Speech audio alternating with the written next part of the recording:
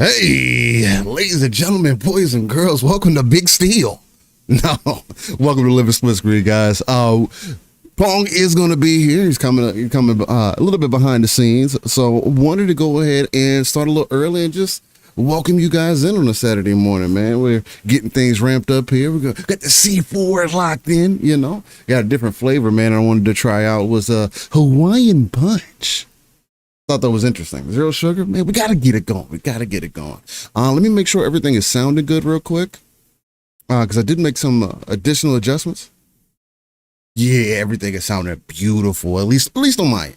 We'll see how Pong is when he comes in. I may have to bring him up some. Felt like last week the episode was a little bit, well, at least for him, his voice was a little low. So we'll bring that up so you guys can make sure you feel that energy.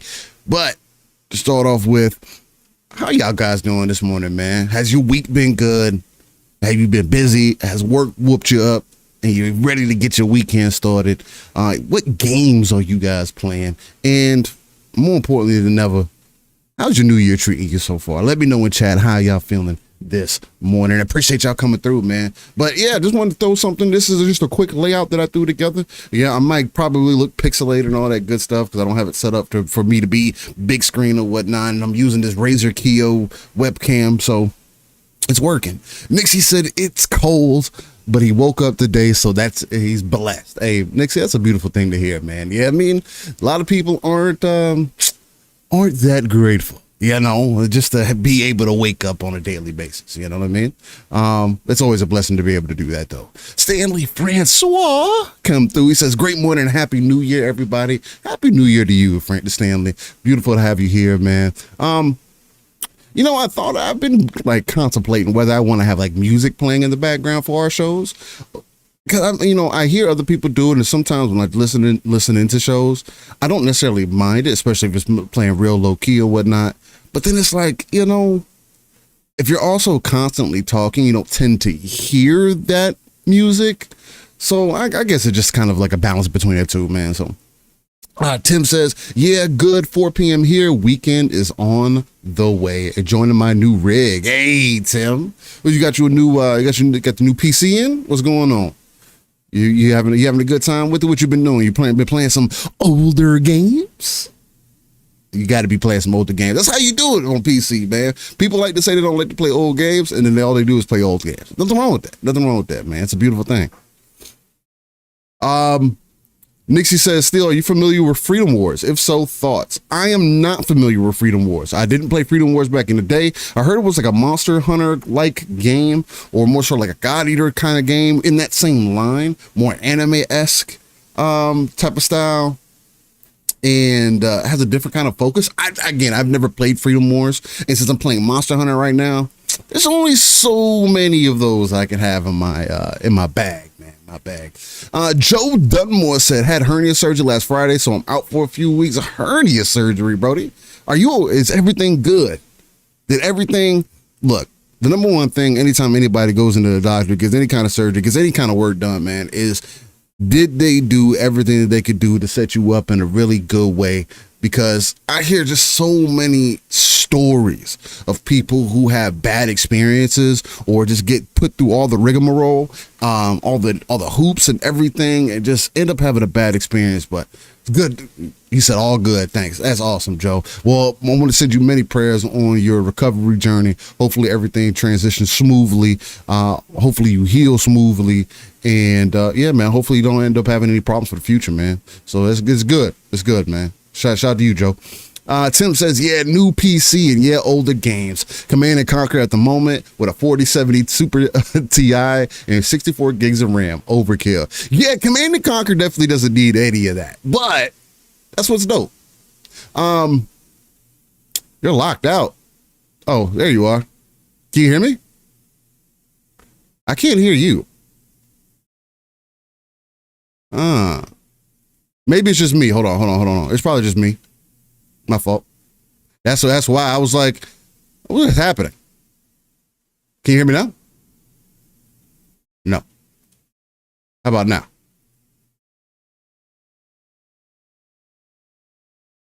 Oh, so I changed the wrong thing.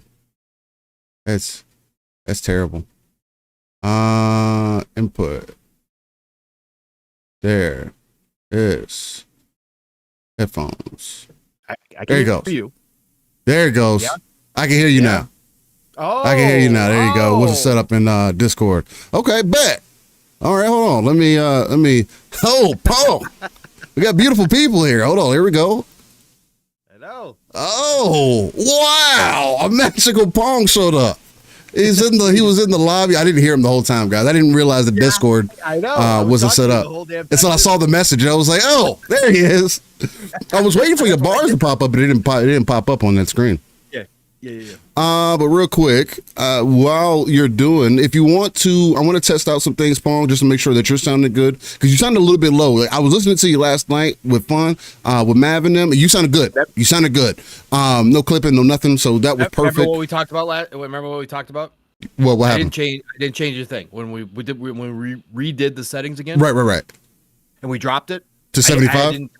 I didn't touch it for Mav Show or nothing, man. Okay. I didn't touch it. You didn't touch, so yeah, I mean, so it was good then. Yeah. Because I can always turn you up on my end too, so that's the other thing. So let me see something real quick. If you want to shout out to the beautiful people real quick while I see if I can adjust your levels, we'll go from there. Joe Dunmore, you're so wrong, man. Okay, you're so wrong. I'm not Pong slow. Okay, I'm not Pong slow. Just had a little late start this morning. Okay, all right. I got woken up a little early this morning than usual. Hey, all good. Back to sleep. So, just got a late start. That's all, man. And then Steele had me locked out in the back room. So he was doing, solo screen instead of split. Yeah, everybody. Great to be here. Beautiful to see everybody here. Glad Steele decided to start the show. He's obviously ready to rock and roll this morning. So, yeah, man, we got Stanley Francois. What's going on? Stanley, great to see you, brother, of course. And we got Tim the Sorcerer in here. What's going on, Tim the Sorcerer? Always good to see you, brother.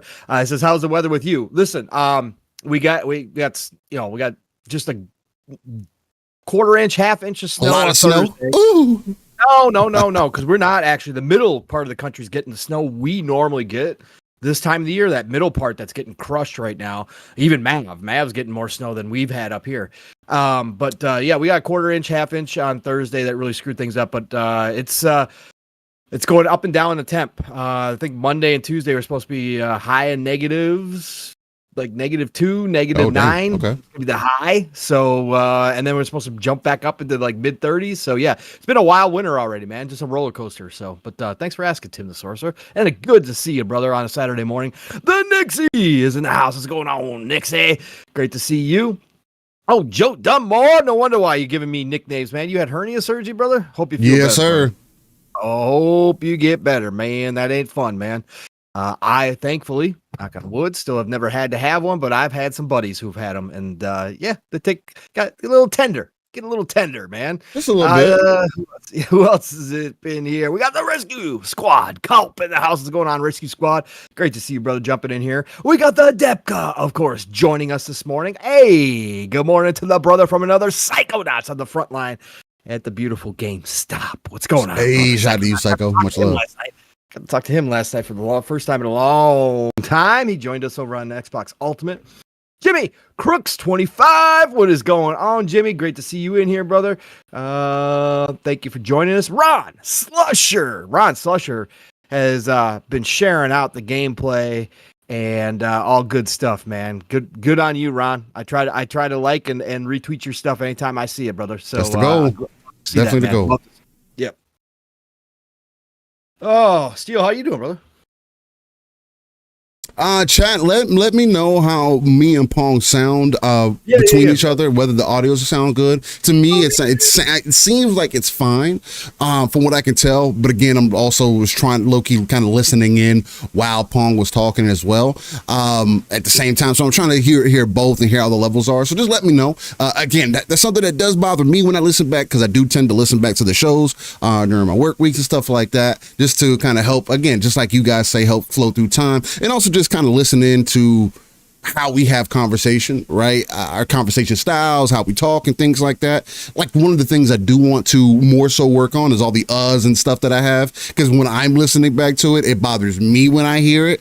So it's just something to work on. There's other ways to fill in, and I've been doing it. I've been talking to people for so long, like, it's so funny because like in business or like at work, I have never done that. I don't do the and all the extra stuff. It's only like on podcasting because we're always so on the fly and always adjusting to different things and just kind of going through our brain bases or brain databases, trying to figure out different things. So, see, I just did it right there. You can't see. There's certain things, certain situations where you can't help it, and it's also so natural to do. I used to be a big guy.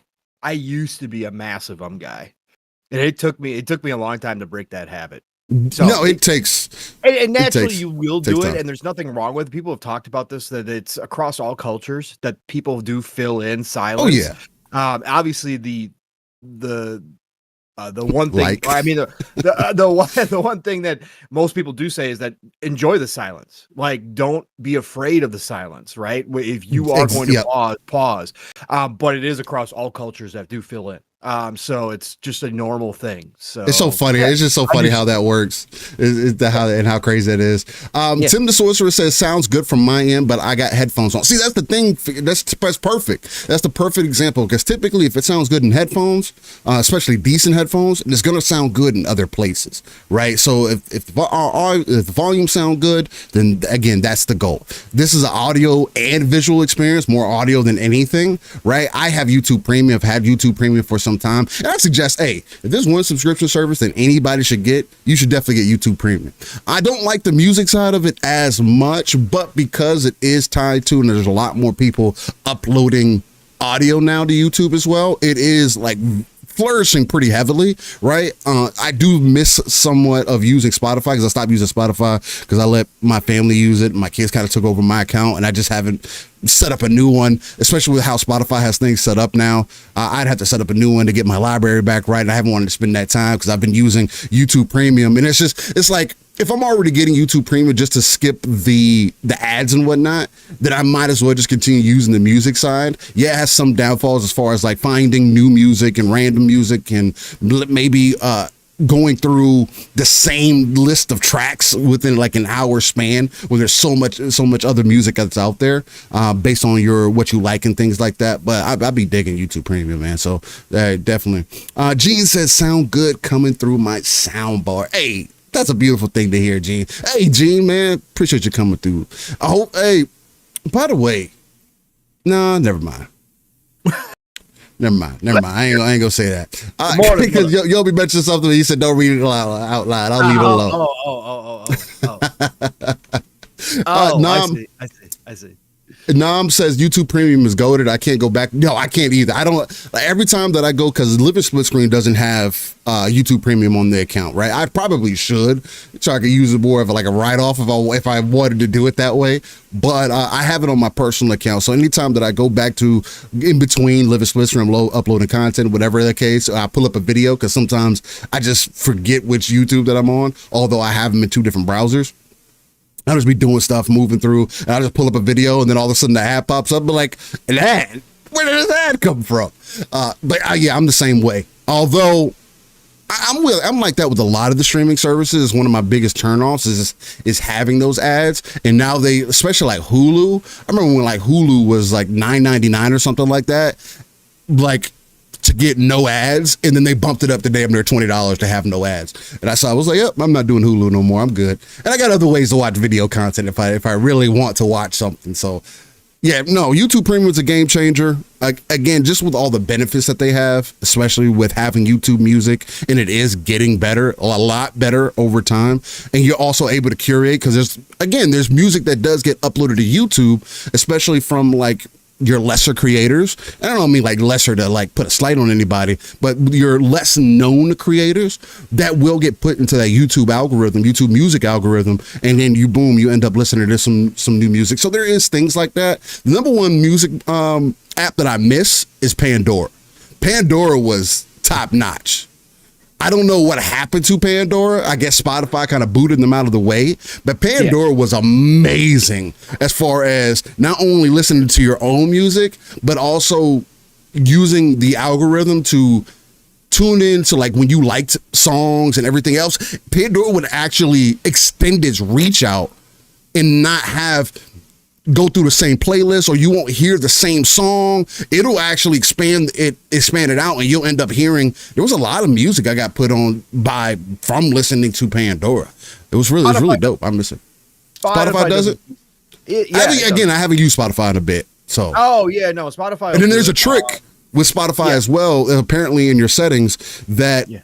Because I used to have the issue of when I would do the radio station thing with Spotify, that it would end up replaying the song. And apparently there's a setting that you have to change so that it doesn't do that anymore. And it will extend it out. So I haven't used Spotify in a while. I probably should, but it's like I'm already so engrossed in the one that I'm using just because it's so convenient and whatnot. But yeah. Totally get it, brother. Totally get it. Tim says, I use YouTube Pure for podcasts, and there's no ads during the ones I listen to, only maybe one in front, but that's it. Love Spotify Premium. See, I got that. I got the family plan as well. For like $15 a month. Yeah, exactly. I mean, I have that exact same thing. Jasper says, I've had YouTube Premium since it was called YouTube Red. It's the only subscription I keep as alongside Game Pass. Yeah, it's kind of hard to get rid of, man. It really is. I've never had it. Hey, all good. Depka says, I found great bands through Pandora that I listen until this day. That's what I'm saying. Like, that's again, I'm just kind of reminiscing a little bit on it. Again, I haven't used Spotify hardcore like that in probably about, I want to say 2 to 3 years. So Sanchez MTZ, appreciate you, Sanchez. He says, you can listen to YouTube on phone with screen off. It's the great feature that Twitch lacks. 1000%. That was one of the things that I also used to like about when I had my iPhone, because that's when I first got introduced to that. Because that's before maybe YouTube got caught onto it, and part of why they rolled the feature into YouTube Red, which is now YouTube Premium. But I used to do that all the time on iPhone, because there was a little thing on iPhone. It was like a trick that essentially if you played the video and just turned the screen off, it would still play the audio. And then they fixed it. And then you had to jailbreak your iPhone to get the feature back for it to do it again. So that was what started me jailbreaking my iPhones, was me wanting to listen to content or listen to stuff with the screen off. And it's just like, it's something that's so simplistic that when it's gone, it's like, man, this is so impactful to my experience. But anyway, ladies and gentlemen, you had a little bit of solo still in the beginning, but it's time for me to properly introduce the show known as Living Split Screen. LSS is a non-console centric platform that talks about everything going on within the gaming industry, and also bring our own personal gaming experiences on a week to week to you guys right here, so we can not only build up the foundation for the potential 2 to 3 billion gamers that are out there, but also take that RTS approach, pull ourselves out of the world, look at the darker crevices of our map, into the gaming space, the tech space, and kind of combine all these things together along with our personal experiences, whether that's professional or just things that we have experienced over the last few decades of us gaming. Bring it right here to you guys and just have a live, raw, and uncut conversation in this golden age of gaming, where we also introduce you to that ECP. That's an educated consumer perspective, because me and Pong, again, do not work in the industry. We're just two dudes with plenty of gaming knowledge behind us, and want to chop it up with the community and really get our passion out there. So, if you don't know me, I'm Steel Rain. That's Steel Rain. That T is a 7 everywhere. Easiest place that you can find my information. Probably going to be typing that into Google, but I do frequent the streets of X, otherwise known as Twitter, and some other social platforms, but X, otherwise known as Twitter, is the main one for sure. Just because it's so easy to share content, especially my clips and stuff that I like to put up. Anytime that I'm playing anything, I've been trying to get better about that. I need to offload a lot of stuff, so there's a lot of clips that I need to actually put on either my personal YouTube or find a place for it, because I am getting to a point to where I'm probably going to have to spend a cool $500 on getting some SSDs and at least some SATA SSDs for some additional storage to get rid of these mechanical drives just for the future, so that we don't run into any problems. I got a 7200 RPM hard drive, 2 of them that I definitely need to offload somewhere, along with my 8 terabyte that's external that I keep filling up with video content, because ever since I've started capturing gameplay, that's kind of been my only side addiction. It's like every time that I game, certain things, I want to capture more gameplay. I do have Marvel Rivals playing for you guys in the background for you. So if you want to tune into that, let me know if the quality on that is still good. I changed some settings on that as well to hopefully have OBS running a little bit cleaner, because again, I would have random crashes with OBS, at least during the times when we're doing the podcast. I took the vertical scene out. I'm gonna have to put that back in, because that was one of the things that I was going to use to help us create shorts and whatnot. But I also need to get like what's it called? The stream deck, I think, so I can press a button and it automatically captures content and stuff like that. Do scene swaps, all kinds of different things. I know that's a good way to upgrade the stream, upgrade the show and whatnot. But enough of me. I'll get into what I've been playing other than Marvel Rivals. I did capture this last night, so this is from the officially now season 1 of Marvel Rivals. And Marvel Rivals, I am still having a good time with, although, Netties, I do got a little bit of a beef to pick with y'all. Cause why you gotta remove the mods, man? What's going on? I know y'all want to make money. I know it's a free to play game, but my mods were good, man. Punisher. I had Punisher's Master Chief, man. He was good. I was having a good time. I had a true reason to play Punisher. Respect the devs, Steel. Respect the devs, Steel. Nah, man, I need a color customization at least. Marvel licensed game. Nah, they don't color customization. Want you spreading your wings and running around with some bullshit mods. They want you giving them some money back in their store. At least don't even start with your color customization. Nah, I'm gonna stand on that. I'm standing on that. I'm standing on that one. You can at least, if you're gonna give me skin, I'm being dead ass serious. I am not gonna buy another skin in a game if I cannot color customize it. Warframe lets me do it. Diablo let me do it. There's games that let you do it. I'm not doing it, man. I gotta get the bang for my buck. If I can't change the color of my outfit, no, man, it's not entitled. We're already paying amounts for the cosmetics as is. $20 for a cosmetic is already insane. If you're gonna tax me for that, at least let me color customize it. That's all I'm asking for. It can be however it wants to be. Let me at least color customize it. I'm not standing off the hill. That's a consumer move. I'm speaking for the consumer. I want better for us. Come on, guys, let's get it. Send the word up the chain. But I got to introduce you to the uncanny gentleman himself, the one and only Pong. So, what's going on, brother, man? So disappointed and entitled, Steel. I just don't even know what to do with myself right now. Listen, everybody. Yeah, I know. Listen, everybody. Welcome to another fabulous episode of Living Split Screen. If you weren't behind the scenes with us, because I was running a little bit late this morning, so it was a solo Steel this morning for just a minute until I got here, and then he locked me out, but he let me in, so here I am. So happy Saturday, everybody. I hope you've all had a fantastic week, and I hope your weekend has started awesome wherever you are in the world. This is getting back to fun time here, Steel, as far as news goes. Things are ramping up again. We've got the death knell of Xbox yet again. So, number 4,000, whatever we're at. I think I said it was 3,986 on PM to PM funerals for Xbox. Yeah. We're going to talk a whole lot about that because obviously it just falls in line with what we've been talking about. So, news is ramping up. As far as gaming, not much changed for me. I'm being extremely weird, random, and boring, I guess, to a lot of people. But that's what a grazer is, man. So sometimes we just do what we do. So Age of Mythology, love that freaking game, bro. It's, my God, it's getting up there now. This feels like Age 2 Definitive Edition all over again when it first dropped, and I played the shit ton out of it. Age of Mythology is just freaking awesome, man. I'm having such a good time. It has its quirks. It still has some things that I think that they need to polish up on it. But again, for the different atmosphere that it brings to the Age series, I just absolutely adore that game. And I'm having a blast with that. So been doing that.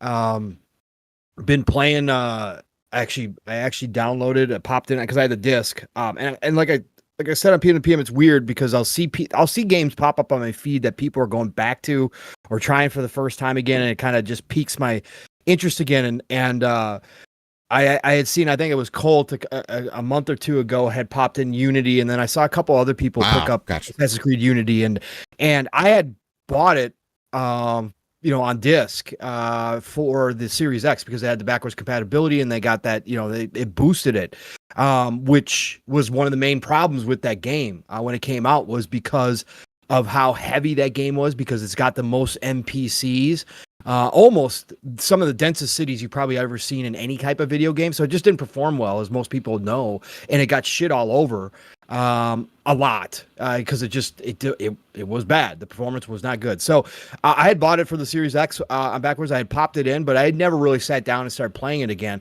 And so I don't know why, just got a bug up my ass and downloaded it and popped the disc in and yeah, I know. Old saying. And I started playing Unity, man, and I just checking out Unity, and yeah, it still has issues. You know me, I don't normally notice popping and that kind of shit, especially in open world stuff. I just don't. But in a dense city like this, where people are like holding like French flags and stuff, and those flags pop in and out, it's kind of hard not to notice as you're running around. So there's still popping, but my God, the feeling of the city being alive because of how many NPCs they actually got into that game is unreal, man. There's very few games that bring that feeling like that, just because it literally is just the number of people that you're interacting with, just as you're walking or running through the city, or even up when you're mantling up the buildings, and parkouring across the top of them, just seeing the people below. Like, it's just a different, man. It's crazy what they did with that game, or tried to do with that game. So yeah, just playing a little Assassin's Creed Unity as well.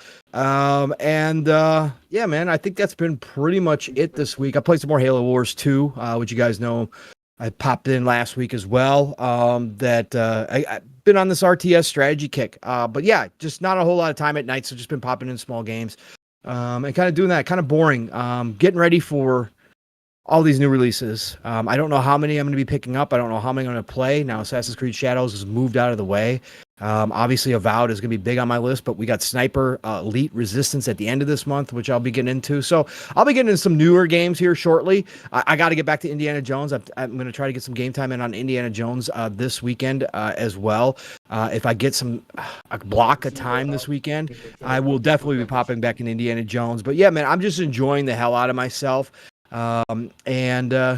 Yeah, as always, man, that's what I do. So sometimes the grazing goes old, man. So it is what it is, but I'm having a blast. So, and I'm waiting. No, that's dope. Games.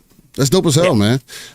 Vandal says he's level 31 Witch on PoE 2. Hey, there you go, Vandal. You said you were going to dive into it. It's good to see that you have, man. Nice job, Eastside. Nice there you go. Job. Yeah, I think when I stopped, I was around level 75 or 80 or something like that. I don't recall. I haven't played PoE 2 since last week, I want to say, or the week prior.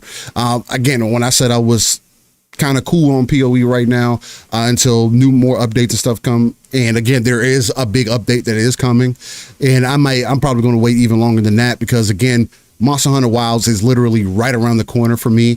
Again, it's a personal thing. We also have other games that are coming around the corner, because guess what, ladies and gentlemen, I'm actually going to be able to play Avowed because Assassin's Creed Shadows was delayed. So there goes that. You'll actually be able to get some Avowed hype and maybe some gameplay on the channel as well, because I was going to play AC Shadows instead of Avowed. So there's that. We got some space that opened up. And not only that, but there's another game too that is coming out into early access. Oh, Hyperlight Breaker is another one. It's a roguelite action-oriented game. It's co-op as well. I think it's 4-player co-op. And that game looks super dope, and I can't wait to get in that. I never played Hyperlight Drifter. That's their 2D Metroidvania style game. Hyperlight Breaker, is supposed to be the successor technically of that. Kind of falls in line with the same story and not same story, but like a continuation of the story. So for those who are interested, definitely check out Hyperlight Breaker. If you're not familiar with it, don't worry. I'll bring that content to the channel. I'll have all their information in the description as well, Steam page and all that, but it is going to be on Steam, right? On PC only. Again, that is one of the number one things in the console space that I will say that it's extremely unfortunate. There is not enough early access games or games that get put into early access that are not available on console. That is an extremely unfortunate thing, because I do think that some of these studios, and again, I know it takes a lot of work. It's not that easy just to put everything on all platforms, but that is also why I think this entire play to hopefully streamline how games are made so that you can put them on other platforms. Again, we're going to get into the conversation, but I think the overall goal extremely and very heavily outweighs all of the negatives that people think that console has, with games coming to PC, games going to other platforms. I want people to be able to experience more games than ever before, and games like Hyper Light Breaker, if they were accessible to a console gamer as well, because it can adapt to whatever the hardware has. I think would do so many wonders for the devs in totality, so they understand, hey, what does our base look like? Because there's a lot of dope games that are out here, and why not give these devs more ways to have more access to more people than ever before? I think it's just a benefit for our community. I think it's a benefit for the gaming industry in totality. And again, I do think that we'll speak to the comparison to the Netflix service kind of style, because there's been some conversation. Again, the Very AFK, I believe he's one of the devs from Larian, actually spoke out against on Game Pass again about subscription services in the gaming industry. Now, again, the way that I took it, the most recent thing that he spoke on was that's essentially what he was speaking to in that, whereas saying, hey, you can't compare gaming or what Game Pass is doing to the Netflix because of how the movie and TV show industry is kind of done. And so there are so many differences into that. And I do agree with that. But Pong also pointed it out. There's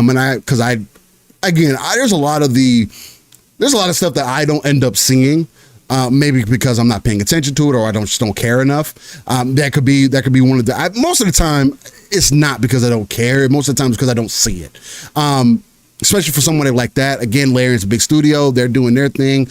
They don't have a reason necessarily have to go into a Game Pass or anything like that. So I get they may have a certain perspective on it, but Pong did make me aware that he had spoken negatively against Game Pass previously, so it does give you kind of a different perspective. Services in general too. Subscription service. So yeah. Because he has. I mean, obviously Game Pass is the biggest one, but he's talked about them in general with Ubisoft and EA and all that kind of, just in general too. That he doesn't like them very much. He doesn't think that they're sustainable, at least for day one stuff. Right? He understands.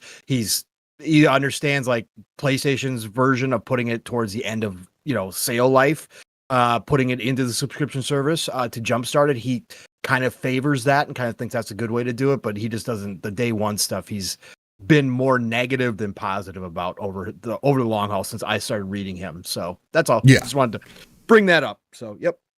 Yeah, and Oates, to your point, it says Larian needs to realize not all developers are in the same boat. And again, also the thing that Larian has to consider is they did also spend 3 years making their game with the community.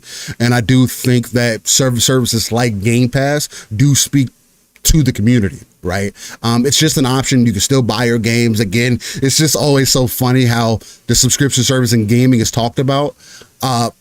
As if you still can't acquire the games, where I do see in the movie industry or TV industry where they do seem to be taking away your right to purchase a season or have it or have those shows permanently on your account or whichever the case, and pulling that content away. So there's definitely a wider conversation to be had, and we'll get into it. But the main thing that I've been into has definitely been Monster Hunter World in Iceborne, getting probably in the middle of Iceborne now. I want to complete Iceborne for sure before Wilds comes out. That's a guarantee, and I do want to experience at least something of what true endgame in Monster Hunter is, right?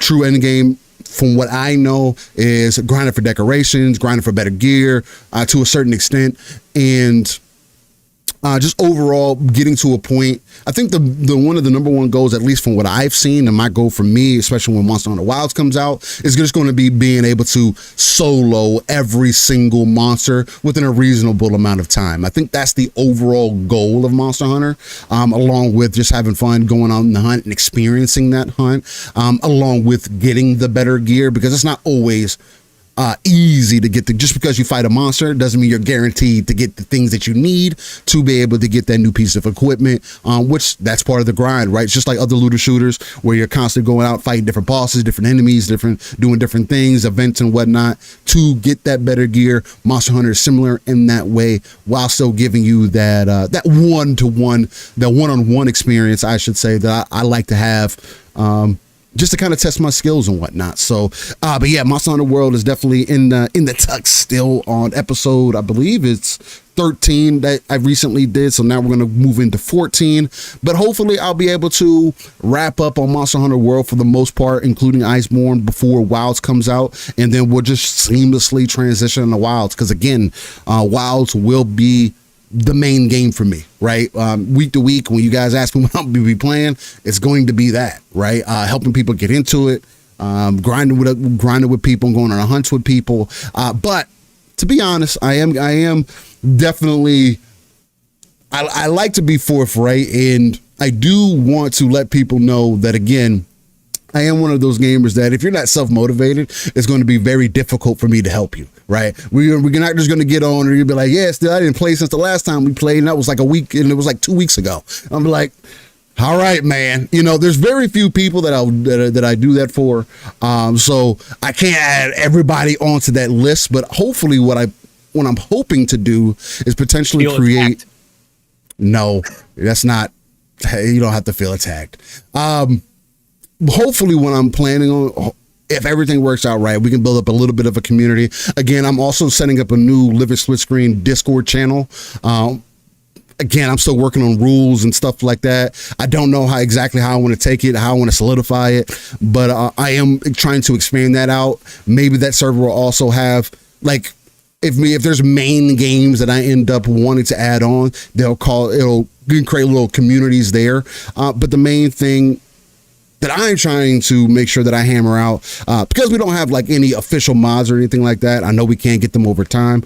I'm also very particular about how we want to handle things, but I do believe in having an environment where people can be open, people can be themselves, while also not being toxic or talking shit about other people behind their back. I'm not doing that in my server. That's going to be one of my number one rules. Is going to be, hey, if you're going to bring that shit in our server, I'm going to ban you. Point blank, period. I don't need that shit there. If we're not talking about games, if you're not sharing clips, if you're not doing any of the extra shit, I'm cool with having a casual conversation about whatever, right? And again, you see how conversations go with me and Pong here, right? We don't mind touching on anything. The one thing that I won't tolerate is people being so enamored or being so hard on their point that you're not willing to give ground for other people's thoughts and their opinions and cause somewhat of a hate or whatever the case might be. We don't need that in the community. That's not welcoming to anybody. I've seen some similar things in other people's community. And if I do step into this foray, I just want to build up something that people can feel welcomed in, have a good time with. If you see people online, again, if they're in the Monster Hunter channel and they're hanging out in the Discord, you have a place to see that, hey, you have these people who are into similar things like you. Maybe you're in the general chat chopping it up about dumb stuff like that. And it's going to be a way for me to start using Discord more, right? Because I don't use Discord like that. I really don't. I have tried to start using it a little bit more frequently, just as I've been trying to learn how to set up our channel and everything, and set up bots and all the good stuff. But anyway, side tangent after talking about Monster Hunter. Just kind of, as you can tell, my plans are a little bit bigger. I want to make some content, I don't really plan on doing guides and stuff like that, but I do want to maybe do some tips and tricks and things like that, just to see how things go, man. I'm really passionate about Monster Hunter this time around, especially having having the understanding that I have now of it. I'm not a pro, right? I get Crow, shout out to Sly Crow.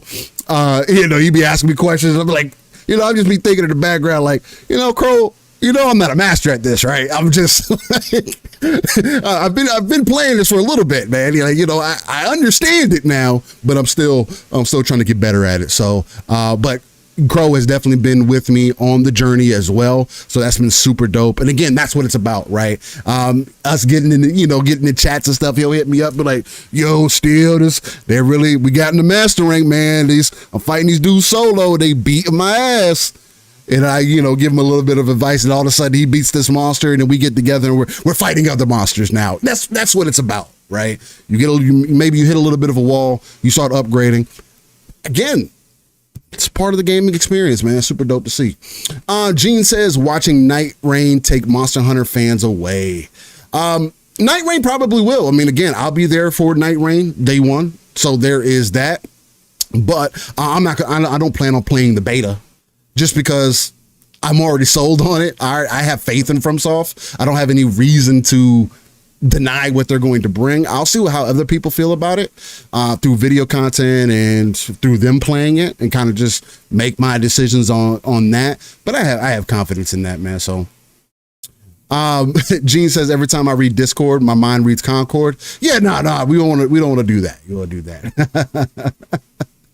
that. Gene says, if you're trash, can't help you in co-op. Tired of carrying you. I don't mind carrying people. The thing that bothers me, and this is the thing that's been in any game, whether it's loot based, whether it's PvP, or whatever the case, is when people expect, or when people complain, one, that they're having an issue with something that you're trying to explain to them why they're possibly having that issue, and then two, when you can tell that somebody's only goal is to be carried. If that was the case, there's people charging for people to do that. I'm not doing it for free. I only got but so much time, right? In my time, I like to progress, right? I don't mind helping other people progress because, again, there's certain games like looters that are very welcoming in that, because a lot of the time, if the looter is done right in that lower tier content, you get resources and whatnot to help you later on. Monster Hunter is really good about that, right? Especially with being able to use multiple, they're more so wanting you to use multiple weapons, being able to have a primary and a secondary weapon now that you can swap off when riding on your secret or your mount, I guess you want to call it, for people who aren't familiar. So I think that's going to be really dope. So it's not something I necessarily mind, but I like to be forthright with people. Just say, hey, man, this is the type of gamer that I am. So I'm just putting it on the front street. But the other thing that I have been playing as well, as you can see on the screen, I mentioned it earlier, has been Marvel Rivals. And shout out to Fastback 6768 saying, "Que pasa, living split screen us." I appreciate you. I'm not Spanish, so hopefully, but I appreciate you nonetheless, Fastback. I appreciate it. No, I understand that part, so there's good. But no, I have been playing Marvel Rivals. I was playing a bit before season 1 dropped, and Marvel Rivals has just kind of been my right now my go-to PvP game. Just jumping in ranked, not even playing quick match. I just jump in ranked, and I could be completely new to a character, and I'll jump into ranked, and I still feel like I do decent, but. No, man, ranked has been a lot of fun. I haven't necessarily had all the issues that other people have been having, but I also haven't been super serious about it, because again, you do get your people who think they're going to play a role, or people who are on your team who think that everybody else is the problem except them, but they're the ones going negative, right? I had somebody tell me to switch off a tank, and I had, by the end of the time that we matched, I didn't swap off, by the way, but by the time that because he swapped the tank and he was telling everybody else that they should switch, I didn't end up being SVP, but I had almost 3 times the amount of not only damage done, but also defense done, damage taken. But you're telling everybody else to swap. Hey, I would suggest everybody swap roles because this ain't going right. And I hear people in game chat. It's so funny because it is bringing back like those old back in the day. Because game chat, people are actively talking in game chat because people want to win, right? It's such an enticing thing about Marvel Rivals because that is the goal. Losing doesn't feel good. Getting shafted in this game does not feel good. Getting pushed back into the spawn, it does make you look at the game a little bit sideways. And I have had some moments where I'm like, maybe you lose a few games in a row. You're like, bro, maybe I'm just bad. Maybe it's just my luck for teammates. A lot of the time, because I solo queue, it is my luck for teammates. It's just like, oh, so everybody's just going to play this way today. Like yesterday, I loaded into a game and everybody was a support role, and I was the only tank. I was like, oh, okay, mind you, we won.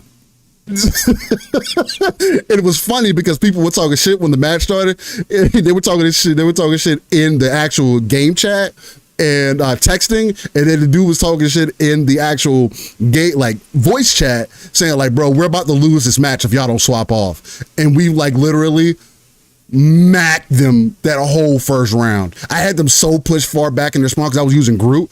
I've actually found a new infatuation with Groot. I didn't think that would like Groot.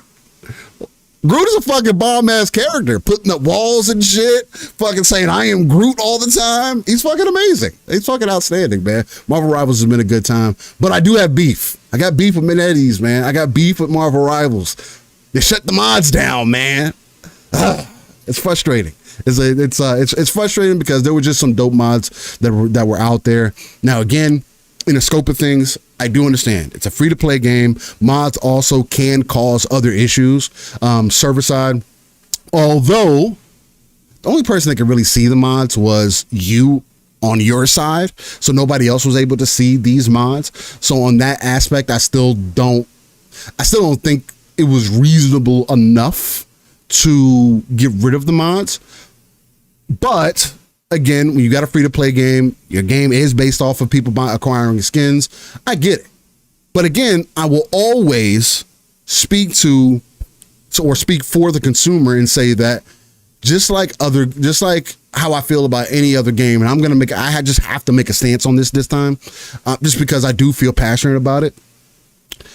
I don't get being able to buy something and you not being able to bare minimum at least color customize it. Right? I only say that because I want people to get the most bang for your buck. And if you're already paying for a skin, especially when a lot of these skins are $15-20, maybe even more, like the last Descendant, right? Or the first Descendant, excuse me. In the first Descendant, you can customize your character, but you got to pay for the color palettes. Look, I'm familiar with that from Warframe, and I said it again. I said it in the first Descendant as well. I said, hey, we need a color wheels on here to make it easier for people to customize their characters, because in turn, only people that are going to benefit is NetEase, because more people are going to be willing to acquire your cosmetics. That's the perspective that I come from that. It's like, hey, if you want more people to be enticed, because that was one of the reasons, I forgot exactly who said it, but they said they were giving information to why NetEase decided to pull the mods. And if your reasoning is going to be where you want to keep the, what's the word that I'm looking for? You want to keep the integrity. You want to keep your game wholesome, at least your vision of the game to what it is. There's a different word that I'm looking for. But if you want to keep the integrity of your game, right? Again, people were going around in different communities and, doing the naked squirrel girl and the naked magic and the naked, this was the content that was getting out there, right? And maybe they didn't want that, right? Maybe the developers didn't want that. Understandable, but I just want to be frank. And as a consumer, I do think that we should at least fight for, hey, if you're going to give me cosmetics that I have to pay for, at least give me ways that I can add a little of my own flavor to it, so that I just feel like I'm getting more value for what I'm acquiring. So that's the main thing for me and my perspective on that. But other than that, what else did I try? I think that's been pretty much it. There was another game that I did end up jumping into last night for like an hour or so. Let me see if I can get the name of it, because it's another game that's in early access that I think is only available on Steam, and it's a roguelite as well, but the game was fun as hell, actually. Very fast paced. It's called Windblown. Has like the cuter looking characters, but it's like kind of top down, but you're going through different areas, again, very roguelite style. More action oriented, going room to room. You're picking up perks and different abilities and different weapons and stuff like that. Has something of a looter feel. There's some progression there. I don't know how much of the game is available, but I did play it for, it says right here, about 54 minutes last night. And it's a pretty goddamn cool game, man. I'm definitely interested in that. So I want to see what that's feeling like on full release. But yeah, other than that, it's been Marvel Rivals, playing Monster Hunter World. That's the main, and a little bit of that Windblown that I jumped into. I like the art style, Windblown. I'm looking at it right now. It's a fun game. It's a co-op. It's four player co-op. It's really fast paced. There's one of the main kind of things. It's a slightly skill based for sure. We got to dodge enemies' attacks. The enemies' attacks are also like very wide ranging, right? So you can dodge through. There is some of that difficulty by the there. Of Dead Cells. No wonder why. Yes, it is from the creators of Dead Cells. Windblown. Cool. Yeah, and it is a really fun looking game. You can dodge endlessly, kind of a thing. There is some timing in there and whatnot, but it's really dope.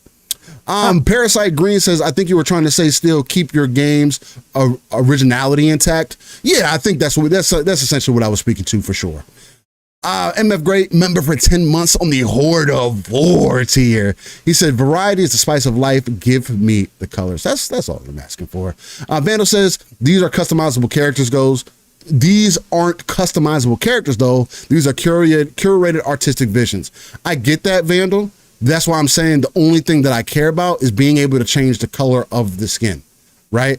Because you still can have your curated artistic vision. Me changing the color of the skin doesn't change that. Your design of the character is still the same, and you still have your original vision there. It's just at the end of the day, you're still serving a consumer base, right? You want to give people an additional reason. When you've played with a character for 100 hours, at what point do you say, man, I would like to make the character a little bit more a little bit more personalized, right? Or when you've mastered a character, I think that could be a way they do it, right? Hey, once you've mastered a character, you can customize the character whatever color you want to make them, right? Whatever skin, change it to whatever color. Again, I am thinking about it on a business sense and a consumer sense. They would make more money opening up the customization. Right, that's what it's about, right? That's what everybody says. Oh, it's customers. It's about money, and they want to make as much money as possible. Okay, there's an easy way for you to do that while still respecting the vision. It's just a color palette. That's it. If you want to do it through mastery, which I think would be a super dope way, because that's the way that I come from it. Hey, I've been using this character for a bit. At some point, I would like to have a little bit of more flavor. Hey, maybe I don't want my Venom to be black and white anymore. Maybe I want a more Carnage kind of looking Venom, even if Carnage is in the game. So Venom is a big dude. The characters look different from each other, or maybe you limit the colors that they can be used. It's just, there's ways that you could go about it that I think would be super dope. So that's the main. Are you cool with the First Descendant way where you got to pay for the color palette? No, because the First Descendant doesn't do it like Warframe. If you're going to pay for a color palette, and I don't like the fact that Warframe does it either, I don't think that you should have to pay for a color palette. Okay. I don't.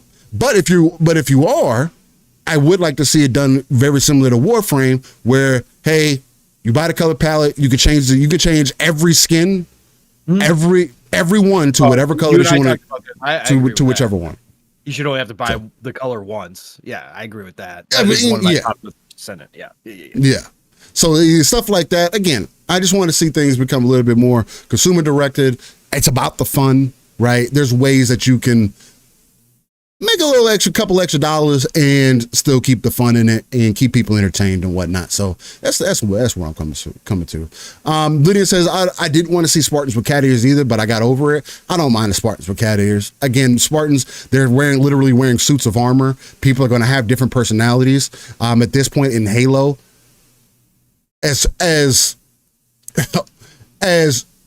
ruthless as the Spartans can be, they do still end up having personalities of their own. The way that it's portrayed in Halo, at least, especially in the books, they do end up displaying that, but there's also a lot of behind the scenes things to say that, hey, there are certain branches very similar to Space Marine that are a lot more critical about people being extra. Right. Again, one of Halsey's main things was being able to control the Spartans, and Master Chief was the standout. He kind of became the problem because he thought he was able to think outside the box. Right. He wasn't necessarily controllable, which became a problem. Right. And then the more they tried to control him, the more he pushed the boundaries, and the more that you kind of had to rely on him anyway. So there's that. Did we kind of break the mold on serious Spartans after Red versus Blue became huge? And Red versus Blue is amazing. But it was I'm saying it was ridiculous, right? So the whole that was kind of the point, though. Yeah, right, exactly. But I'm just saying, throwing in cat ears to multiply, whatever. Yeah. Whatever, bro. You know, it is what it is. I know people that were hardcore, and I know that people wish that Call of Duty didn't go the route that they did, but. Like, I don't even mind it in Call of Duty either. It's like I long got over it. I get it, right? I long got over it. I think it's it's fine. I hope Battlefield does not go that route when Zampella brings it back. They might, but I hope they don't. I don't know. Because I do like keep it very military. I like keep it very military. But Call of Duty, once it broke out the way it did, like eventually we all kind of knew this was going to happen, bro. So, I mean, again, this is one of those things, especially when Fortnite came along. So, but yeah, no, I think we can't take that stuff too seriously. I know people are like, oh, it pulls me out of the immersion. Come on, bro. You're playing a Respawn freaking military sim. Come on, bro. Like, come on. It's not like the most realistic combat of all time anymore. It never has been. Yeah. So just roll with it, man. Just roll with it. So, I think it would be cool though, if like Call of Duty did give you the option to not see the skins. I think that would be cool. That would be a way to do it. That'd be a cool way to do it. For you and yourself option? Just to turn on the skins. Yeah. Just so you don't see them visually on your screen. You just see the base character. Yeah. I think that would be dope. And I think that would alleviate some. That's a good middle ground. It really wouldn't pull from the idea of you buying skins, like for people, like it wouldn't stop that. So it's additional option. Yeah. I could see something like that. I mean, again, if Call of Duty's already got all the options that it has now, why not give people an additional option? Again, right. I do think as a consumer, I don't need all the options in the world, but the way that you can advance in future games is to incorporate little things that will give people an option. And it can just be a toggle, kind of thing. And Eastside, I'm long past the point. You're not going to get me with any Star Wars stuff. You're not going to get me with anything anymore. Since all my favorite franchises have pretty much been ruined at this point by the companies that have had them. So go right ahead. What Disney's done to Star Wars, I don't care. Make Yoda pink plaid. I don't give two shits, man. Make a new Star Wars Battlefront where you can do all sorts of crazy shit with the characters. Doesn't matter. We're long past the point of destroying any of that shit. So the only direction Star Wars can go right now is they need to incorporate Star Killer. I think that's the only direction that you need to go right now. That's the way to tie everything back together, bro. There you go. It ain't gonna happen, man.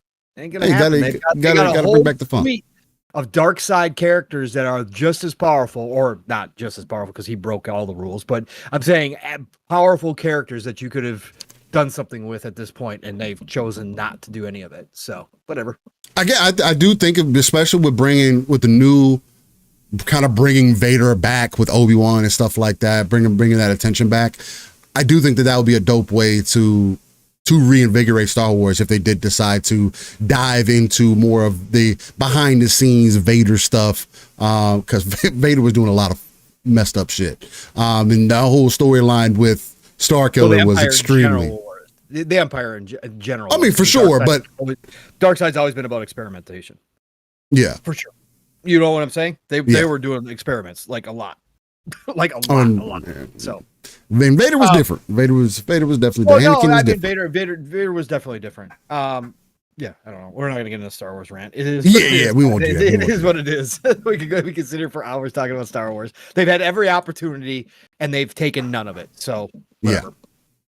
They've even come up with good ideas and flubbed them. So whatever. Yeah. Hey, it is what it is. We wanted to go one way and it went different. Wanted to go right and they went left. Sometimes it's what it takes. The audience is speaking. So, ladies and gentlemen, beautiful people, again, chat, let us know if there's anything specific that you would like us to get into, just off the cuff, anything that's interesting you guys. But Pong, I mean, where would you like to go first? Oh, I really, I don't have any, like, I don't know. I don't have any skin in this game because I haven't even touched Marvel Rivals yet still. Okay. But can we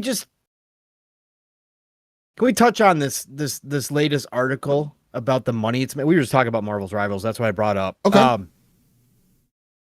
This community, I'm not even going to say this community. Let's just say in general, human beings really have lost the ability to think for themselves.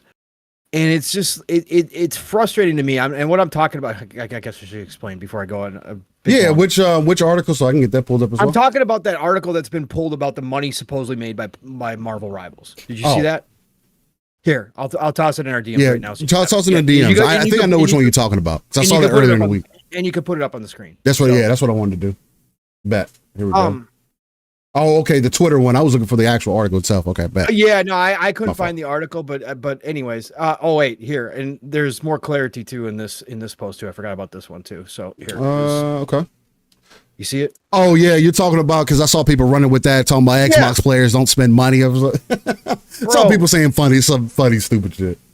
And the problem being is my problem with this is that, again, this is the shit that, like, when people complain out here in general, and again, I'm being general, but it applies to our community and the gaming side of things too. But when people sit out here and complain about and use buzzwords like misinformation and disinformation and all this kind of stuff, like the one of the main culprits behind it is shit like this. Because again, people don't read. People have a hard time when they do read comprehending things because we don't teach comprehension anymore in schools. And because everything, a large majority of society has now become used to being spoon-fed by sources, all the information, and just agreeing with whatever's told to them and running with it. This is what we wind up with. And again, what I'm talking about here is there's a report that came out supposedly about the money made from Marvel's Rivals supposedly in the first month, right? So what NetEase made. And if you read this, it says, based on the current ranking performance of Marvel's confrontation. And what is Marvel Confrontation? Is that like a deal? What is that? Is it a pack deal or what is that? Is that Rivals? Is it supposed to be Rivals? Was this translated? Because I was like, what's Marvel Confrontation? Did they have like some type of pack that came out? Marvel Confrontation. Yeah, I don't know. Based on the current ranking performance of Marvel Confrontation on Steam. I'm assuming this is Marvel Rivals and that's translated wrong, right? And so again, we already have it has to be a red flag. We already have a red flag. It has to be, yeah. Okay, so based on the current ranking performance of Marvel Rivals on Steam and other platforms, and taking PUBG and other multiplayer shooting games with clear PC revenue data disclosed in financial reports as reference indicators, Game Look roughly estimates the first month's revenue from each platform. So let me get this straight, folks. These aren't anywhere type data. They looked at the sales on Steam, so the number of downloads, because again, this is a free-to-play game. So they just looked at the number of downloads on Steam and other platforms. How do they know how many has been sold on other how many times has been downloaded on other platforms? Xbox doesn't disclose that shit, bro. Unless they make a milestone notation, you don't get monthly disclosure of that. I don't think PlayStation discloses their monthly numbers anywhere. They just have rankings. That's what we get from Circana and places like that. So the only real hard type numbers you can even get close on is Steam. And that's still estimated. So anyways, you've got this site taking estimations of all different types of numbers from downloads and trying to come up with a complete number.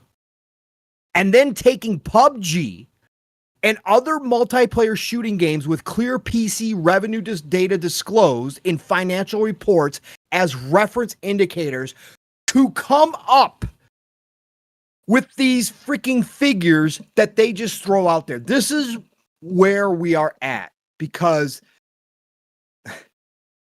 again, it's fantastic that everybody has the ability to report and discuss and opine on topics and news. And again, not just gaming, but everywhere. It is fantastic because some of the best work done is done outside of the professionals.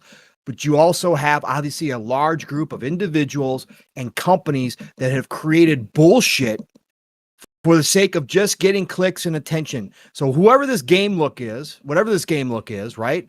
That's where they took this numbers. So number one, the estimated monthly revenue of Marvel's Confrontation on Steam alone is over 400 million yuan. So I'm assuming this is some Chinese bullshit site. I'm assuming that just from the way that they put the money, right? So 400 million yuan. What is that, Steel? Like 100 million, something like that. Yeah, it's probably about 100 million, probably less than that. I can find out exactly. Dollars. I'm doing it right now. Oh, okay, I'm about to look it up. I'm doing it. 54 million, 560,000. It's even less. So, okay. So it's even less, right? So combining the PlayStation business revenue disclosed in Sony's financial report and the fact that Marvel Confrontation Rivals has been in the top 10 of the best-selling list of the U.S. PlayStation Store in the first month and is currently off the charts on the PlayStation best-selling list in Europe and Japan, GameLook estimates that the game estimated revenue in the first month on the PS platform is more than 200 million. So they're just throwing out there like a champ. Like, oh yeah, we're just going for it. Half the revenue is on PlayStation. How does it? So, or no, I shouldn't say that. So Steam made 56 million. They're saying that on PlayStation, it made 28 million, right? So 28 million on PlayStation. Mm-hmm. As for the Xbox platform, considering that the user review data of Marvel's Confrontation is only 1/10, considering that the user review data, Steel, oh, that's accurate. Oh, that totally gives you a totally good number, man. How many people reviewed it on Xbox is only 1/10 of that of the PlayStation platform. Marvel's Rivals is currently not among the top 15 on the Xbox best-selling list. Bullshit. We just got the Circana numbers. I think it's number 3. Yep. The estimated revenue of the Xbox in the first month may be only around 20 million yuan. This is wild, bro. This is some factual data collection right here, man. Let me tell you. To sum up, if we add the revenue of NetEase's month Marvel's Frontline PC Chinese server, GameLook believes that the overseas market of Marvel's Frontline. Now they're calling it a completely different name, Steel, by the way. Marvel's Frontline. It has to be translation. It has something, to be I don't know. Something. In the first month, it's close to $100 million US, including the Chinese server operated by NetEase. The estimated global revenue in the first month may be around 1 billion yuan or more. Bro, and people run with this shit because the X account Marvel's Rivals Intel rolls with this shit. So whoever this Marvel Rivals Intel is, right? And again, they're just one of the sites created all the time around games, certain games, and just kind of collects all the news and data. They claim they're out of Tokyo. We don't know if that's true or not, but they claim they're out of Tokyo. just throws this out there, but everybody in this community runs with this shit. Not everybody. I'm just saying in general. This is how people start conversations, Steel. But if you clearly read this in any way, shape, or form, and you can actually form your own thought, there is no way you take something like this seriously. There is no way you even run with this, even for console warring, because you look like a fucking moron to anybody who actually honestly reads this shit. But again, we've got a great amount of people who don't even look into it when they see it. They just react to the whatever it is, whether it's positive or negative. They just react to it instantaneously and take it as fact. But you read this bullshit, Steel. I just don't know what we can do anymore, man. I don't know why we don't have more professional journalists who supposedly are in this community as much as we are, and supposedly have the care and passion for this industry like we do. Supposedly, if I had a bigger soapbox, Steel, if I had a place at an IGN or someplace that's read by millions of gamers, I would dissect the shit out of this kind of stuff that's being thrown out to the community, especially on one of the most popular games right now, right? One of the biggest games out there. Why would you not see this if you are supposedly in here seeing what the topics are, what the conversation is like amongst the little people down here?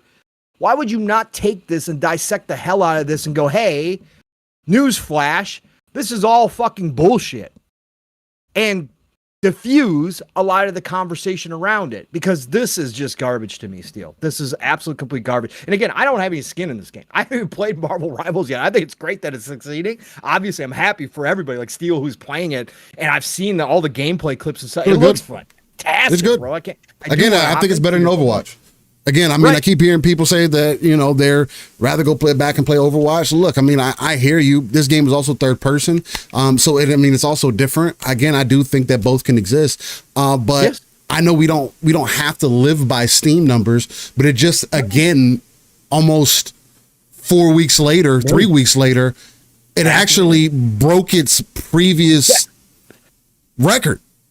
Yeah. It's over 500,000 players playing it on Steam at one time. Ladies and gentlemen, like, this is not just, it's an Overwatch clone, so that's why it's successful. No, this is more than that. This is actually on Twitch even blowing Overwatch numbers for viewers out of the water by 10x. Maybe even more than that. Competition 100x. Is good, Steel. We talked about it. Competition is good. That's what it's about. And it's different enough. Had Marvel's Rivals been out a couple years ago, Steel, and started hitting these numbers, it's possible that the Overwatch team would not have been disbanded. It is possible that the Overwatch team would have actually put out the PvE content that they promised to differentiate themselves from Marvel Rivals, to give their fans that had been stuck by them that promised content. They might not have done away with all that shit, right? I'm not saying that's 100% factual, but I'm just saying that this is what competition can do. So I'm happy the competition is here. And again, I got no skin in the game, but this kind of bullshit that this community runs with and takes, and of course, this isn't against Marvel Rivals, right? People are using this against Xbox, and I've seen it nonstop on my feed. Here we go. And this proves Xbox players don't buy. They don't spend money. They don't buy things. What the fuck, bro? This data is so awful. It's not even data. I can't even say this is data. This is guesswork. This is something completely made up that anybody out here could have done. You, me, anybody else listening right now could have gone and come up with the same numbers. And in fact, the way that they did their math, I could come up with completely different numbers, because they flat out lied about where it was on the Xbox charts. Flat out lied. Like it's not even a reality. They said it didn't even chart. It's number 3. The fuck are we talking about it here? And like I said, if I had a bigger soapbox, if I was a part of a journalist community, this is the shit that if I cared about this industry for real, that I would go after and write articles about. And I would dig in and try to see if I could come up with some numbers to counter this shit. Right? That's what journalism used to be. But again, nobody does that now. They write a bunch of articles on the weekend, ship them over to their editor, and their editor spaces them out. And for the rest of the week, they don't do shit. They're not in this community. They don't spend time. They don't listen to what's being talked about. They don't listen to any of that bullshit unless it becomes so big they can't ignore, or unless it threatens them in some way, right? That's the only time they start paying attention. I don't care who it is. All these people have been in this industry for 10, 15, 20 fucking years. There's some really good people out here, but they aren't like us. That's why they hate us as podcasters. That's why they hate that YouTube allowed people to have other voices. That's why IGN is on fire right now and people are jumping ship. Congratulations to Destin, by the way. Yeah, sure. Off that Destin going solo. Shout out to him. But for everybody who has defended that bullshit and defended these companies, this is why they're all dying off. This is why they're all on fire. They all forgot how to do their fucking jobs that they're getting paid to do, while the rest of us just show up week in, week out and do these podcasts because we love this industry. And yet people have the gall to turn around and say that we are the problem. Get the fuck out of here, man. Again, you let this shit cook in the community that you supposedly are caring about, the community that pays your bills, by the way, as consumers, and you don't take the time to clear this shit up. Get the fuck out of here, man. Anyways, just got underneath my, got on my nerves this week watching this shit right here, Steel. I hated this, man. And everybody, Xbox gamers don't buy anything. See, here it is. Look at this fucking article. 1/10. You guys aren't buying shit. Come on. I thought it was funny when I saw it, and I don't have like any genuine feeling towards it one way or the other. Well, I mean, of course, I do find it funny. Again, nobody wants to believe in the Xbox tax, right? Which is fair. You don't have to believe that. You can say it's all Microsoft's fault. It's not a tax. It's just how things have been going. And real quick, because we did have Brett Bingham coming through with the 2 bones saying, Pong, once again, telling everyone how it is. Yeah, shout out to Pong. I do find it funny that every time that anybody can get a chance, there is a way to shut on Xbox as a brand, as a platform, and tell people why it's not valuable. Right. I find that extremely interesting. Again, especially as somebody who is a fan of the Xbox ecosystem, regardless of how you feel about it, how you see it, what you believe. I do feel as though Xbox still respects my dollar, and is still fighting for my dollar in a lot of different ways. And I haven't been the one traditionally. It's, again, we go back to 2022. I was the one fighting with the homies, saying that the year wasn't even that bad, right?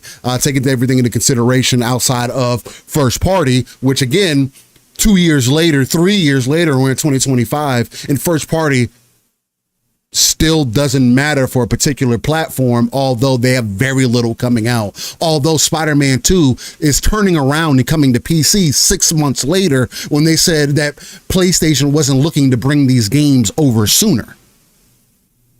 I think 6 months is sooner than the year that it was previously.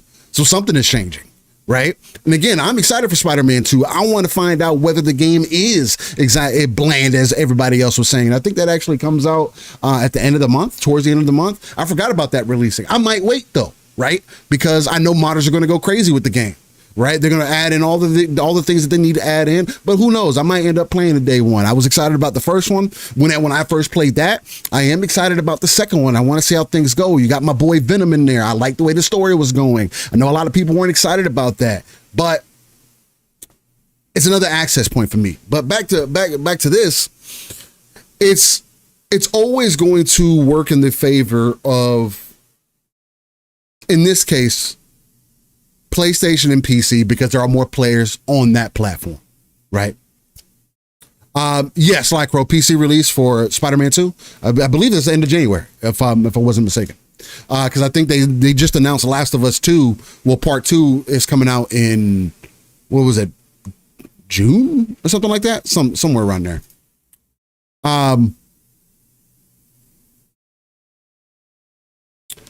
Chris Coleman says Spider-Man came out in October 20th, 2023. How's that 6 months? Was it that far ago? I mean, I could be off on that. Excuse me. I could be off on that. If I'm off on that, then that's definitely my B.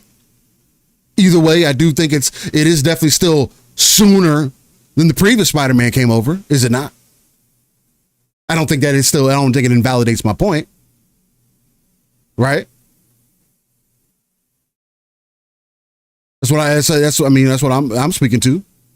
More so than anything. So if I'm wrong on the 6 month portion, I don't mind taking the L on that.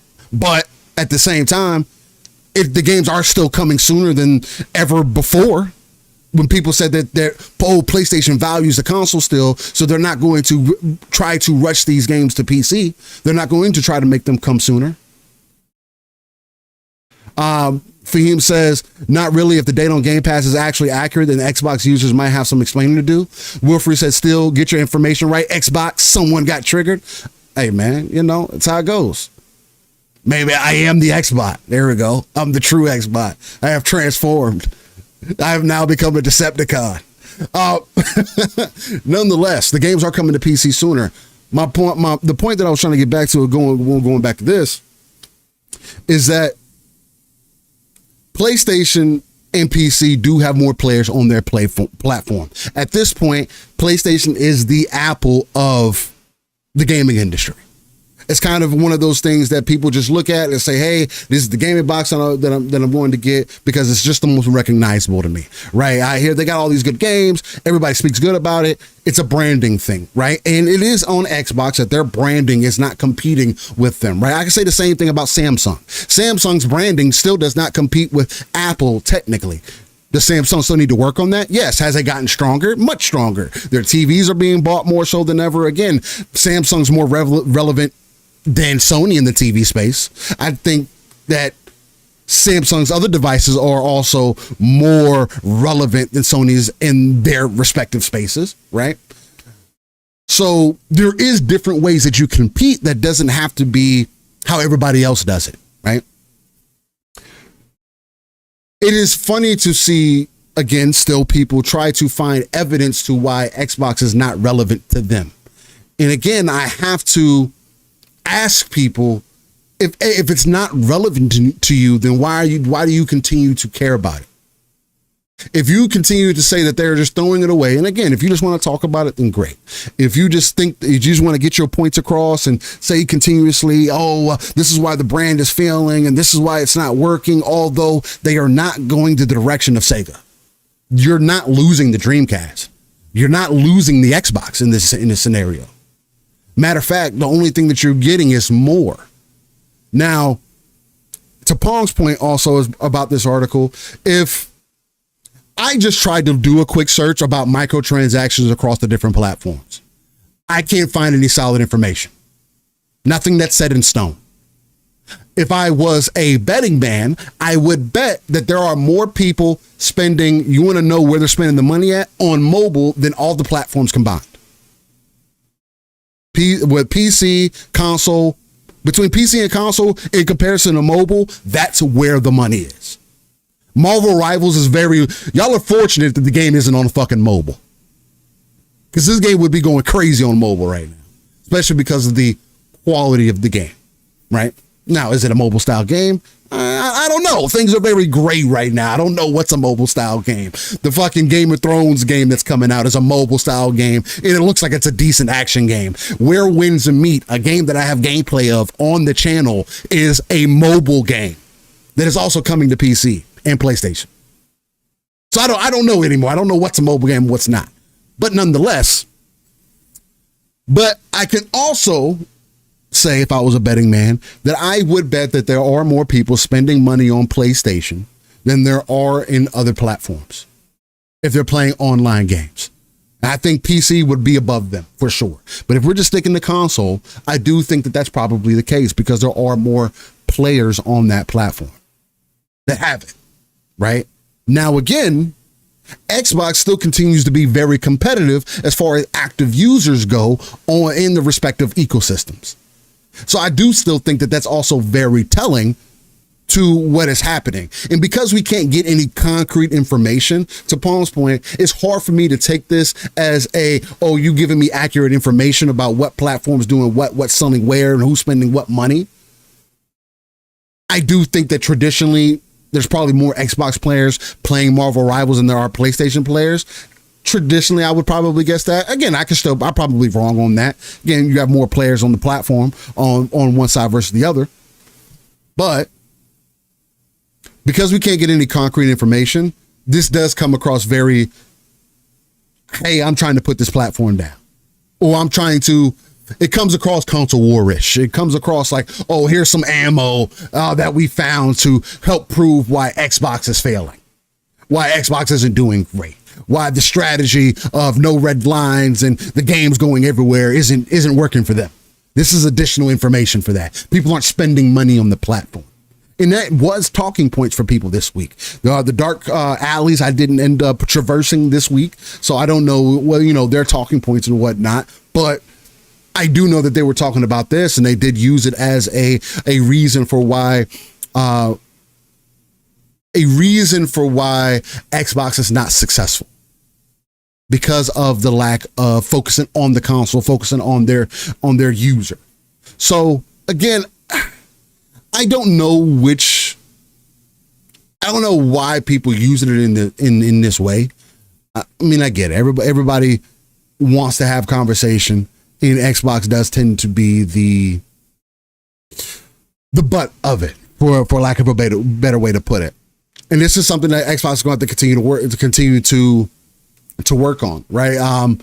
I don't know if the answer is somebody from a community manager or something should come out and actually put out the good numbers. Again, with our community, the gaming industry being the way that it is, if this was the movie industry and we were comparing movies to each other, we probably would have a better idea of what's actually going on.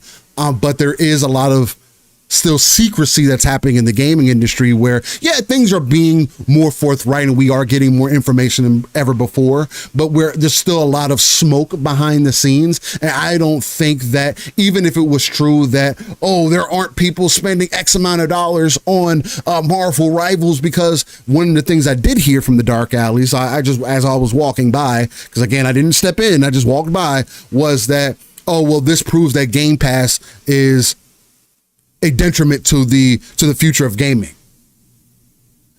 Game Pass is this live service thing, but people aren't even invested into a live service game. Oh, they're not investing into the live service game because everybody's in Game Pass.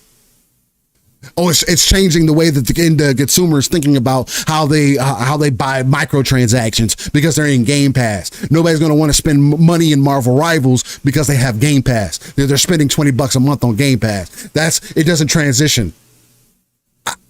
I think it's a bit of a reach comparing, like using that as the comparison, but I don't know, Pong.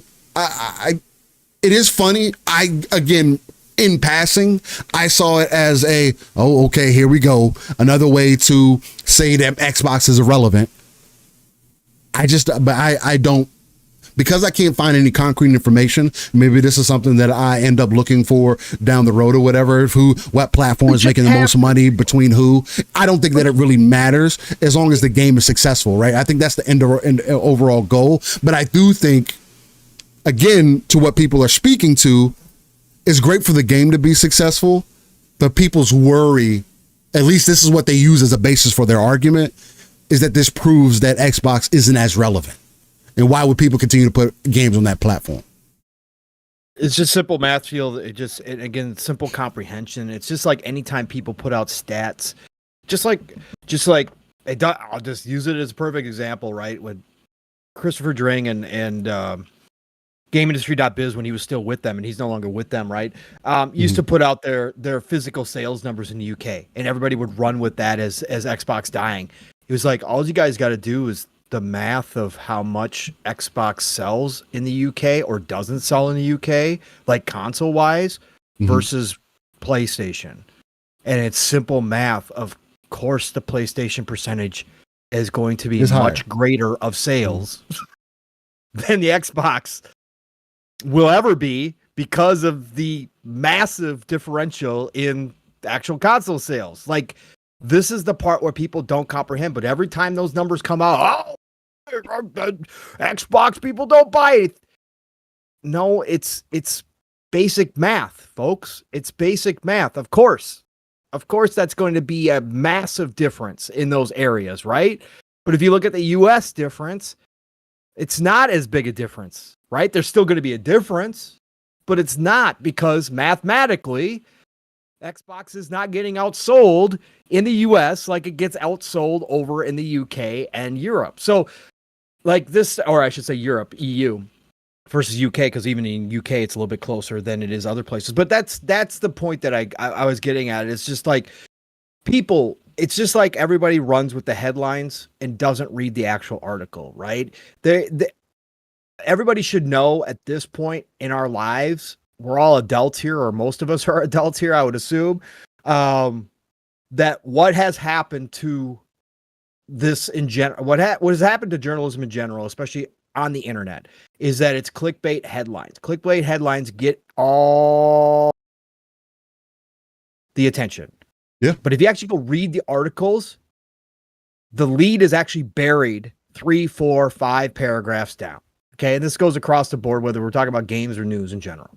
This is just something that everybody should realize, but people don't. And what I'm saying is that journalists have some responsibility in this, because they are the ones that are paid as professionals, and they, again, have been so upset at things going the way that they have for them, and yet they change nothing about themselves. They never look in the mirror and admit what is wrong. And that is my problem. And again, when you got some fake ass site like GameLook, I tried to look up GameLook, you can't even fucking find it. No, so I looked up GameLook, and I got an article, but it was from a different site who went over it, and that was from Game World's Observer, which is the article that I pulled up and showed you. It's just garbage, man. It's just shit. So when this shit shows up and nobody in the professional space, clears this shit up or attempts to take a look at it, I'm like, what are you doing? And then, of course, yes, I also speak to the podcasts who run with this garbage, the dark alleyways that I don't go to anymore, but I see clips of from time to time.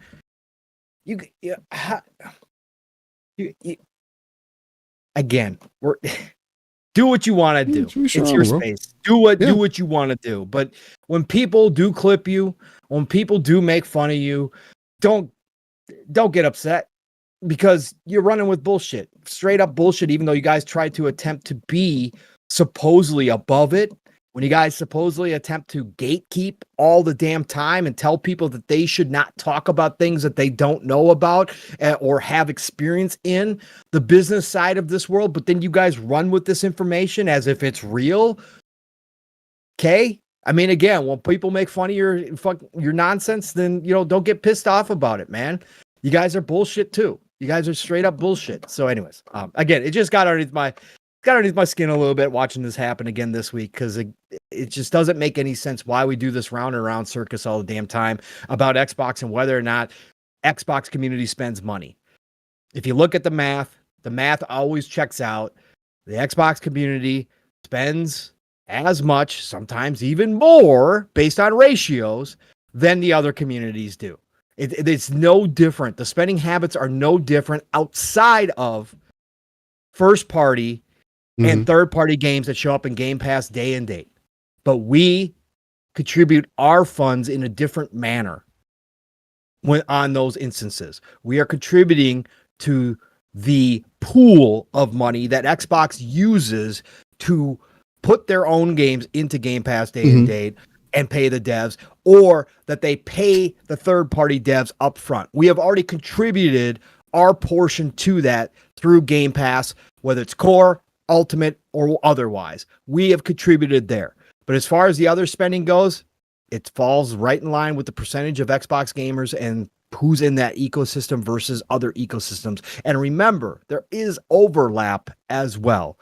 There's overlap with gamers who are in Steam, PlayStation, and Xbox, and Nintendo, right? And how you are going to divide, there's no way to know how they're spending their money specifically. There's no way to know where their money is going on at any given moment, right? They split their money amongst all of them, right? I split my money amongst Steam and Xbox, right? I still buy stuff on Xbox, buy stuff on Steam. So it's just weird when I see people running with, oh, there goes Xbox again. Those players don't buy anything, man. This is the whole problem with their whole entire ecosystem. They just don't buy anything over there. That's bullshit, man. And we all know it is. So anyways. Yeah, I think I definitely think that's the main crux of it. Cause the information itself is not bad for having information. Even how the website that I've pulled up, it didn't even use the information like that. It was more just information. Hey, these are the sales. This is what's going on. This is how it broke down between the different ecosystems. I don't think that having that information is bad, but it is the intention. It is the intent. Well, that as well, because there aren't accurate numbers. Again, if you want to do guesswork, I don't mind doing the estimations, right? If you want to estimate that certain platforms are making, or there's certain users on certain platforms spending more money than other platforms, great. I care about the success of the game. Is the game successful? And then how you use it. It would work still if the revenue numbers came from Marvel Rivals themselves. If they said, hey, this is what we made the first month, and then somebody attempted to try to break that down per platform, okay, we can map that out. The fact is they don't have any revenue numbers from Marvel Rivals, from NetEase themselves. They have zero. They used PUBG and other first-person shooters that report their revenue data to come up with this number. So it's completely just made up. It's just completely random. Yeah, it's not a good base for it. That's my main problem with it. And again, that's what I'm saying. Like, to take it as information is I mean, you could take it as information, but you got to understand what the basis of that information. And I think that's the main point that what you're speaking to. Nixie does bring up something here, and we'll kind of lead off the topic from here. But he says they don't buy anything. Studios have said it too. If they did, it wouldn't be such a struggle to get games on there. And how do you feel? Well, I'll start with that. Nixie. And again, whether this is how you feel, then great. But I don't find that to be completely accurate, right? And if I see a lot of the time when people have this conversation, to use that as a point, they go to Hi-Fi Rush and say, "Oh, well, why'd they close Hi-Fi Rush?" I hear you. They shouldn't have closed it. I'm glad Hi-Fi Rush was able to. The studio itself was able to retain most of what they were. And be under someone else. The gaming industry is a money-making business. Completely get you. There are some people who are out here saying that, oh, their games aren't selling well, for whatever reason. I have not seen anybody say that their game didn't sell well because it was in Game Pass. I haven't seen anybody say that they got a bad deal and that their game going into Game Pass was a bad deal. I haven't seen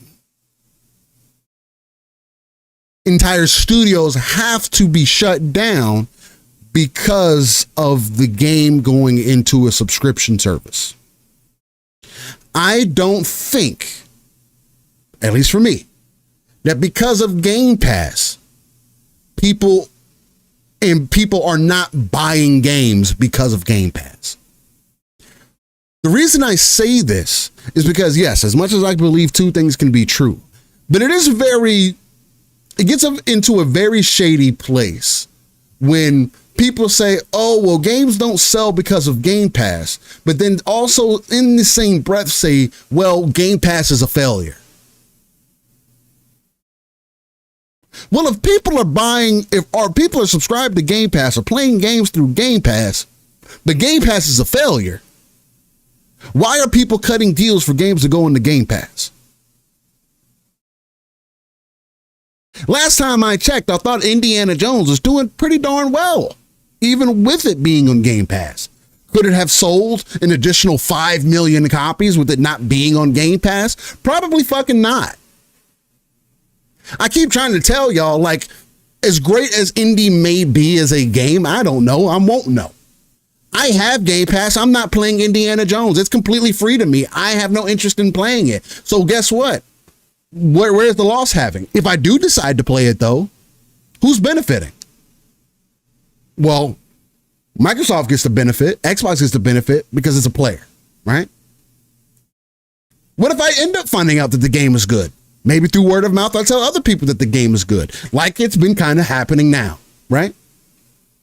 Hey, damn, man, this Indiana Jones game, it's pretty goddamn good. You know, there's even some award shows I forgot which one it was specifically, that are voting, that have put Indiana Jones for the vote to be a Game of the Year contender.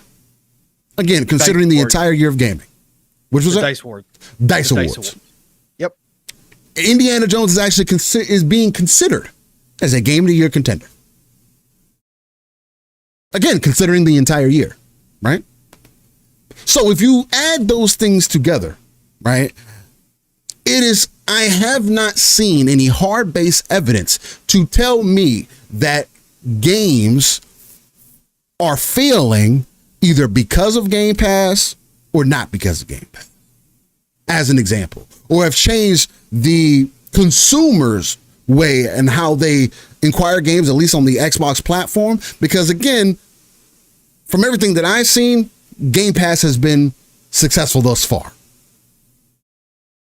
I've seen people say that, oh, well, you know, the only way they can save it now is if they pull back a Game Pass and, you know, they revert it to, you don't get day and date games anymore. You just get a selection of games. Oh, they got to completely change it if they want to be successful for the future. Again, people are still talking about the success of something that the company themselves have told you that they are seeing success from. And not only that, they are doubling down, quadrupling down, and now we are getting rumors that the upcoming Developer Direct may end up being bigger than we anticipated. That they're going to release more first-party games this year that are coming to Game Pass day and date than ever before. Yes, they changed the tier strategy. Yes, me and Paul talked about that as well. I did want to see these games, these Xbox games that are coming into Game Pass, be available to everybody. But guess what? $20 to get in the Xbox Game Pass Ultimate. They raised it. Great. $20 is not worth it to you for a month to access whatever amount of games. Hey, man, I can't do anything about that for you. Right? But you do still have access to buy the game if that is what you want to do. That has not gone away. So if you are telling me that people are more willing to spend $20 than they are to spend the game, and you're still talking to me about, oh, how many games are selling in sales, and oh, it didn't sell enough, and that's why things aren't successful. No, the shit ain't successful because games aren't what they used to be. Y'all want all these AAA quadruple times, all graphically impressive games, and motherfuckers ain't playing that shit. They're not. It wouldn't have mattered if Indiana Jones was a full price game and that was the only way that you could access it. You know what would have happened instead? Less people would have bought the fucking game. That's what would have happened. Or it would have been the same amount as there is now with less people experiencing it. But you know what's happened this time? More people got to play it. Because more people got to play it, more people talked about it. And because more people talked about it, they either one, got to try it out in Game Pass, or two, maybe they went out and bought the game. Everybody wins in this scenario. So whether you got it through Game Pass, through your broke boy subscription service, which you're paying $20 a month. If anybody telling you $20 a month is broke boy tendencies, then that's not a person that you need to associate yourself with. I get sick of that shit. Oh, let's not pocket check people, but we pocket check everybody else about how they access games. We don't do it with nothing else. The only way you can access music for real, you're not buying CDs, bro. You are doing it through a digital library, through a subscription. You are almost, Pong, aren't we damn near almost forced to listen to music through a subscription service? I mean, yeah. How else are you going to listen to it? How else are you going to listen to it, though? Maybe you can buy it on physical still. Are you sure? You can buy it through iTunes or any of those other stores too, right? Sure. But what's the main way that people access their music now, though? Of course. Yeah. But you still have access to buy it. Oh, but people aren't talking about album sales anymore. It still gets mentioned. And it's still impressive when people sell X amount of albums. But you know what's even better? Somebody who is able to listen to an album through a streaming service, who then still decides to go out and purchase the album because they liked it so much. Give you an example. Tyler, the Creator, just dropped an album called Chromacopia. Fucking dope ass album. Probably the only album that I've truly liked of Tyler, the Creator. Just to take it to a music point. My daughter, likes the album as well. She listens to the album streaming. She would be probably excited if I brought home a physical copy of that album, right? Now, is that something that I have to do? No. Is it something that's still accessible to me to do? Yes. How long would that be accessible for? I don't know. At least with the CD, though, in music, I still have ownership of that. Will that possibly go away at some point because of physical media? Maybe. Or will we continue to have specialized stores where you can access that content? Maybe. But the main way that the content is accessed is through streaming service. Yes, games aren't exactly that.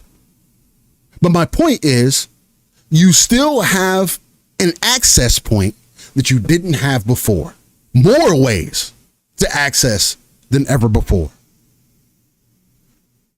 Xbox put Game Pass into motion for a reason. They are stating that it is successful for them. If you do not want to believe that and say and continue to have the conversation of, oh, well, these studios are closed down because the games aren't selling. Nobody said that any of these studios who closed down was because the games didn't sell well. Because of it being in Game Pass, the game didn't sell well, and that's why they're closing the studio down. No, that's what's being assumed. And I'm telling you, that's the wrong assumption. Because there's a ton of games that aren't being fucking bought. There's AAA games that aren't being bought today. The problem is people are not willing to give more games a try. Why? Because you got to pay $70 fucking for it. And if your argument back to me is, oh, well, gaming is an expensive hobby still. You got to stop supporting that Game Pass, man. It's expensive. You got to just suck it up. Who are you? Like, you are so lost in what the plot is and what the digital future has for us. I am not saying what Xbox is doing is perfect. Me and Pong have talked about that all the time. I don't know if this strategy that they're doing is the strategy that is going to work for the future. I do not want to stream my games through the cloud. I don't want to do it. I am that hardcore. I am the audience that should have the biggest problem with the direction that Xbox has apparently going on for everybody. I am that guy. I want the physical hardware because I need as less latency as you can give me. And I don't give a fuck if the latency on streaming goes to 0. Guess where I'm still going to want to get? Because I have an old head tendency. A piece of fucking hardware. Whether that's a PC, whether that's an Xbox, whether it's the Toshiba box Xbox, whether it's a Samsung Xbox, whether it's an LG Xbox, I don't give a fuck what it is. Does it play my content? Do I still have access to my Xbox ecosystem? Do I still have access to, now do I have access to the PlayStation ecosystem, Nintendo ecosystem? Are they selling me hardware that is compelling enough with the hardware? Because what is compelling about either piece of hardware that we have right now as far as consoles go? The SSD? Again, now we could keep having this conversation, but what is compelling between the two? Blu-ray? I thought both boxes have Blu-ray. Was PlayStation 5 still the only box that has Blu-ray? Am I wrong on that? Somebody please let me know in the chat. Does Xbox have Blu-ray? Yes.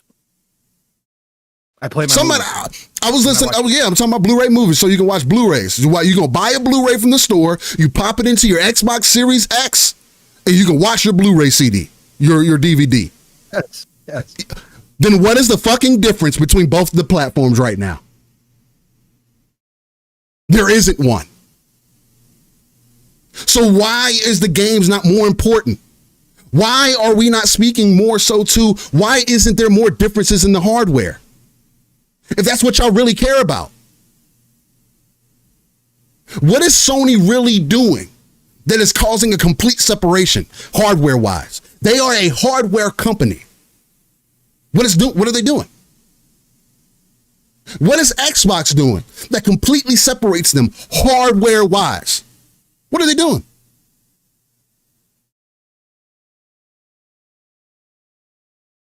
I don't know. I don't have an answer other than the same fucking thing. The only thing that's separating them out right now is that, you get games on one platform, but the other platform doesn't have. But we're getting more cross-play games than ever before. We're getting more cross-platform games than ever before. We're getting cloud saves that could go cross-platform more than ever before. Nixie, you ask the customers are going to tell you the games. That's my point. So what are we talking about? Y'all are so stuck on this hardware, but nobody's doing fucking anything different with the hardware. Wow, you have PSSR in there now. That's not even hardware. You get more AI, you have a little bit more power in there, great. But what's the real fucking difference? We're finding out there's not a real fucking difference right now. Even for the PlayStation 5 Pro. So please, if we want to get into the only player in the industry right now that I see is trying to do something different is Xbox. They're pushing the boundary, and y'all don't like, and there's communities out here that don't like it. I am hearing more and more that people would rather have, again, anybody part of the old guard, I hear you, I definitely do. But every time that y'all reiterate the point that, it would be better if games were on specific platforms and they didn't have we didn't have all this cross stuff, and you had this box and they played these games, that would be better. You don't want people to experience more games. That is a you problem. I thought we were in the community for more people to experience more games. I thought this was the point of this. I think through the access of the consumer having more games, that Xbox, PlayStation, and Nintendo would have to compete on a hardware standpoint to give people access in different ways than they had previously. That's competition. I don't think the software needs to be the competition. That's why when you make the comparison to Netflix or Hulu or any of these other subscription services, why it doesn't go 1-in-1 and why it's not the same. It is accessed differently. It is treated differently. And I know I'm going on a tangent here, Paul, but just to add on to it, because I know I saw you smile earlier on when Nixie asked that, posed that. How do you feel about, kind of where my little rant there and just kind of the overall point as it goes?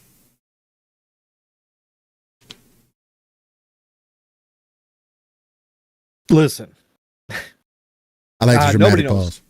Yeah, I know, because we've talked about this to death, right? It's I don't mean that in a bad way, because I will always have this discussion. And real quick, Pong, because I just want to line it back up so people do know what we're discussing. And we were just touching on the point that Nixie made that they don't buy anything. Studios have said it too. If they did, it wouldn't be such a struggle to get games on there. That's what has led this conversation. I just want to remind anybody that's listening is like, damn, Studios went on a crazy rant about nothing. No, that's where it come from. I greatly appreciate the chat. And Nixie, again, no matter how you feel, and again, I saw you mention that, hey, not everybody thinks like you, and it's not about people thinking like me. I'm still taking that RTS approach about it. So, but continue. My fault. No. And my response to Nixie was, but we also have devs who have flat out said that it was a mistake for them not to be on Xbox, like Square Enix. We have proof 100%. In the pudding with Sega and Atlas growing their fan base out on multiple different IPs, Yakuza, Persona, now Metaphor Refantasio, on a platform that those games weren't on at some point, which was Xbox. So we have counterpoints to that. Are there going to be devs that decide that Xbox just isn't worth it? Sure, especially from the East. We've seen that. But we've seen more devs embrace coming over to Xbox? Yes, we have. And again, we've got success stories. Now, Nixie's counterpoint is, well, we all know that we don't know what the success is because nobody gives their numbers anymore, specifically to that platform. Then we're all in the same boat here, Nixie. You can say that we have devs saying that it isn't profitable and for them to be on Xbox, to put their games on Xbox. But you can also then again have that counterpoint that we have devs specifically saying it, and it's all word against word. But they are doing it, right? They are putting their games on Xbox. We have more games from the East coming on Xbox than we did all of last generation by a long shot, right? So until that stops, right? Until you have the Capcoms of the world, until you have the EAs, until you have the Ubisofts, until you have the big public, well, Ubisoft might stop altogether just because of where they're at. But I'm just saying, until you have the big boys stop putting their games on Xbox, right? That kind of goes out the window. Smaller devs, AA devs, that kind of stuff, that's all going to be up to them of whether or not they have the resources to spread themselves amongst different platforms. But to steal to your point, and the point that we've made continuously, now more than ever, it's not as much work as it used to be. That's why the rumors are that Final Fantasy might already be ready to rock and roll on Xbox here very shortly. Because it's not the work that it used to be, because the language amongst the consoles versus PC, they're all very similar. It's not like it used to be back in the day where all the hardware was all different and they had to speak 3 different languages, 4 different languages, depending on what console they were working on. It's not like that anymore.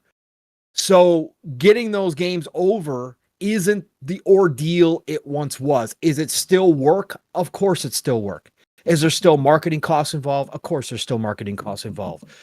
But even the physical copies now are pretty much out the window. Like, that cost expense is nil because the digital age is upon us. And pretty much we have games fully coming out just digital now with no physical release whatsoever. So, and that's crazy. To your point, I don't think that should exist. That's insane. I don't, but that's where we're headed, Steele. I mean, I get it, but that's so weird to me. Where it's like 6 months later. Right, but to your point, to find music now on physical is not as easy as it once was. No, you don't have the brick and mortar stores carrying physical CDs like that anymore. Now it's LPs, but LPs are collectors and they're super expensive. Blu-rays are almost impossible. We have movies that are no longer available on physical. Not like B-roll movies. We have some big movies from the 80s and 90s that you can't buy on physical anymore. Yeah. And you would just have to hope they're on streaming. And there's some movies that are completely nowhere to be found anymore. This is a problem, Steele. This is something that we've talked about, right? That this is the problem with the digital age. And people don't get that. So yeah, no, I agree with you. I still think, me, that physical needs to stick around. That goes back to all the problems that I have with, if we go all digital, they can edit anything they want to. They can go back and change things. They can go back and memory hole shit. They can go do whatever they want to do. And there'll be people who don't even know that was changed, right? That's a problem to me, right? So, but just overall, everything's changing in this industry. This industry, as I went on my rant last night on Xbox Ultimate, this industry has never stayed the same. We're going to find out who was right and who was wrong, whether it's 5 years from now, 10 years from now, 20 years from now. We're going to find out. Xbox is evolving. We basically have 3 companies now, 3 major players in Nintendo, PlayStation, and Xbox, who are all doing things differently ecosystem-wise. We don't know who's going to be the right one here, but we do know that Xbox has a clear vision of the future. And if they wind up at any point not making hardware anymore, it is what it is. But what they are trying to do, my firm belief at this point is everything that they are lining up right now is that even if that were to happen, we who invested our time and money into the Xbox ecosystem at any point will have access to our games somewhere. That access is going to be so prevalent that they want the Xbox Play Anywhere. They, again, the big push right now from everybody that I've been hearing, Phil, Jason, Ronald, etc., is that Xbox Play Anywhere is going to mean that if you own a copy whether it's Xbox or PC, you will be able to play that game on whatever device you want to play it on. And if they wind up making that work, and I'm not saying that that's 100% success rate, there's a lot of questions about the licensing and stuff. Yeah, it's a lot. But if they specifically is going to follow suit to some degree. Now, if they go fully, I don't know, right? I think they're going to hold on to their old ways because they can. Because to Nixie's point, they are the more popular console. To everything that we've been talking about for years and years, they do have the mind share overall of the console gaming community, right? They do. That's just a fact. They're the popular. They're the cool kid on the club, on the court, on the block with Nintendo. They're the cool kids. Yeah. So they can do things a little bit differently. Whereas Xbox, yes, because of their position. Now, again, I disagree that they could not have won some of that mind share back. I disagree with Phil that people are not willing to give up their digital libraries. I disagree wholeheartedly that they could not have cut in to that to some degree if they were going to fight toe-to-toe traditionally. I disagree wholeheartedly. And I also agree with the people who do think that this dilutes the Xbox brand. I do. I do agree with that. However, as a gamer, stepping away from that side of things as just a pure gamer, don't care. Don't care that other people get to play the games. Don't care that they're bringing their games elsewhere. Don't care that Gears, Halo, Forza might be showing up on a PlayStation and a Switch 2 shortly. I don't care. In fact, I think for those specific IPs, it is a good thing. I'm in the same boat as Steel. Bring the new players in. Because as we've seen the competition in 2025, this is not the same industry it was 10 years ago. This is not the same industry it even was 5 years ago. This is a completely new industry. And the competition amongst games, and it's not just first party, it's not just PlayStation versus Xbox, it's not just PlayStation versus Nintendo. It is the third party games, these black hole games, these Fortnites of the world that have come out that have taken large portions of the players in certain genres and lock them up to one or two games. This is a completely different kind of world. So your Halos, your Gears specifically, your multiplayer games of old, they've got to do something to bring and expand the opportunity, the pool of players that may play their games to continue to live into the future. And I want those IPs to live into the future. I want a new round of Gears games. I want Halo Studios to come back and reboot the Halo franchise, even though I'm the casual Halo dude, right? But I want those IP to continue to move forward and live on. And so if this is what Xbox feels they have to do, and like I said last night, if this is what Xbox also feels they have to do to allow their studios to continue to produce a diversity of gaming, right? Allow them to continue to make those big, like the Bethesdas and the Obsidians, to make open world RPG single player games without monetizing them, without any extra shit. If that's what this takes to get their revenue where their shareholders are okay with it, and I'm sorry to say, once again, this is big business. They don't give a fuck about our feelings out here. The money men don't care about gamers. The money men don't care about the games themselves unless they're making money. So if this allows Xbox as one of the world's largest publishers to continue to allow their studios to do things like that, to be free of the shackles of having to monetize everything or chase after the games as a service, golden goose egg, like we've seen Ubisoft try to do, like we've seen recently PlayStation even put some of their best studios on that run and fail and pull them off and waste time and resources. If this allows Xbox that freedom, and Phil and the team and whoever takes over for Phil down the road, if it's Sarah or whoever, to continue to say, studios, go make your games, man. Go make your games. We got a good mix. We got a great mix of games as a service. We got this figured out. We're putting our games over on PlayStation and Nintendo. We're making money every which way possible on mobile, on PC. It don't matter. We're bringing in the revenue. So make the games you want to make. We're good. As long as that continues, then that's what I'm really happy about at the end of the day as a gamer. I'm just getting to that point. Yeah, go ahead. To that point, Paul, I mean, you're also speaking to, I mean, we just seen a year with massive layoffs in the gaming industry. Including Xbox, yes. And So what is people's answers to that? What were you supposed to do? Hey, did you buy the games that the studios closed down from? It doesn't matter. There's going to be more. It obviously didn't matter. No. They still closed. You know what? You know what's going to end up causing more closures? Keeping games to one specific platform. Sure. Trying to hope on the fact that you have the magical game that's going to sell 1 billion copies. I don't see it. But I want to touch on Harry's point real quick, and shout out to you, Harry. I mean, I know you've passionate. I've seen you may have some previous comments as well. Harry Golaki in chat says, so I've missed a huge amount of PS titles on the promise of Xbox making games just for Xbox, and now it turns out I should have got a PlayStation 5. Harry, no.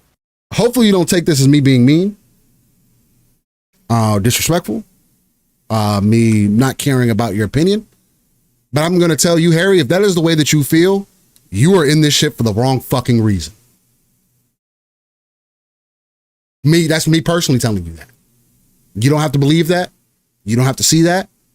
I, as an Xbox fan, as a console fan, yes, I do have a PC now, and I do understand the perspective of, I don't have the means to access everything. I get it. But if you were liking the games that were releasing on PlayStation, you should have made that changeover a long time ago. If you were seeing more games on PlayStation that you were interested in than you saw on Xbox. As a consumer, yes, I get wanting to have, and I have it too.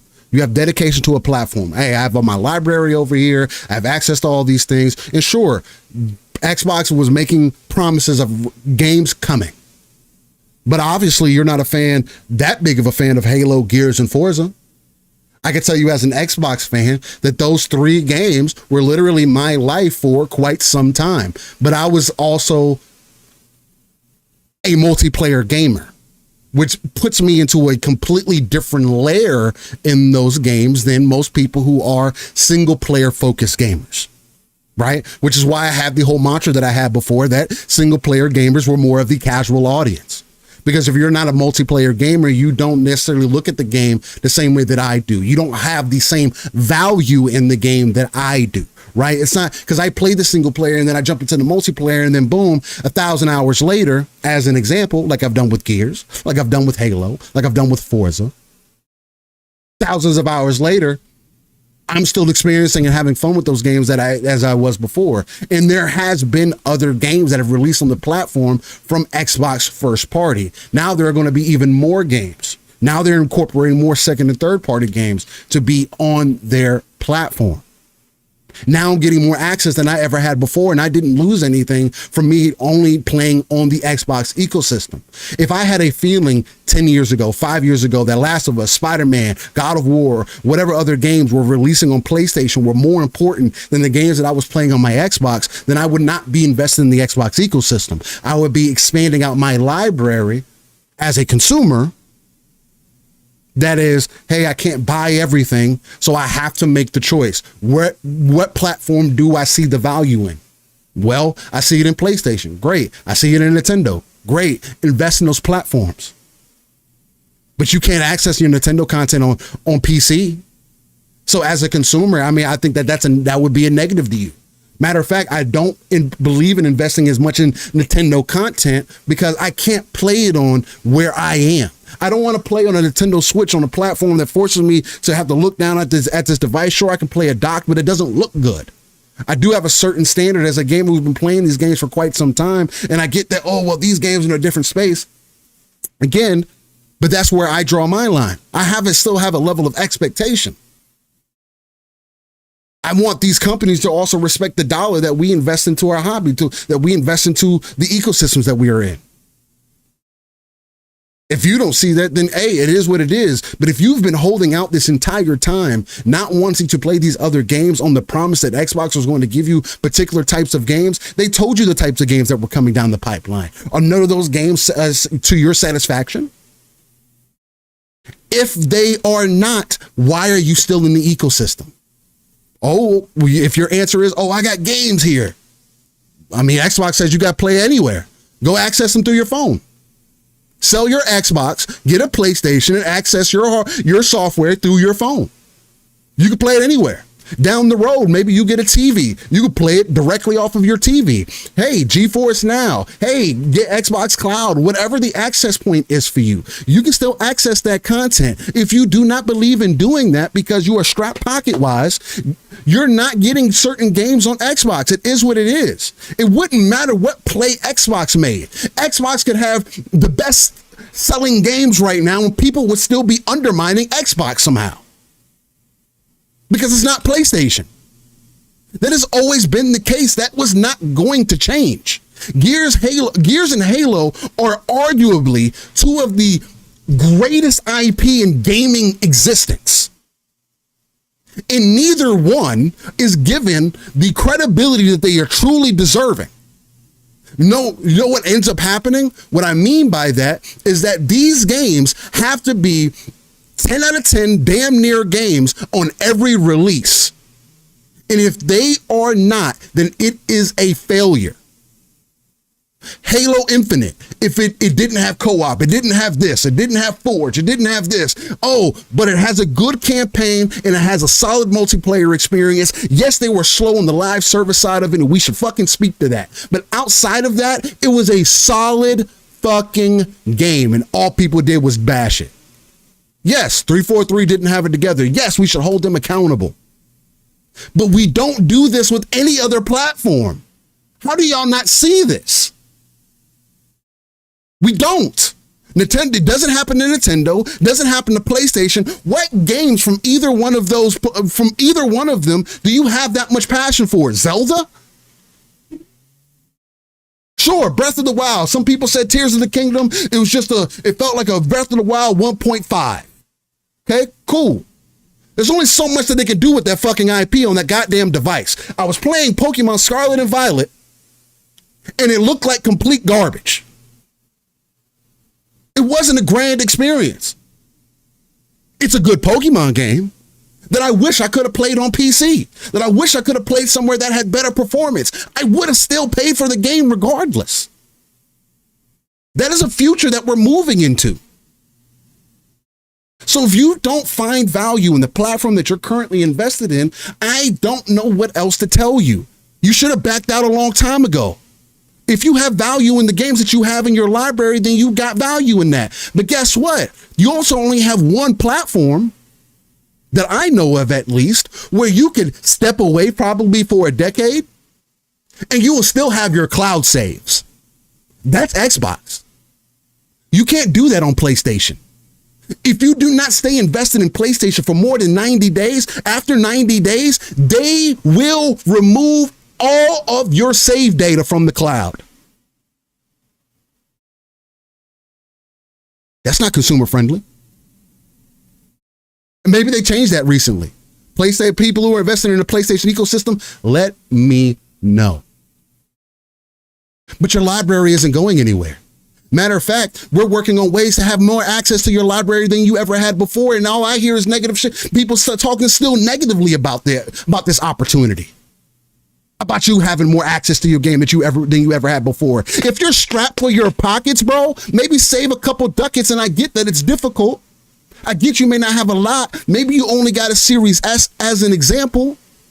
But you know what your upgrade from the Series S can be? When you see them going the direction that they are, maybe you get their next Xbox device that has access to Steam and can do these. Maybe you get one from a different hardware manufacturer that still has the Xbox ecosystem on it and you can access it however you want. Or maybe you end up getting a PC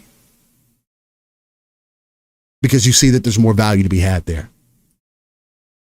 There's options. But if you don't see value in the current place that you're at, why do you have it? I see no value in me owning a PlayStation device. And I don't care how people feel. Oh, well, if you're a gamer, Shield, you should have every piece of hardware. For what? Steal. People like dust.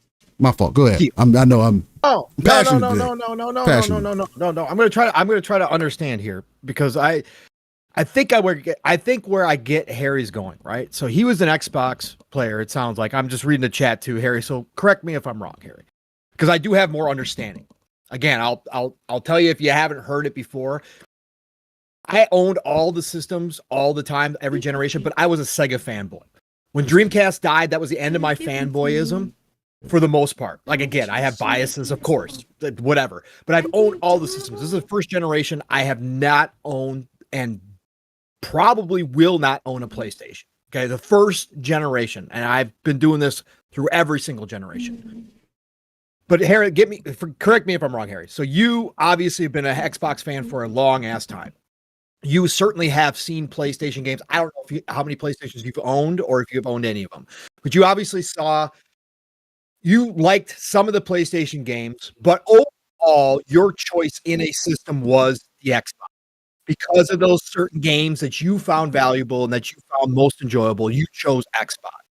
And so when the old way was still here, and we assumed this generation was going to go the same, that they were going to be fighting it out with exclusives, all of that good stuff. You again chose Xbox because they give you more games overall that you enjoy, even though you look over at PlayStation and you're like, yeah, I'd like to play a couple of those games, but you chose that Xbox, right? And so now that the decision has been made that they are going multi-plat, your investment in Xbox feels less than because if you had known this out the gate, this generation would have purchased a PlayStation 5 so that you could have enjoyed the best of both worlds.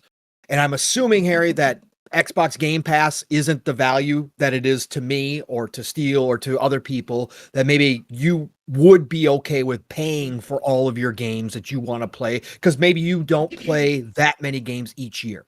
So for you right now, you feel kind of betrayed because they switched up mid-generation their whole idea of what it meant to be an Xbox, right?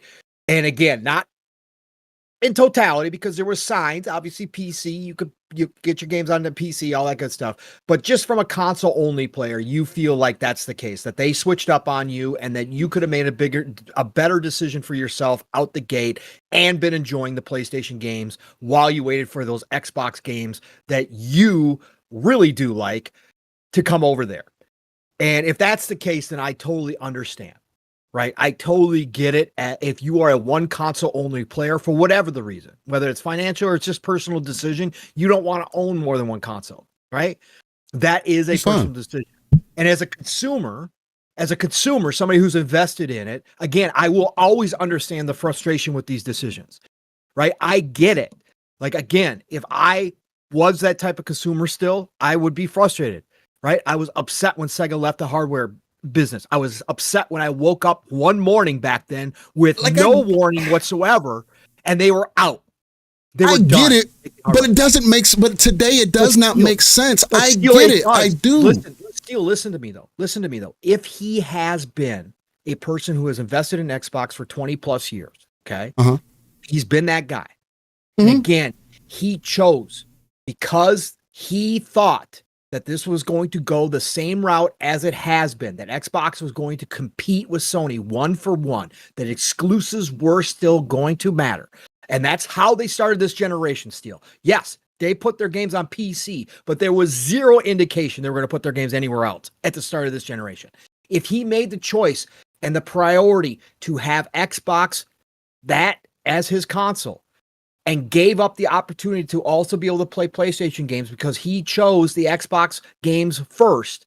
But now he looks back and says, I could have bought a PlayStation 5, been enjoying those PlayStation games, and just waited for those Xbox games that I do want to play to come over to the console now because that's what they're doing. I can see how that would irritate you, right? I can see it. Again, the frustration could be there as a consumer. I have zero problem with people being upset about this. I really don't. I haven't. As a gamer, I will tell you, nothing changes for you outside of the fact that you might have to sell your Xbox and go get a PlayStation 5 now, if that's the choice you want to make to go play the PlayStation games or invest in a PC, whatever. You might have to make that choice as a gamer. But I can see the frustration still, Steel, because that's not the promise. And again, businesses don't give a fuck about your feelings. They don't. But that's not the promise that Xbox had to start the generation. It's changed now. But again, people like Harry, I can see them being upset still. I still can. I can understand it. but it doesn't make sense to me, especially now. And again, I made the point that it could be because I am more of a multiplayer centric gamer. I always like to lead with that, why I have such a different perspective on it, right? I never understood the perspective or why certain games had to be on certain platforms and certain people couldn't have access to what I was playing. I don't get that. I get it for business and branding and all the great stuff that it used to be used for. But when you stop having differences, somewhat. But if you don't have platforms now that have true differences between the platforms, and you're moving further into a digital era, I still have to put the onus on as the consumer. If you truly feel like you have been shafted out of potentially being able to have access to other games because Xbox is now bringing their games to those other platforms. Okay, if you were cool with waiting for games, then great. But we were also told that people don't want to wait for games they like to play. And sure, look, hindsight is 2020. Look, I mean, it's like I see you're looking back on it and you're like, oh man, I could have done ABC things. You see what they're doing right now. So you can make a decision as somebody, even if you're only invested into one platform. If you're going to say, oh, well, I could have invested here. Sure, you could have built out your PlayStation library further. I mean, I see you talking about it, Harry. You said, hey, I don't even like PlayStation games like that. So you would have literally got a PlayStation at the beginning of the generation to play a couple games and then left your entire Xbox library behind. That still doesn't make sense to your point. You would have been leaving your library behind. Your library is not coming. Your entire Xbox library is not coming to PlayStation. You're not magically getting access to Xbox just because you bought a PlayStation. It's just some games. Right. Starting more recently. So that argument is not a good argument to me because you're not losing anything by staying on Xbox. The only thing that you're speaking to that you're losing is the games that you said that you don't typically prefer anyway. You would have just liked to have played those games. Great. But if you would have made the conscious decision, if they would have told you at the beginning of this generation, you would have still had to make the choice of leaving your library behind on Xbox that you said that you cared about, that people said that they cared about, and went over to a platform that you have no library for. You would have bought the 3 games that you would have bought, 4 games maybe at this point, that you would have bought, and you would still have no library. You would only be able to access that through Steam or through a PC, your phone, or another device that has access to Xbox. So you still would have shafted yourself regardless. So no, even as a console only player, that would have made no sense. Harry says, I could have kept my Xbox One, played series games through the cloud, and got a PlayStation 5. Sure. You could have kept your Xbox One, but really is that why there's so many other reasons for you to upgrade. If you're literally saying at this point in the generation that you would rather have your Xbox One than your series console, look, man, I can only do so much for you, but that's still where your library's at. And sure, you could play series games through the cloud, but Xbox One, you can't play every game through the cloud. Even modern games on the Xbox One, they don't have that access yet. They're working on it. And to Nixie's point, Harry's just trying to play games he couldn't own on Xbox, nothing more. And Harry and anybody else in chat, the number one thing that because we say this all the time, right? Even when we have even when we do it for Nixie, because Nixie always brings up some contradictory points. I am not attacking you directly, Harry. I am attacking the thought process. If you feel like that's an attack on you, then I want to let you know I am not attacking you or anybody in chat. If that is the way that you feel, then that is the way that you feel. But I want to express to you how I feel as an Xbox fan. I have both consoles, bro. If anybody's wasting money, it's me. I have more access to the platform than I had ever have before with me just owning a PC as an example. It is the point that I'm speaking to. It does not logically make sense in the modern era for someone to feel like you're missing out on something that you could have had access to while you're giving up everything else that you're using for a reason to why you're in the platform.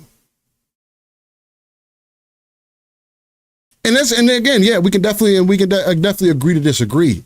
I do not understand what you're losing outside of you admittedly saying that you would have been willing to give up your library to go to PlayStation, as an example.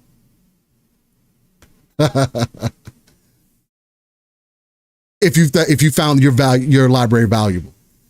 Harry says, I'm not attacking you, I'm attacking your thoughts, is a wild statement. No, because that's literally what it is. I mean, it could be a wild statement, but it's literally what I'm doing. Because I don't have any beef with you, Harry. You know what I'm saying? I understand that you feel the way that you do about what Xbox has going on. That's fine. But if you're using it for a discussion point or a conversation point, let's have that conversation. And I'm going to tell you how I feel about that. Point blank, period. If you feel like that is a personal attack, brother, hey, take it for what it is. I'm not taking it back. I'm standing on what I'm telling you. And me and Pong speak to that all the time. We should be able to have conversation without you feeling personally attacked for whatever your decision was. I just want to give you a different perspective. That's talking about the point, not talking about the emotion of it, the feelings of it. I'm not going to attack you as an individual. I'm not going to say that you're an idiot because you did whatever. That's not how I feel. That's attacking you. Like these other people that run these shows, and they attack you directly, say, no, you're stupid for thinking that. I'm not saying that. I'm just saying I don't agree with it. It doesn't make sense to me. So let's have a conversation. And that's what we're going about. And that's why we're going down that road. So, Paul, do you have anything else that you kind of want to spice up on there? No. Again, obviously I can see his point. You obviously come from a different perspective, which is obviously okay. We've done that plenty of times on this topic in particular too. As far as where Xbox is going, you always had a different perspective than me because you've been a full bore with what they're doing, and I have said openly that I personally don't agree with it and that I wouldn't go this route. But again, Harry, appreciate you coming in here, man. And obviously, again, Steele never attacks personally. Like, again, he comes with a passion from his side of things and obviously his perspectives, but it's never personal. We never get personal with anybody in here. So we love the discussion, and I appreciate you bringing that up so that we could go have a back and forth here because, again, Harry, I do understand you, brother. So I do get where you're coming from, and that's okay. Again, you definitely have a right to be upset about the change of direction for a company that you supported for 20 years that you don't agree with, and that kind of makes your purchase feel less than. Whether that's real or not, to you it's real, and there's nothing wrong with that because I've felt that way before in my life, so I totally get it, man. So, but good discussion. For sure. Harry says, Pong, you get it. Still keep attacking my thoughts, and you have a good evening. I'm gonna bounce. Hey, man, I don't look. I'll be very real with y'all as well. Y'all go on these platforms and tell everybody else why they can't feel, how they can feel, but get emotional when I'm attacking the conversation point that we're trying to have, the perspective that you're bringing to the channel, to the show. If you don't like that, that's on you, brother. But that's that soft shit that I be talking about. If you want to take that shit, personally, then take it personal, dog. Because I literally, this is exactly what I mean when me and Pong say we got to be able to have conversation without feeling like it's a personal attack. It's not. You made your decisions the reason you made your decisions for. I don't have to agree with it. But I also, when I see these same people talk about this shit on these social media sites, it come from the same perspective, making sure that their point is heard, but don't want to hear what somebody has an opposite perspective. That's ass backwards, brother. That makes no fucking sense to me.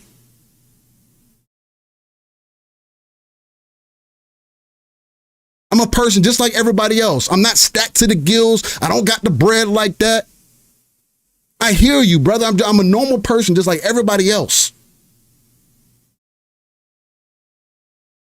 Not everybody's going to understand the perspective that you're coming from and not being able to have access or have all these different things. I'm fortunate to have the things that I have. And I'm very appreciative of all the opportunities that I've been given. But what I'm not going to do is bring up points to somebody in a conversation and expect for that person to feel either similarly to how I feel or not be willing to understand what I am saying or to understand the perspective that I'm coming from. Nobody is here to personally attack anybody. There's 1,000 other shows that do that shit week to week. We have to be able to talk about what is happening around us, a position that you may have, and still walk away and say, you know what? I understand where you're coming from. I do agree to disagree. I feel you. I still feel like I've been shafted, but I can hear what you're saying still. You know, you saying that it's like this. It is what it is.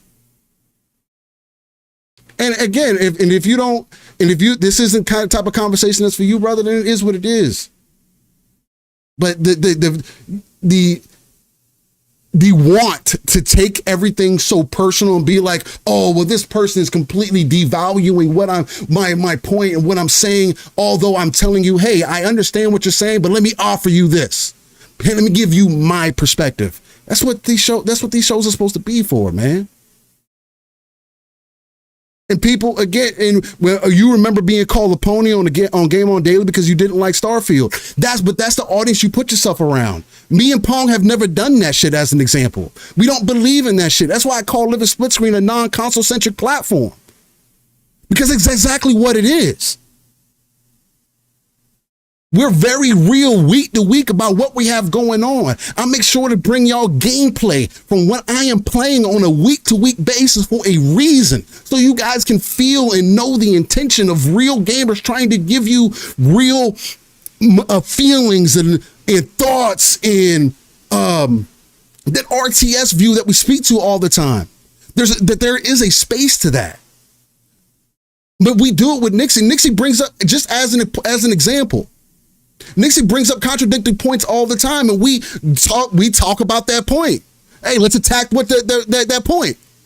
Boom, perfect. Then it leads into great conversation. Maybe we agree to disagree, and that should be the way that it is with everybody, bro. Let's have conversation and go from there. If this ain't the space for you, this ain't the space for you. Just like the same way the ecosystem may not be for you. We did have multiple people who came through on the gifted side of things, though, Pong. If you want to catch up with that as well, I think I can bring it up here if I need to. The only one I got is I got MF Great. So if you got, and we had Roadkill earlier as well. What did Roadkill give us? He came through with the 5 bomb, giving away 5 Living Split Screen memberships. Welcome to the Splitters. Right. Attention, ladies and gentlemen, aboard the Splitters hype train. That's right. Welcome aboard, everybody, on a beautiful Saturday morning, afternoon, wherever you are. We are now at a nice, cool Mach 2.5. In fact, that's increasing as we speak, and I'll get to that in a moment. But thank you so much, Roadkill, and welcome aboard the whole new car of Splitters, because the Roadkill got on the court with the easy 5-finger roll, the nice little layup, dropped off that bag of coal, keeping us ad-free in 2025. And remember, your goal is still 69. Choo-choo, motherfuckers. Always. And not to be outdone, the MF Great came on through after that and added 2 more cars, the Splitters, to the hype train and got us up to a nice Mach 3.5 on a Saturday because he got on the court with that 10 dunk. That's right, the windmill jam. Ooh. Also helping us keep an ad-free hashtag NoBeans 2025 from this point out. But the goal is always 69 still. But thank you, MF Great. Thank you, Roadkill. Much love, Greg. Choo-choo, all love. And real quick, Brett Bingham also said for the 5 bones, damn it, Steel, it's too soon for the Transformers jokes. Yeah, that is so unfortunate to reactivate. I heard ACG talking about it. He wasn't even aware that it was Gen 1. And yeah, for anybody who didn't know, it was supposed to be Transformers Reactivate. It was supposed to be centered around Gen 1 Transformers. It was a third-person action game that got canceled. It was being made by Splash Damage. And if this doesn't give me enough info or give me enough like ammo to say, bro, Splash Damage, y'all just focus on like remastering, remaking War and Fall of Cybertron, because they obviously understood how to make the game look. Maybe something at a gameplay level didn't work, or maybe something behind the scenes, but we definitely still need a Transformers game, like as soon as possible, because you could definitely go back and remake or again remaster War and Fall for Cybertron, make sure those PvPs are good to go, and you would have online that you could drop cosmetics into like Gen 1 Transformers, and people would have a freaking fantastic time with it. So that's how it goes, man. But yeah, man, I mean, again, this is definitely a place to come to for live, raw and uncut conversation, as we say on a week-to-week basis. I don't mind having a convo, man. I mean, there's plenty of people out there who disagree with me, right? That's always what it's about. I don't mind hearing the opposite of how people feel. Again, that's what people talk to all on a week-to-week basis.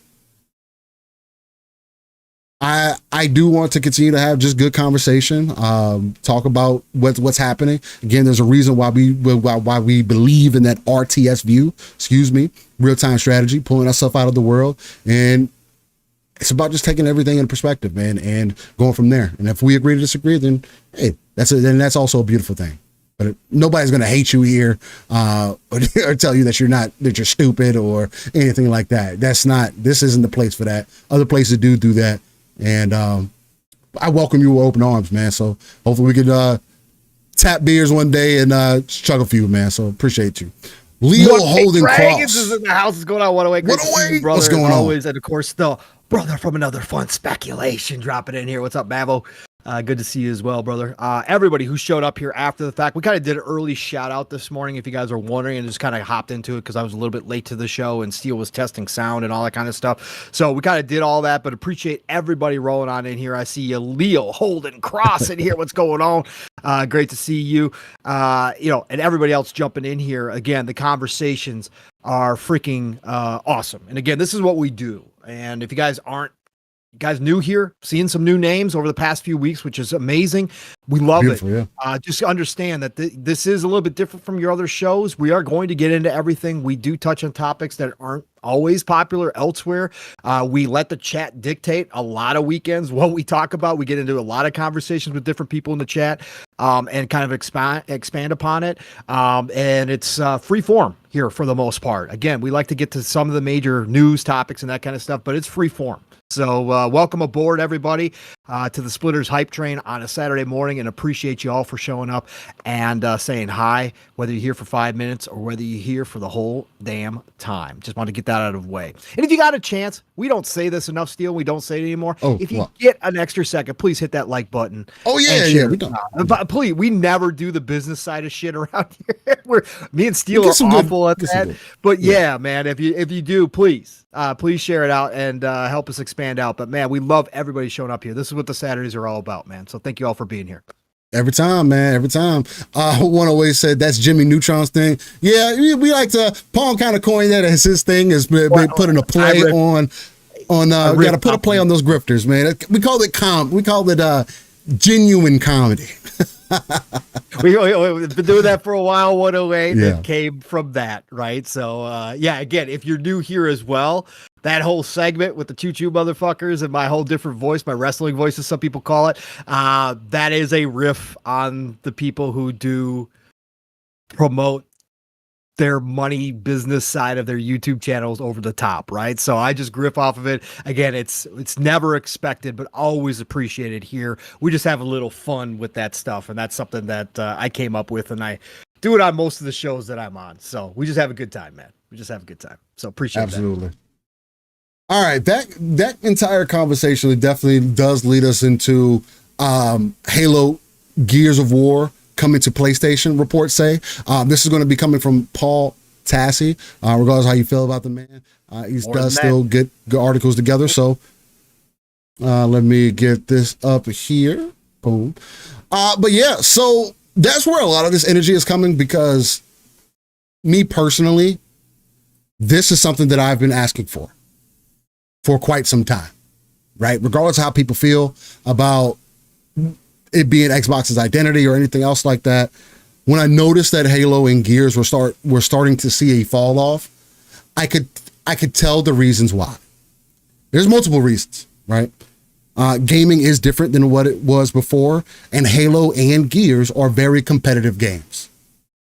Typically, competitive games of this ilk don't always keep the largest of a base, because, for lack of a better way to put it, it does become toxic. Now, in this case, I don't consider it toxic, because competition is competition, right? Yes, people are going to talk smack. It's just like any sports games and all that stuff. All that stuff exists today and is very viable in its current standing, right? Those things can be improved on a systems level, right? Play better, run better, things like that. But I wanted these games to be accessible to more people, so that when I play online, I'm not waiting ridiculous queue times for me to get a match, right?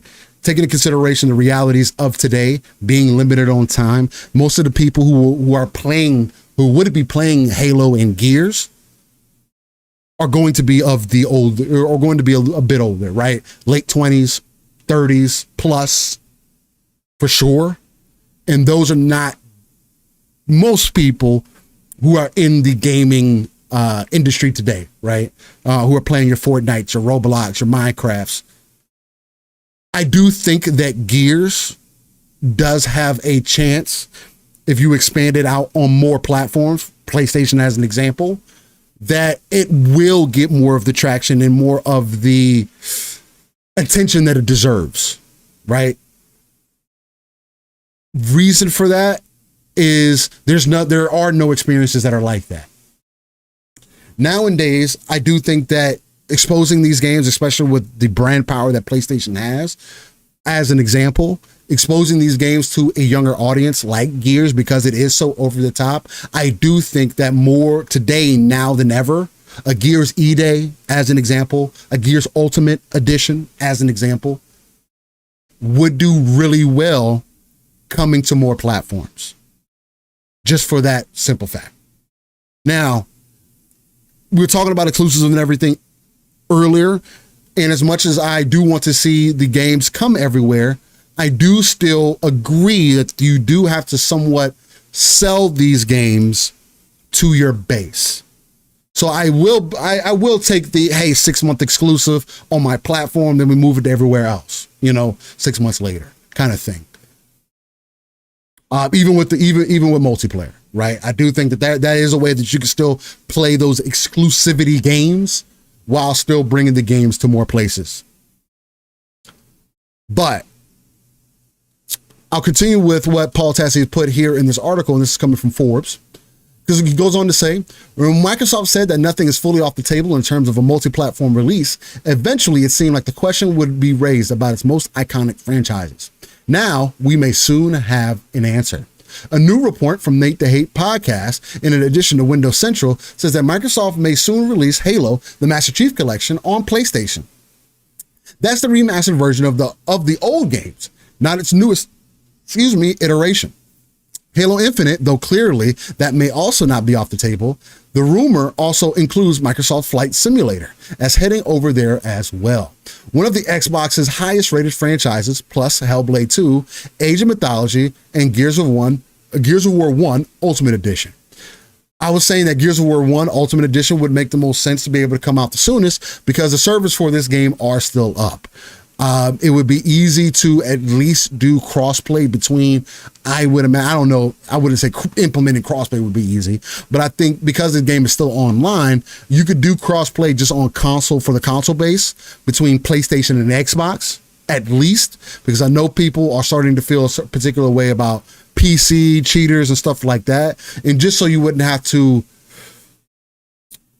including the PC base, so you wouldn't have a major cheating issue, you could start off by, hey, let's introduce it just to our console base, have it PlayStation and Xbox only for crossplay, and PC be its own thing, but it will still bring more people in than ever before. And I think that could be a big way to reinvigorate the hype leading into Gears E-Day, just because it is, one, again, something that already exists. And I do feel like, because I know some people are like, well, I think they should do E-Day first because Gears 1 is like right after E-Day, so why would they do that?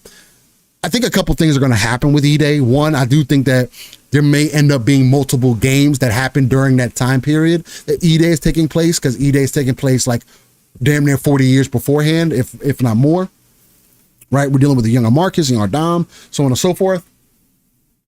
But I also think that when Gears 1 comes back, like if they do a Gears 1 through 3 again to continue that story forward, that I feel like they may make some narrative choices. They may change some things. Like one of the things that I think will be cool if they introduced it in Gears E-Day, because I always thought it was interesting that they always had a Locust Queen, but they didn't have a Locust King. Then maybe, hey, Gears E-Day focuses on who the Locust King is. And why is there a queen in the first place? Why did it transition to there being only a Locust Queen?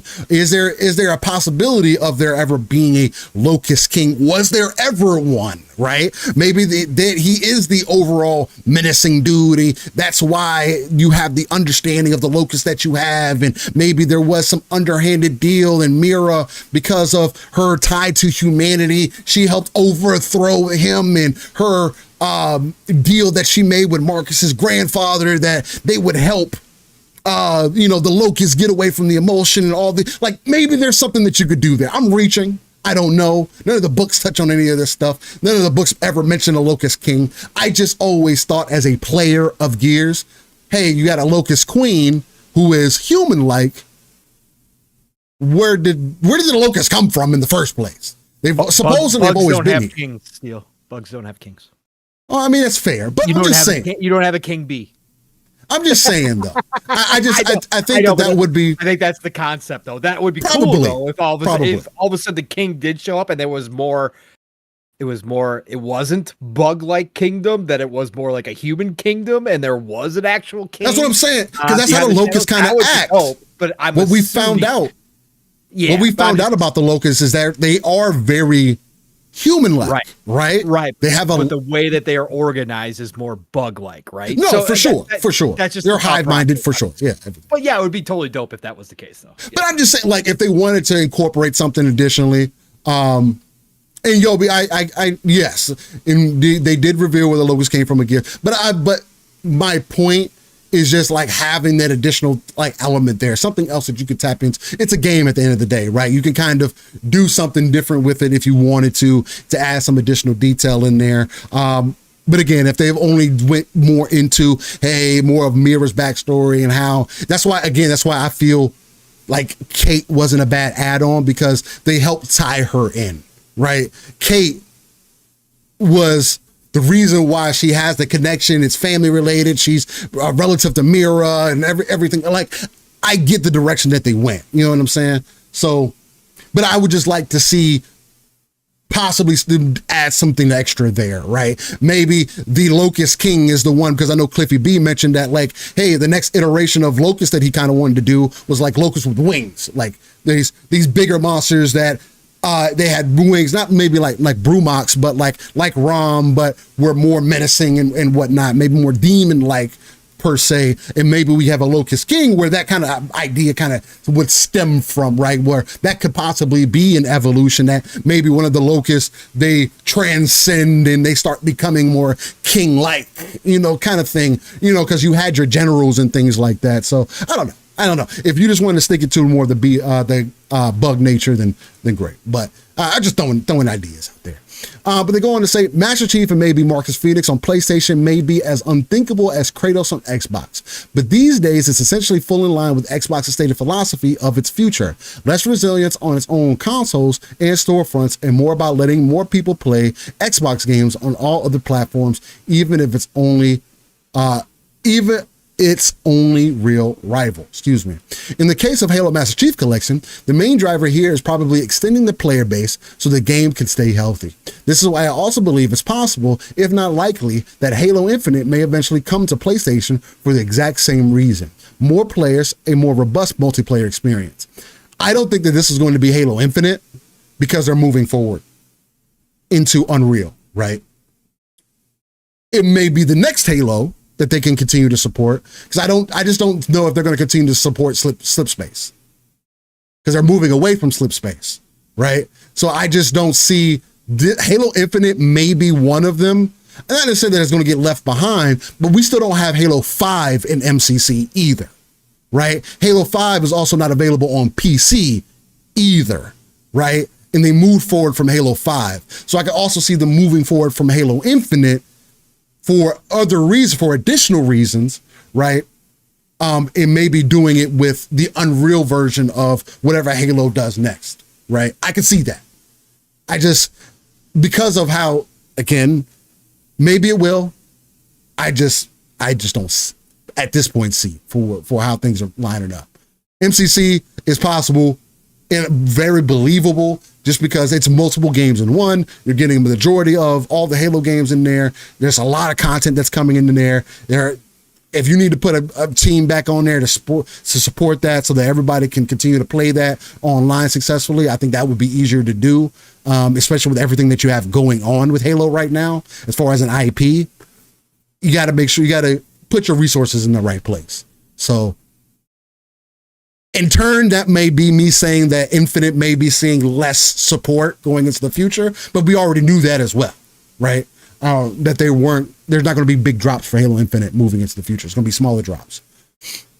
It goes on to say, on the player side, I mean, who cares? There's little reason to believe that less exclusivity in the industry is a bad thing. However, if we do in fact enter an era where Xbox is more or less a third-party publisher with a subscription service and PlayStation is the only core console that matters, that could lead to some level of complacency. On the Xbox side, I mean, things are just wild over there at this point. There's a huge reliance on cloud gaming for marketing its brand, which is still a nascent, tiny part of the overall games market. I agree. Game Pass subscriptions are hitting a ceiling with little room of substantive growth. PlayStation 5 is now outselling Xbox consoles 5-1 in recent months by some estimations. It's been a whirlwind transformation for the brand, and some loyalists feel burned by the support of Xbox for 2 decades, where now being an Xbox fan feels somewhat pointless. I don't get that. I don't understand that. I hear you. Again, that's kind of what we were speaking to earlier. You know, Harry was making those same points. It kind of makes it, when you see the direction that they're going, I can understand why you have the feelings that you do, the same way that Pong can understand it, and even he feels it, right? But for me, as much as I may understand, I don't think that takes away of what I find value in as far as the platform goes in the ecosystem. Right. He goes on to say, we don't know if the Master Chief Collection or all of these other games will arrive on PlayStation anytime soon, and this is not actually confirmed at this point. But the writing is on the wall for Microsoft, and it's just a matter of when, not if, a large portion of its first-party games, new and old, head to PlayStation, even its most iconic figures. Pong, I mean, we pretty much majority touched on this. Paul Tassi added some extra flavor on this as well.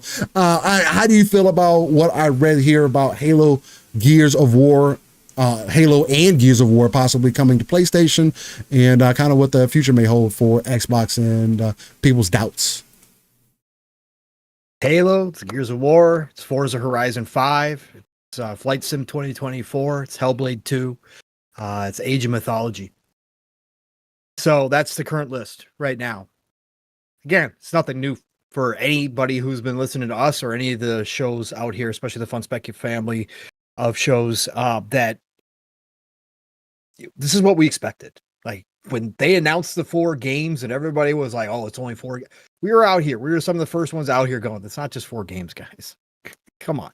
This is the reality of the situation. And, you know, I again, Tassie to say that there's, you know, like I said, I understand where Harry was coming from, but there's plenty of us who still find value in being an Xbox game player because of Game Pass. Again, Xbox has evolved so much into something more. The gaming industry is evolving into something so much the gaming, yeah. The gaming industry as a whole, access points to gaming now is expanding, you know, all the time of where you can game at when you own a game, right? And that's what Xbox is trying to do. But for me, the value is Game Pass. The value is play anywhere. The value is, right? The value is cloud saves that work across multiple platforms that are just there that I don't have to pay for, unlike PlayStation. Again, I gave up my library at PlayStation.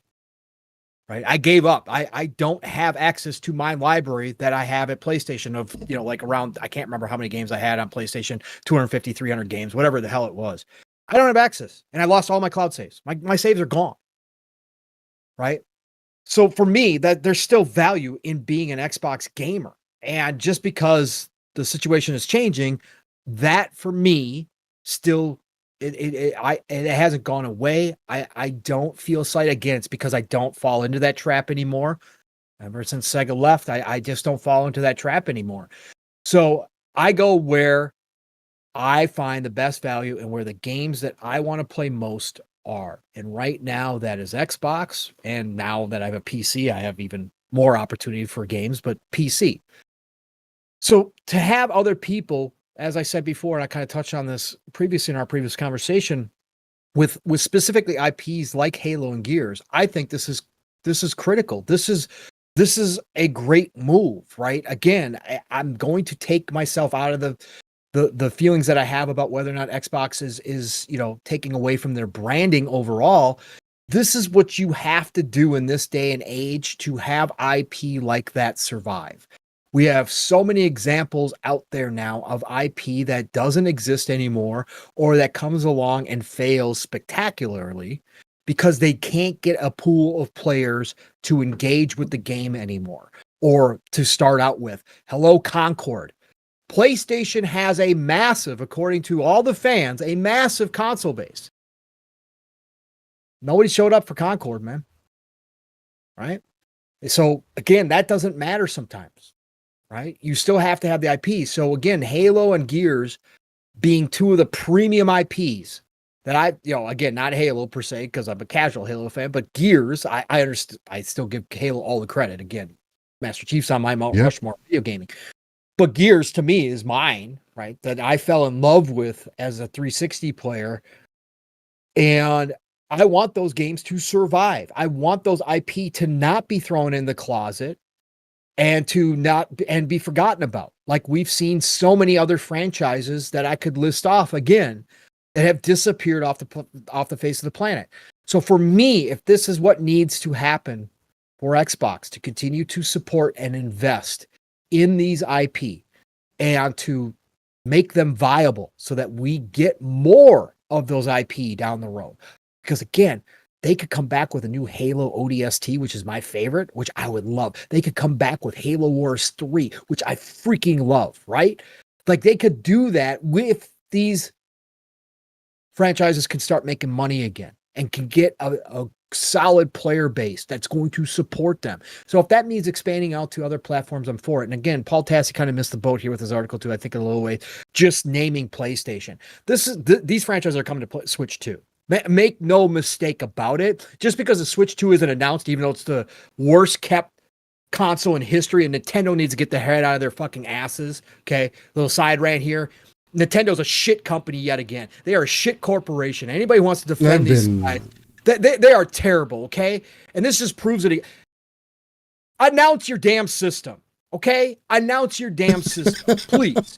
This shit is this is terrible, bro. Okay, they even put out an advertisement. I saw Jasper threw it. They put out a tweet today saying great games coming to Switch this year. Totally just ignoring the fact that Switch 2 is basically fully released now. Outside of them just announce the goddamn system. Anyways, side rant. these games are going to come to Switch 2 as well. If the Switch 2 is powerful enough, and we've heard it, supposedly Red Dead Redemption 2 is going to be one of the initial third-party games available to Switch 2 out the gate. If Red Dead Redemption 2 can run on the goddamn Switch 2, of course, we could put the Master Chief. That's going to be fucking impressive. That's going to be. That's going to be impressive as hell. We could put Gears of War on there. Listen, this is what it takes. This is what we expected all along. Xbox is the world's largest publisher, right? Both third-party and first party. That's a simple fact at this point. And I would put that up against it just in terms of amount of content. We're seeing it start this year. Like this year's, well, the second half of last year was crazy, but this year is going to be nuts. They are one of the world's biggest publishers. And so this route is a natural transition. They're going to do it. They've doubled, quadrupled down on hardware coming. The hardware is not going away. So for me, Steele, this is the decision they made. No matter how much people want to yell about it, they're never going to change their minds. This is a money move, pure and simple. Microsoft is going to get their bags. Okay. They've chosen this is the route. Whether we agree or not, this is the way they're going to do it. So I welcome it from the standpoint that I, as a gamer, get more of the franchises that I love. They get to continue to survive and exist in a world that is extremely difficult for games to thrive nowadays. This gives them the best chance to do that. As I said before, it expands the opportunity for more content to allow the devs, other devs within Microsoft and Xbox, to focus on what they do best, like single player RPG games that maybe wouldn't necessarily happen if they didn't have these other franchises living and existing that brought in continuous money, that had multiplayer components, etc., that drive numbers that the shareholders are looking for. We are still going to get those other games as well, which to me as the gamer is the most important thing. So more power to them. They are going to find new fan bases of a lot of these games. We've already seen it. Some of the people out here, the clown show, that have said that Xbox has no quality and that their games are shit. Suddenly, and it's not just a troll, suddenly are a little excited out here for some of these games showing up potentially on their platform. Suddenly, well, we're going to find out, Steel, for sure. But if you don't think people aren't going to jump into Halo, if you don't think people aren't going to jump into Gears, if you don't think that people aren't going to jump into Forza Horizon 5, you're nuts. You are nuts. Those are games that represent genres that are not on these other platforms. That's why you see the Nintendo community suddenly, Steel, excited about third-party games coming when they haven't supported shit for third parties on the Nintendo platform. And yet all of a sudden they're excited. Red Dead Redemption 2 is coming. Oh my God, Master Chief, I'm going to be able to play Halo on my Switch 2. Holy shit. Y'all a bunch of fucking fakes and frauds, okay? You guys protect your companies more than you care about the gaming in general, but more power to you. I'm happy. Yeah. Because again, you're going to be supporting and putting money back into the ecosystem that I currently am invested in and that I find the most value in. And so for me, it's a benefit. Game Pass itself, with all of this happening, gets to continue to exist, even if they don't get the growth numbers that they wanted when they first started Game Pass. What they imagined would happen with Game Pass didn't happen per se. Does not matter. This reinvestment from all these other places allows Game Pass to continue to exist because we have seen no slowing down of them making deals on Game Pass or anything like that. So Game Pass, I'm going to ride it till the wheels fall off. So I'm happy that still continues to get to grow too. So I'm all for this, Steel. Let it ride, man. Let's go. Yeah. Again, I'm going to turn it up. I keep been making posts this week. I even made some videos. I even made a video on my personal channel to say, hey, it's exciting to see the potential of this. This is the one thing that I've been asking for. More players to be able to enjoy a game that I've always liked, and bodies to be able to hit the floor, man. Something to disturb. Where would you like to take it from here, good sir, Paul? What's something else that you got that's been itching that you want to get in the conversation. I know Jason Ronald did make his appearance, and he said that they're going to be Microsoft will be combining the best of Xbox and Windows together for their handhelds. Their goal is to put player in their library at the center of the experience, and not all of the Windows work that you have to do today. I don't know if when you saw that this week, that was from CES. Shout out to CES and all the great stuff that they showed there. Again, we also got the announcement for the RTX 5000 series cards. We're going to see what the performance is going to be like on that. Supposedly the 5070 is going to have 4090 type performance. I highly doubt that, but we'll see. They talked about a lot about AI. I just, when they make these big claims, I just see it generation to generation when it comes to graphics cards, especially. It doesn't necessarily happen that way, right? We did see it more so with the 2000 series cards, right? Because it was like literally the moves in the generations, right? 1080 Ti, or the 1080 used to be like one of the best cards that you can get on the market. Still was pretty. I think it can still be probably used today if you're doing 1080p gaming. You want to have DLSS and stuff like that, which I would definitely suggest anybody to upgrade to a 2000 series card at bare minimum if you're looking to save some ducats. But even with that taken into consideration, NVIDIA has been seemingly getting better over the years. I do think that the 4000 series is one of those that you probably should have skipped out on, right? And I know, shout out to, oh no, it's Alex. He does give a good example. It does seem like with NVIDIA right now that every other generation seems to be a good generation for them. Seems to be their odd generations. But again, you just got to kind of understand what you're getting. Jax82 donated 5 bones and says, do you think that the PlayStation fans are going to care about Halo and Gears being on the platform, or use it to trash Xbox day one fans of the franchise? I think they're going to do the latter. I think they're going to use it to try to trash folks. But at the same time, you can't trash people if you can't play the fucking game. And playing the game means more than playing the single player. So I'll see them online. I'll see what those PlayStation fans want to do when they jump online. Because traditionally, PlayStation players aren't that great at playing video games. Unless they're fighters. I'll give you fighters. But shooters, hey, them sticks. Hey, man, there's something about them sticks that just don't hit as hard. But anyway, I'm being funny.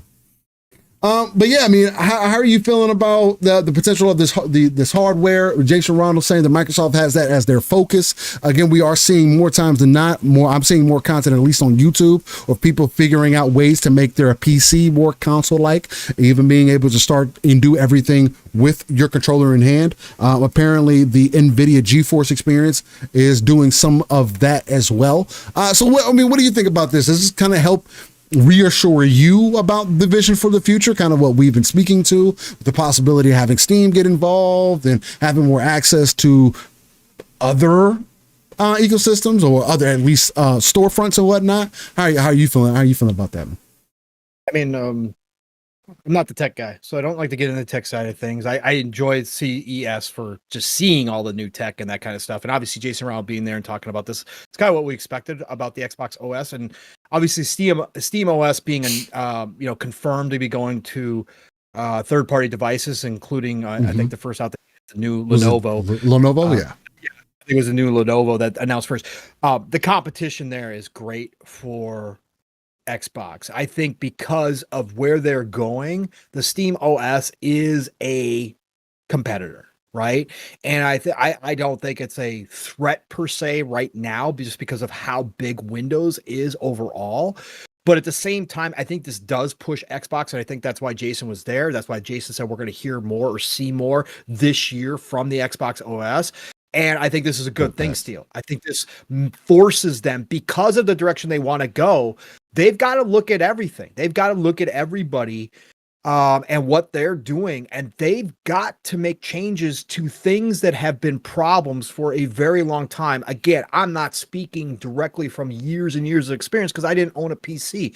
But I've heard all the people out here who have been on PC for a long time that have complained about the Windows side of things, right? And the storefront and all of that kind of stuff. And that all plays into if you're going to try to move into this space in a big way, and you're going to try to make an impact in the way that they say they are with the Xbox Play Anywhere, with having all these devices be able to run this stuff, then you have to have an OS that works. You have to have storefronts that people aren't bitching about and complaining about. Yeah, Steam's, as far as storefronts goes, is the de facto. It is the monopoly. Again, Epic's giving away free games and they can't make a dent. Like, that is the norm, right? But at the same time, Microsoft wants to be in this space, and they already have a foothold just because they are the owners of Windows. So you have an advantage, but they have to come up and play with the big boys. So I think all of this rolls into what Jason was talking about, and he was making an emphasis, which I thought was important, Steele, that this has been a case where it's Windows with a cute Xbox overlay on it, right? And that's not what they need. They need to put the gaming front and center. So this has got to be Xbox first, and then Windows, a trimmed down, cute version of Windows in the background to hold everything together. But it's got to be Xbox front and center everywhere. So when people fire this OS up, whatever device they're on, it feels like you are in Xbox, not that you're in Windows running an Xbox app. It's got to feel like you just fired up your Xbox, right? And so I think that was the important key takeaway that I kind of took from his talk here. And I love that that's the focus. Now, again, execution is completely different. Talk is cheap. It always has been. We know that. We've seen so many cases where there's been big talk and things just don't follow through. But the fact that they're investing so heavily in this, and that everything that they're doing is directed in this way, that this is the way forward for all of Xbox, makes me believe that they are going and are currently putting the time and effort in required to make this a great experience for everybody. So I can't wait to see how this turns out. Love to see it. Again, I'm excited. We've talked about it now. The Xbox Play Anywhere is a feature that they have been saying more and more and more. It's something that we've talked about on our shows in the past that people don't talk about enough. If they get this down and they make this work, and the vast majority of my games, I only have to buy one copy and I can play it on any freaking device. The benefit as a gamer, as a consumer, money-wise, benefit, again, value-wise, that is unprecedented, Steele. If they pull this off, if they find a way to make that a reality, that changes everything for a lot of, right? Not to say that people are going to stop buying their games on Steam. I'm not saying that. Oh, no. PC Master Race, they're going to do what they do. But what I'm saying is that is going to be undeniable for somebody who is just the gamer that just wants to play somewhere, when they start hearing that, you can buy one copy through the Windows Store, and then I could play it anywhere. I could play it on my new Xbox console. I could play it on my TV. I could play it on my PC. I could play it on my phone. I could play it wherever I play my handheld. Oh, wow. I only got to buy one copy? Yeah, you only got to buy one copy. It works everywhere, and your save is everywhere. And you could pick up and play from where you left off anywhere. Yeah, man, that to me could be that moment that kind of gives them a real push into what they're trying to do for the future here. And I think that could pick up some real big steam as we go forward, if they execute it. Again, it's always a big if, but if they execute this, and I think this is a part of it. I think that's what Ronald's getting at here. Because I saw Shane G, he was making the point that, hey, because there's the talking points, the different talking points that people have on the different shows and everything. He was saying, just remember that this is a bubble of 3,000 people at most that participate in these podcasts and Console Warring on Gaming Twitter bubble. He also goes on to add in, because I mentioned that, Shane, I get if that's what you see it capped to, but we're speaking to the wider audience regardless. That's just us. That's what we do here at Live in Split Screen. He does go on to say, I agree still, but these narratives are driven by a tiny fraction of the same group of people and leakers. Not a single gaming person I know knows any of this shit. They care about playing games. No, and 100%. The majority of people who play games are not going to tune into this content or care enough to see what's happening kind of behind the scenes or want to take the RTS approach. And to the point that I was making with you earlier, for me, it's not about just the people that are in our community. Our perspective is, again, that's why we say RTS and they also say ECP, while we can coin both coined both of those mottos. And if ever, we're going to get that on the back of a shirt if you ever see us out in public, I'm telling you. But nonetheless, we are speaking to the wider audience regardless. So whether those people, those normies end up tuning in today or they tune in 10 years from now, this information is all going to be here for them to see where the conversation has gone up to this point, right? For them to have a basis of kind of the information and see how people were having the conversation. We are considered the hardcore, man, right? And there are more than 3,000 of the hardcore player base out there, and it is up to us to kind of expand that out. There's going to be different ways to expand that out, and a lot of people kind of do it in their own way. I don't think that console warring or kind of focusing on just the console base is the answer to that, which is why, again, Living Split Screen is a non-console centric platform. We're on PC, we're on Xbox. One day I want to be more in the PlayStation ecosystem when they give me things and reasons to be invested into that platform. But I want to be able to welcome as many streams to reconnect. Ladies and gentlemen, I'm sorry, hit that refresh button if you can to get us back rolling and rocking, because for whatever reason, OBS crashed again. I've been having this thing with OBS, so I probably need to reinstall a fresh version of OBS at some point. Maybe I'll make that a goal the next week I'm off. Get a fresh version of OBS and just download everything. I have to re-download all our JSON files and make sure we keep our layouts and whatnot. So apologies for any faults, or if you hear a skip in the content and things start sounding kind of off or weird. And audio listeners, if you end up hearing this, because I will end up downloading it after to upload it for you guys, I apologize. But to continue the point that I was making is that we're a non-console centric platform for a reason. We want to reach as much of an audience as we can. Yes, right now we don't have 10 million subscribers, whatever the case. That's not our main goal.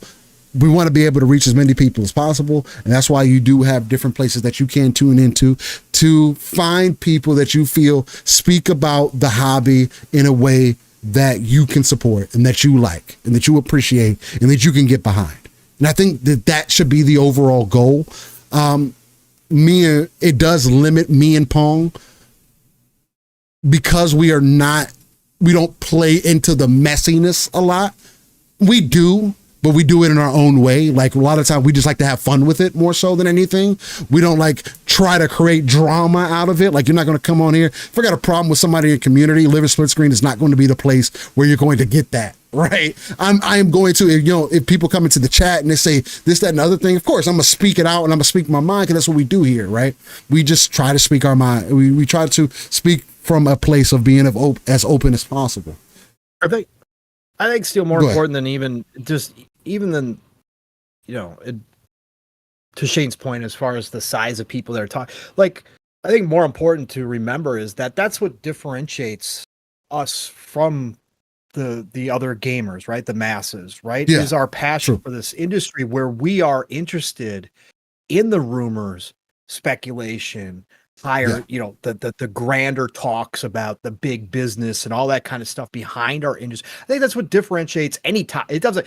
I'm just using gaming because that's where we're at. This is a space we're in, but you can pick that about any topic, right? There's casual sports fans who don't listen to sports podcasts 24/7 and talk trades and do all that kind of, like, there's different levels to fandom in any hobby. And I think that this space gives, whether it's our, 50 people every week that come into our chat live, or whether it's, one of the bigger shows that has thousands of people in their chats live, it doesn't really matter the size. I think that just what's important, Steel, is that we talk about the stuff that we want to talk about on our shows. Like we let the chat dictate, we bring in topics from there, but we are talking from place that we are genuinely interested in talking about. And that includes the wide spectrum in this industry. Not just, we talk a lot about the games. We start our show out usually between 30 minutes and an hour talking about games that we've been playing. Sometimes it even goes longer than that. So we talk about the games too, but that's, I think, the biggest difference is here in this community, we have the different levels And people are going to talk about different things. Like you said, there's drama channels. There's channels that flat out, all they do is console war. That's their whole, shtick through the entire thing. Yeah. You're going to get that wide spectrum.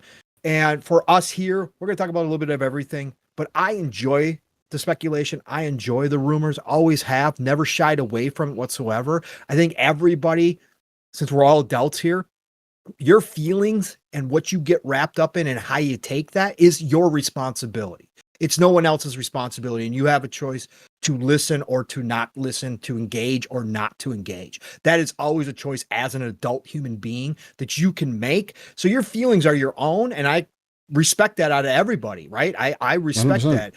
And so, but I'm not talking about anything I don't want to talk about. I'm talking about stuff that I like to talk about here. And so, yeah, I think that's the bigger point is it doesn't matter how big the audience is. It matters that that's our interest level here in the industry. And I think that's the differentiating factor between us and the masses. So anyways. Yeah, I think you wrapped that up quite nicely. That's beautiful. I think the other important thing to talk about, since we were kind of hammering out kind of what's going to be going where and games going to different platforms. How about the developer direct, though, that Xbox just announced this week that's set for January 23rd at 10 a.m. PT. So far, they said they announced the Doom, the Dark Ages, South of Midnight, Expedition 33, and a brand new game from another studio would be there. As far as the developer direct goes, man, this is probably the third year doing the developer direct? Yes, third year. And the developer directs every year, they end up always showing, from what I can remember at least, correct me if I'm wrong, there's always about 5 games that they end up showing. There has been 5 games each of the last 2, correct. So it would be safe to assume that there would be a 5th one here as well. Some people saying that there may be more than that. I know you were saying that, I heard you last night say that Jez said there could be possibly more there. I didn't get the chance to listen to Rand and Jez this week, so I'll probably listen to that later. Jez said that the show could be bigger than expected. Now, he didn't expand upon that, whether he meant more games in general or just a bigger announcement, right? Which is obviously what it could be. That one of these announcements, maybe the mystery one, maybe there is a 5th game, could be a bigger announcement than we are expecting. He didn't expand and clarify that. So you could take that how you want to. I just want to make sure that we don't say that it was absolutely 1,000%. No, not that there was going to be more games, because no, that's not what he said at all. But you could take it that way. But yeah, there's different ideas about this deal for sure. Again, I made the argument, and I think Mav and I both made the argument on PM to PM that actually 4 might make sense here, just because they might have an extra one because they have so many games this year that they have enough for another whole direct down the road. So maybe they only do 4, but 5 could still work here because it could be an extra 3rd-party game. You just don't know. That's the fun of this one. That's the fun. There's a lot. No, there is a lot. I mean, again, I do have genuine interest in the games mentioned. I didn't get into the last Doom, and again, Doom seems like it would be a game for me, but I don't know. Something about it just doesn't speak to me. I liked Doom back in the day, the older Dooms, right? That stuff was fun, and for some nostalgia purposes, I do like the way Doom makes you feel, right? Going from enemy to enemy, that Space Marine kind of feel. We go from enemy to enemy, being able to execute, you shoot them, having that balance there. I just didn't give enough time to Doom Eternal to give it a playthrough, and maybe I will with Doom the Dark Ages, again, with a lot of the dope stuff that they have going on in there. They did show mechs, and that could be a reason if I can pilot a mech, that will help entice me to be in there. South of Midnight is definitely high on my list as far as interest goes. I'm liking what I'm seeing from that game as well. And even Expedition 33, I made a post on X this week, otherwise known as Twitter, that I'm interested in playing Expedition 33 just because of the active dodging and parrying mechanics. I do think that is a really dope way to evolve the JRPG genre, or I should say more so just the turn-based genre. And I want to see how that works in practice, because maybe that would be a way that would entice someone like myself who doesn't like to play turn-based games, who is more action-oriented. Maybe that game does end up interesting me, and I do end up diving into that game and being fully invested and saying, damn, Expedition 33 is the best turn-based game I've ever played because of a simple feature like that. And maybe that is a way that maybe this game helps show Final Fantasy a way that they can move further into their with their IP as well, and also get back to the elemental system, because I really like the way the Final Fantasy does it. But the mystical fourth game, and what could it be? It's a brand new game. It supposedly has never been announced from another studio. I don't know what it could possibly be. I would like for it to be Scalebound. Let's go, bring Scalebound back. No, I'm forever going to use that, because again, I always hear people downplay it still to this day. I want it still. Oh, I do. Now, as far as brand new game from another studio, if I'm going to completely assume that it's never been announced before, I have no fucking idea what it could possibly be. Said. What would I like it to be? What would I like it to be? It's a brand new game. Hopefully it's something from the East. Something that's more action oriented. Something maybe that has some PvP in it. That's something that I would like. Something maybe mech based, which I'm speaking to all the tropes that I would like to see. I don't know, man. Shane says it'll 100% leak. There's way too many people who know what it is. I just don't know. If it's a brand new game from another studio, it could definitely be StarCraft. There was some teases about that before, and I guess that at this point it would be new.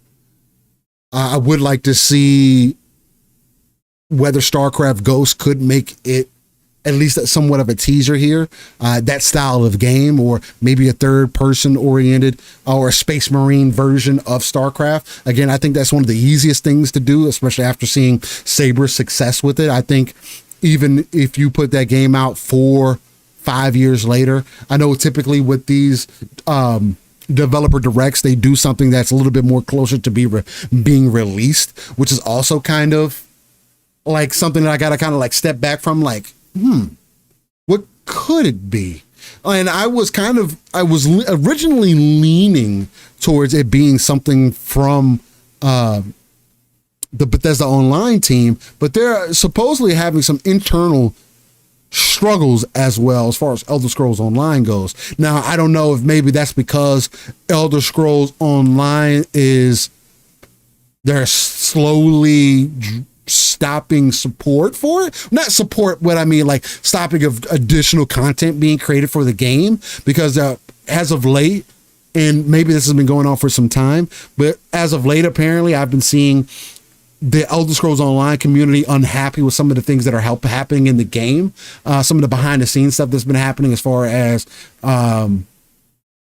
DLC coming in, them understanding what the community wants from the game, and for MMOs, that can be very telling, right? When the community starts being dissatisfied that there could be something else going on behind the scenes. Them working on another game has kind of been beyond a rumor at this point. There is something else happening, so maybe it is that. So that could be the fourth game that's going to be announced here. I mean, Pong, do you have any kind of, I legitimately don't know, like, just going with it being a brand new game from another studio. I mean, Xbox has but so many studios. This is going to be a first party. They've done some third party announcements here before as well. Like, didn't they do Path of the Goddess at the developer direct? If I'm not mistaken, last year? No, Visions of Mana. Visions of Mana? Okay, so maybe that was what I was thinking of. Yep. But you think that's what's going to be here, or are you just using it as an example? No, that's what was there last year. Visions of Mana. Okay. That's probably what I was thinking of. That's what it was. Well, there's a couple different things, and we've been talking about this all week. So there's a couple different things. So in one of the promos for the developer direct, they actually had 11 question marks down below the speaking to that mystery space. Yes. Yeah. And the question marks, again, why 11? So if you look at all the other ones that are announced, if you look at Doom and South of Midnight, and Clair Obscur, they actually have the developer name there, and they, for spaces, they have underscores. So the 11 question marks, shout out to ET, Epic Treasure. She was the first one that I saw. A lot of people brought it up, but she was the first one I saw bring it up, and she actually tagged me in her post as well. That the 11 seems very oddly specific. So if you take that 11 and you say, well, they're hinting at who that is, like who's going to fill in 11 spaces, like with a name, right, for a developer. And then we also have to take in the fact that, like you said, Steele, Aaron Greenberg confirmed that this was an unannounced surprise game. Then you've got Phil stating that they are traveling to a special place for this game, right? Because obviously with the developer directs, they go to the studios and they record footage, right? Okay.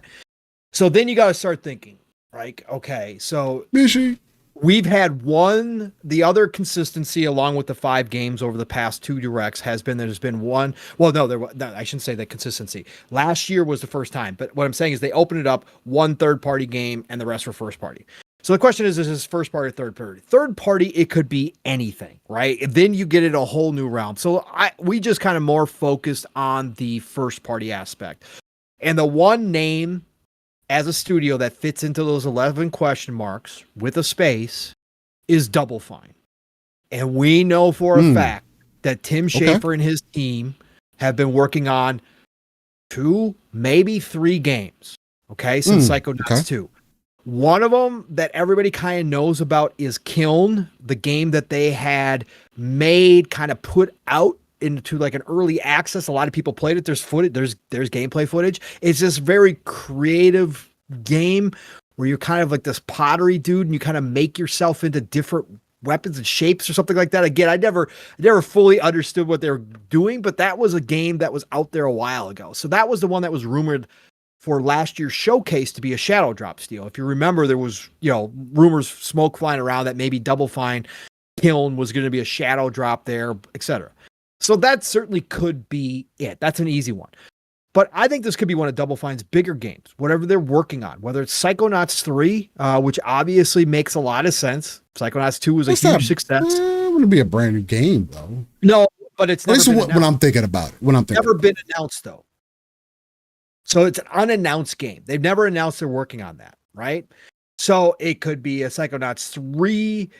It could be a Full Throttle 2, which a lot of people have been hoping for because we know Jack Black has been at the studio with Tim. There's been smoke around that.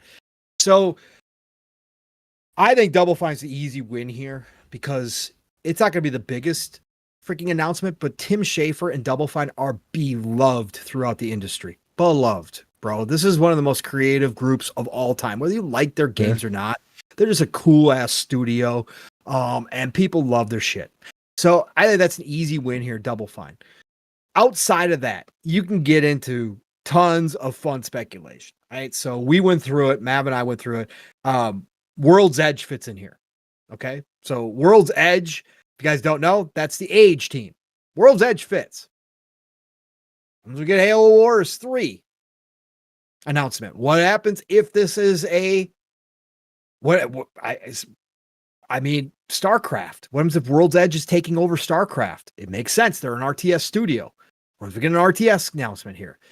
So you go down a whole rabbit hole here, bro, of different things that could show up here. But I think that this mystery game, I'm leaning a first party. If the 11 question marks, if you take that out of the equation, right? And that doesn't mean a damn thing, right? It's just a placeholder. They just chose a random 11. I mean, you could do a ton of different things. I brought it up last night as just completely off the wall speculation because I was looking at why did they choose an off-air TV screen graphic for the background? Sure, you can easily go, well, yeah, it makes sense. It's a mystery game. They're not showing it to us, so that screen is off air.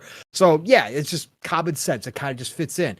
But if you look at how the other graphics are set up for Doom, South of Midnight, and Clair Obscur, they don't look like TV sets.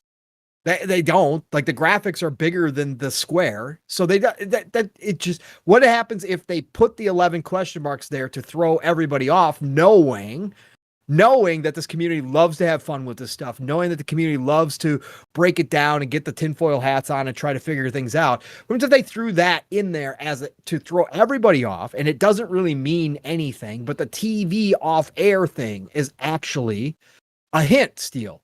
Well, Okay. I threw that out there into the show last night, and I was thinking to myself, what would be like, I was thinking to myself, like, say during the show, Steele, what if they bring up that off the air screen on during the show, right? During the direct, they bring the off the air screen up. What would they transition from that to? Well, to me, there was a game that popped in my head that uses an off the air. And again, you wouldn't want to make it so obvious. There's things they could have done to make it really obvious. But famously, Fallout uses the please stand by TV screen. It's true. Way, right? Not with the color bars, right? Not with the color bars. But again, It's black and white. You want to make it obvious, but you could transition from that off air into the please stand by. You know, that fade into the please stand by. And all of a sudden, you got a Fallout game announcement here because we know for a fact, Steele, that the most obvious thing is they need a Fallout game to go in between or to hold people over until the next Fallout full release, Fallout 5, because that is approximately 8 years plus away. And with the success of the Fallout show, it is too obvious that you got to allow an Obsidian or somebody else to make another spin-off Fallout game in the meantime. You got to capitalize on the popularity of the Fallout show. So what happens if they're just going to tease that here? Now, again, that wouldn't fit in, and I admit this freely, that wouldn't fit into the whole these games are going to come out this year thing, right? That would not fit into that because I don't think they have a Fallout game ready because they would have started that Fallout game maybe 2 years ago max, right? After the acquisitions and all that kind of stuff and after they got everybody settled in. So it doesn't fit into that. But once they just want to tease it here to let everybody know that they are making it, right? I was just throwing that out there fun.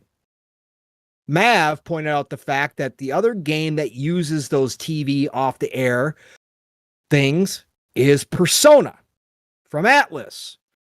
And Mav's speculation all along is Phil's hint that they're traveling to a special place because the other studios are spread out throughout the world, Mav, or Steele, as if you look at that, Mav was saying that they're spread out through the world, right? If you look at the studios and where their locations are for the 3 announced games, that the East isn't represented in this group. So what happens if they are representing all different parts of the world and they get an Eastern game? Well, then Persona 6 announcement, it'd be weird to do it at a direct, but could they do it with their relationship with Sega and Atlas? Maybe. I mean, it would be wild, but Persona 6 might be ready to rock and roll late this year. I mean, it's possible. That's kind of big. So again, these are just fun shit. I love this. I love the fact that there seems to be a pretty decent sized group of people who do know what this game is. People have hinted at it. If you've been listening to certain people, I think people know. And it hasn't been spoiled yet. Now we got 2 weeks, which is a long ass time for any kind of rumor to sit tight. So we'll see if this doesn't get spoiled. But for right now, this is just fun time, man. I love that they did it this way. I love that they threw the 11 question marks in there. Somebody pointed out in the chat last night, and I get a chance to talk about it on Xbox Ultimate. There's a big question mark in the middle of the screen. What happens if that is actually a 12th question mark down below? Because then you can open it up to more potential dev studio names too. If they use that kind of like a riddle that they actually put the other question mark up there, and that is actually a 12th letter, then the names expand out even further. So I just love the speculation, man. I think whatever this game's going to be fun no matter what it is, especially because it is an unannounced game. So it's going to be new to everybody. I can't wait, man. I can't wait. We could talk about the 5th if you think there's going to be a 5th or not, Steele. There was, I'll throw this out there. If you look at the initial graphic, there is space before Doom, a big enough. Well, they space. always do that little pushover thing, kind of. But it's big this time, Steele. It's big, bro. It's like it looks like it's the perfect size if you're going to put another game there. Just say it. Again, this is all tinfoil hat. This is all speculation down. All red string theory shit, man. Of course. So just throwing it out there. But if they, again, there's room there for another one. Wouldn't that be some shit if they've got everybody focused on this mystery game, got everybody playing the whole shit? Oh, God, what is this game going to be? And that's the way you're going to end the show. But you actually start the show with a fifth game that nobody even thought was going to be, or a lot of people didn't even consider was going to be there because they never even talked about a fifth game. And all of a sudden they start the show that way, right? The fact that I'll leave you with here, Steele, and that I was talking about before, is that Xbox this year, they've got, it depends how you look at things, 6 to 10 games potentially this year. First party. That's ridiculous, man. We knew this was going to happen. They've got too many. They've got to drop them. Now, again, GTA 6 could blow up a lot of shit. GTA 6 could change a lot of things. But right now, I don't think it's a release this year, but yeah, I don't think so either. But I'm just saying if it does, and we're going to find out more about that end of March, by the way, side note, I believe it's the end of February or the end of March. I think it's March is 2K's investor call, and they're expected to talk about GTA 5, obviously. Or GTA 6. If they get 6 to 10 games out first party, then they have, as I was saying, enough games to do a second developer direct if they wanted to. Now, the point being made is they got the showcase, which they always do. That's where I think Fable's going to have the big end of the show showcase, right? Is going to be Fable when they do the extra dev direct like they did with Starfield, and then last year was Call of Duty. I think this year there's an argument to be made that Call of Duty could be every year, but I don't think they'll do that. That's what I was afraid of. But I think that they'll do Fable this year there as the big second developer direct after the showcase. The showcase is big. They've got all the other shows throughout the year. But if they wanted to put a focus like they do, and they do such a great job with the dev direct, I want more dev directs because I love how they do it. Again, shout out to Tina Amini. I always shout her out. I will continue. One of the best hires Xbox has ever made. Her and her team just have this on lock, bro. I love this format. I love the behind the scenes look. I love getting to know the devs of all these teams that we don't get to know about. Like, that's why I'm excited for this dev direct is the Claire Obscure Expedition 33 team that's made up Sandfall. They are made up of former Ubisoft, a lot of Ubisoft talent. And they obviously got some big time talent the way the game is showing off right now. I want to get to know who these people are. So I can't wait to see that part of it, right? And Doom, we're supposed to get a ton of gameplay, and this is, Doom Eternal was great, but I wasn't into the platforming. Supposedly, they're taking the platforming out. I am so excited about that. Shout out to Jez, who pointed it out on Xbox 2. He hated the platforming in Doom as well. I hate the platforming. Again, I love Doom, but I just hate the platforming. So Eternal didn't hit the way for me. This is right up my alley. So I can't wait to see the more gameplay. But I love the dev directs. So I want them to have a second dev direct this year at some point, showing off some more of the games that they have from first party this year. But I think that these games specifically still that we are seeing here are first half of this year games. I think we're going to get release dates for all of these. And first half, huh? Yeah, I think they're all first half. I think they're all first half. They got too many games, Steele. They've got too many games. Plus, if they are doing, I think they are conscious of the fact that GTA could launch this year. Booty's already talked about it, so I think they want to get as many of their games out as possible in a reasonable time frame. They're not going to cram them all in, but you got Avowed. I think you can put South of Midnight out in March, beginning of April. Then I think you got Doom, end of April, beginning of May, and I think you can throw Claire Obscure into one of those bonus areas. It's a Game Pass day one. It's everywhere. It's not a exclusive. It's an everywhere game. I think that you could drop that into Game Pass anywhere in that time frame. And then I think whatever this fourth Mr. game is could potentially be in the first half as well, if it's a Double Fine game. So I think that we are set up here, Steele, for a unprecedented run from Xbox first party for this year, leading into next year. I think this could be ridiculous is what we're getting. And this dev direct is the hint, the lead up to that. Yeah, no, I think so as well. I think we're going to be impressed once again with some of these. I do agree with you as well. I would like to see multiple of these, kind of at least a couple of these happen over the year where they do dive behind the studios. And I get where you're coming from, Shane, as far as like production costs and time and stuff like that. But honestly, like, that's something I think Xbox, for one, should do better about as well. I think it is worth it, but you better go get somebody that can get an iPhone and record some video of them going through the studio, asking some people some questions, sitting down, and get a good video editor together who can really get it set up. I'm pretty sure Tina Amini will make sure that budget can do whatever it needs to do. Just put full faith into her. If you ask her, hey, I need to get a couple of these done, including our showcase that we do in June, I'm pretty sure she'll get them done at this point. For sure. Listen, whether they do it or not doesn't really matter, Dan. I'm just pointing out the fact they have enough games to do multiples of these. So if it's only 4 games, they could do another one easily. If it's 5 games, they could still do another one easily. That to me, like the numbers wise, I was just pointing out that this could be the year because of how many first party titles there are. We could see 2 of these directs. There's a reason why they do these directs. If they don't and they just use more of the showcase and the shows that out like TGS and all those. If they just choose to use those more this year than even they have in the past because they've got more games the second half, that's cool too. Like I really don't care. I just love the directs so much. I want to see another one. But again, if they do or don't isn't really important. I was just pointing out the fact this year, content wise, they've got enough to do multiple. It's crazy. It's low. Yeah, it's super dope. I know Nixie brought up in chat that he asked if we were going to get into the Switch 2 leaks and supposed Nintendo Direct that should be coming up as well. As far as the Nintendo Switch 2 leaks go, I'll kind of flow through them a bit. Apparently, it's supposed to be coming with 256 gigs of storage.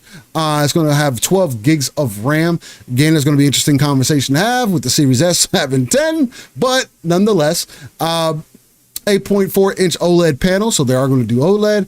It's going to have the USB, their charging port for it is actually going to be on top of the console instead of what it was previously. And they also said it's going to have DLSS, again, as we knew, as they are teamed up with NVIDIA, that is going to definitely, with DLSS 4 now as well coming, is going to help benefit Nintendo a lot. Now, I didn't see exactly who they were comparing it to, but from what I am seeing thus far, it does seem to line in with the somewhere around a little bit under the Series S, potentially, with DLSS being able to maybe pick up to some of that additional work to be able to play probably some, if not most of the games that the Series S can play as well, if you just kind of want to put that in perspective. Supposedly it's a little bit stronger than the Steam Deck. I think that was one of the ones they were using for a direct comparison. So with that being taken into consideration, and if it is true that Red Dead Redemption 2 will be coming to the Switch as well, to the Switch 2, that's one of the games that was rumored.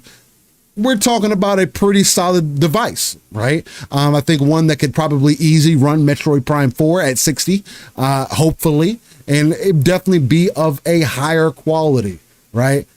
And the reason I make the comparison to the Series S is because with DLSS, there's going to be a high potential that you're going to be able to see games, very similar games be played on all platforms. And again, with it being more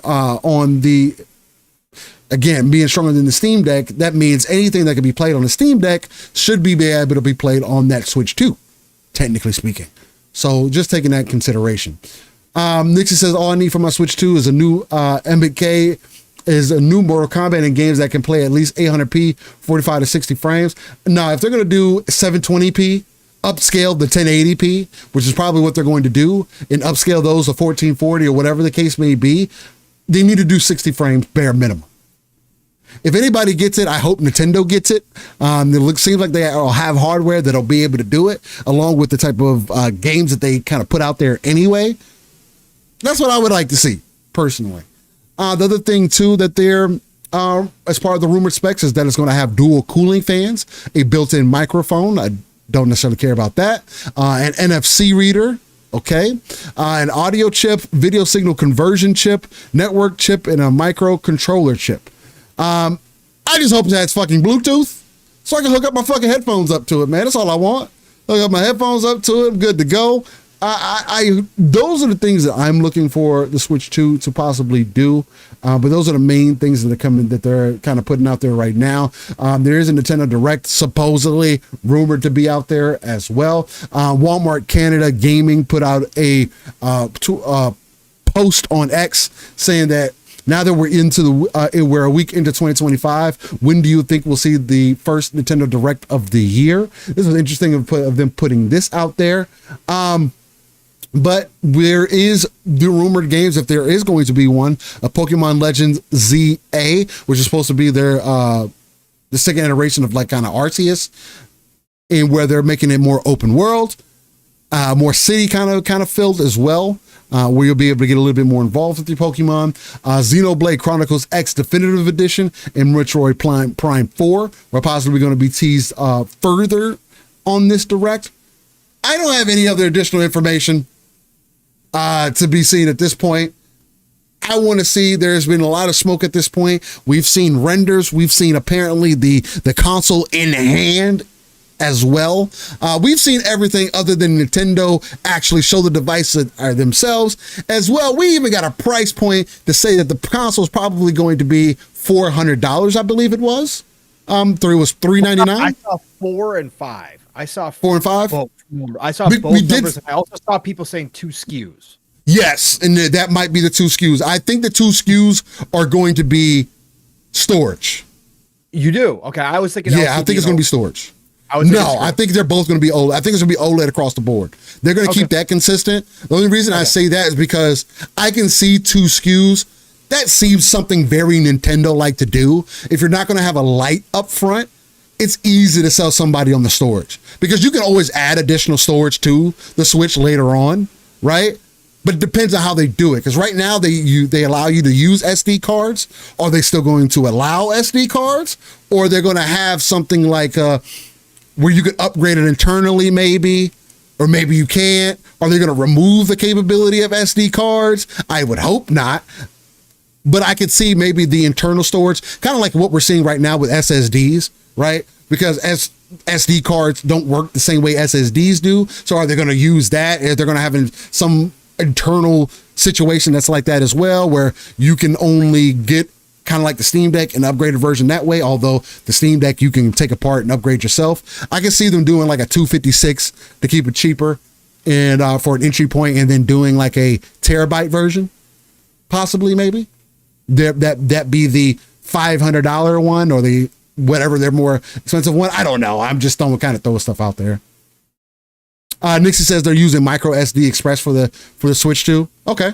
So that still gives you some options. So, I mean, again, it allows them to be kind of flexible with how they would use that. I mean, but that's kind of how I would look at it, at least. I'm talking about internal storage, Yogi, not external. I mean, I hope they keep the external as an option, but I just want to see like, hey, because of how games are, everything moving to SSDs now, you want the fast load times and all of that. Do the Switch incorporate some of that technology? I don't know if they spoke to that, if that's how they're going to do things moving forward. I don't know. I didn't do that deep of research. Chat, let me know if you find out something else. BT Maverick said Jeff Grubb reported on some Special Express SSD that is supposed to be faster, but that's a rumor. Okay. I sure hope they don't do anything proprietary. Christ. Proprietary memory is just so shitty, bro. I remember the Vita, the cost and everything else is just so stupid, man. I hope it's something reasonable. Did you mention, Steele, that the rumor was the announcement next week, January 17th, and then release in March is supposedly the... No, I didn't mention that. Okay. So that's going to be scheduled. Also, there's going to be supposedly Mario Kart 9. Yes. Okay. Game. Yeah, I did hear about that. Red Dead Redemption 2. Supposedly the Master Chief Collection is going to be there as well and announced. Not necessarily launching, but going to be announced to be coming to the Switch 2. And they said they're going to... This is going to be interesting, Steele, because from what I'm hearing so far, we'll see. Launch lineups are usually the strongest point for Nintendo. Usually Nintendo just crushes it with launch lineup. So supposedly, though, they are going to have a trailer for a new Mario 3D game, but it's not going to launch with the system. So we will see about that. Supposedly only one... I mean, Mario Kart technically is still Mario releasing on the... That's still considered. They would consider that. Sure. But yeah, I want to see the rest of the launch lineup. Obviously, we assume Metroid Prime is going to be there. as well, because obviously they showed that off already and announced that, and I'm assuming they're going to show off the Switch 2 version at this show. But yeah, that's what I'm interested in, is the games that are going to be there. But supposedly third party is going to have a huge presence, because there are supposedly a lot of third parties lined up. I don't doubt working on games to bring, again, like we said, I don't doubt it. Previously. You're talking about a whole, basically. They've never played these games. Some games, but there's a whole generation of PlayStation and Xbox games that could be ported over, that could just make money if the Nintendo crowd shows up to buy the third party for once. But there's a whole generation where you could just print money throwing this shit on Switch. Bro, Switch 2? Oh my God. If it's got the power that they're saying it does, yeah, you're just going to port everything over. It's going to be a fresh start for a lot of games. Again, a lot of Nintendo only fans who never had a chance to play those games may pick them up, right? Again, I don't think they're all going to be, 10, 15 million sellers, of course not. But again, the cost to put them over on Switch 2 is going to be low. I still think the interesting question for me, Steele, going forward is how this affects Nintendo. Because if you've given your developers this newfound power, and I know Nintendo developers are very good at what they do, obviously, and they're a machine from their first party developers and how they develop games. And the costs have been extremely low for them, comparatively speaking, because the Switch was such ridiculously old technology. Now that they're bumping it this far, because if it's even a a lot of the initial rumors were PS4 Pro level, at least undocked, and then potentially close to Series S when docked. If that's even close to the case, you're talking about a full generational leap, like an old school generation. That's for them, 100%. For these devs. So 100%. Their games and what's going to be expected out of Nintendo games, yes, they'll still get away with some of the bullshit that Nintendo always has, reselling the same game that they've been selling for 4 decades. There's still going to be some of that shit. But the next Zelda game, there's going to be a new expectation for what that's going to look like and what that's going to feel like. The costs are going to go up for Nintendo developers. They are going to see what could be a significant rise in costs where, obviously I'm not talking about $300 million, $400 million budgets to see some AAA game. I'm not saying any of that. I'm just saying, comparative to where they've been, they're breaking new ground on Nintendo side of things. If they're bringing this much power into the system for their devs, those costs are going to rise, which means the profits aren't going to be quite as big, especially initially, because they're not going to have 120 million units out in the wild out the gate. They're going to have a large number, but they're not going to have that many out the gate. So that's going to be interesting to watch that dynamic of their ecosystem too. Now, again, they're still going to make money on everything. So that is still always going to be in their benefit, but I just want to see how this changes Nintendo a little bit. Dev times also might increase a bit for Nintendo devs, especially as they get used to the new hardware, and come to grips with how much more power they have. We saw it again. I'm just going off of Nintendo's a machine. Their devs are machines, but we saw the same thing happen on previous consoles for Nintendo or for PlayStation and Xbox. As the power increases, these devs get unwieldy, Steele. Like they try again, opens up, you know what I'm saying? It just opens up more possibilities, and with more possibilities come more problems and more responsibility. And I'm not saying that Nintendo's going to have the same issues. I'm just saying this could be a big change for them potentially. I can't wait to see how they handle it and what comes out of it. Because I want to see some of their games take a leap forward. Even the games I don't care about, like Zelda, I'd love to see what they can do with an actual Zelda with more power. What they did with Zelda on the old Switch is magical. Again, the mechanics that they had in there, like, it's unbelievable. They got the world to work the way it did with that freaking machine. So what they can do with this thing, I can't wait to see what that Zelda fan base gets next. It's gonna be cool.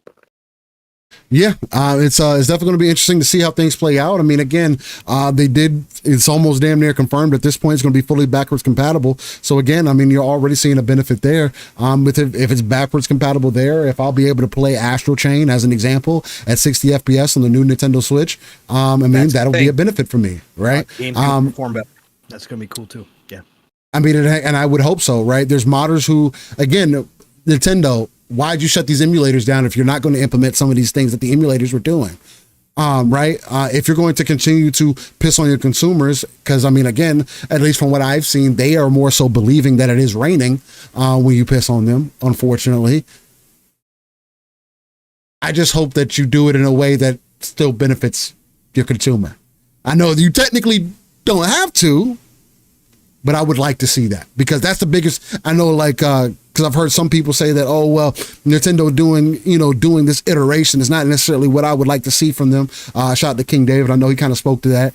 He was like, man, I would have liked to have Nintendo that kind of innovates, right? This is an innovation for them. This is an iteration kind of thing, right? I think this time around, though, that this is the best opportunity for Nintendo to iterate, because again, you are doing things, the generational leap that people talk about that we don't get nowadays. Pong, I 1,000% agree with you. This is going to be that moment for Nintendo, and hopefully this does help open up their consumer base to start seeing things differently. Hey, games don't have to look a certain way. Hey, games don't have to run this way. Hey, I have a 4K TV. Why, when I plug my Switch in my dock on my 4K TV, is it extremely blurry? Hey, okay, well, no, now it's not blurry. It looks way better than it ever did before because of DLSS and these hardware implemented things, and there's some software that helps out. Tech. Oh, crazy, Steel. It's gonna be super dope to see how those things play out. Yeah. But for me, that's all I had on my docket, man. Nothing else for me that I got lined up. Pong, do you have anything else that you want to touch on or jump into? No, I mean, we should mention that Assassin's Creed Shadows did get delayed again. Yes. For anybody not paying attention. Ooh, thank you. Yeah, it's put it in the title. I didn't even see it in the title. I just brought it up. Yeah. I was thinking about the different stuff that happened this week, because there was some gaming news this week, specific games news this week too. But I did want to get your quick thoughts on this too. But for anybody who doesn't know, Assassin's Creed Shadow did move. Now, I had chuckled. I could not remember if it was on this show or if it was on one of Fun Speculation shows that I had chuckled. Somebody in the chat had said that it was going to be delayed, and I laughed and said, no way. So I was absolutely I think we both wrong. did. I think it was on the show. Okay. We both did. You said there's no way because they need it. I got to take the L. I got to take the L. Well, again, because, man, I did not think Ubisoft doesn't. Even a month, 3 weeks delay here, which is what it is. March 20th is the new date for Assassin's Creed Shadow. True. That costs money. And Ubisoft doesn't have it right now. Like, this is not like, it's a better date for them for sure. February was damn packed. It's a better date for that game, but still, bro, like I can't believe they delayed it again, but they did delay it. Steel, they've been posting. This is where I want to get your thought on real quick. More gameplay. They've been posting a lot of gameplay. All the gameplay has been Nawe. Mm-hmm.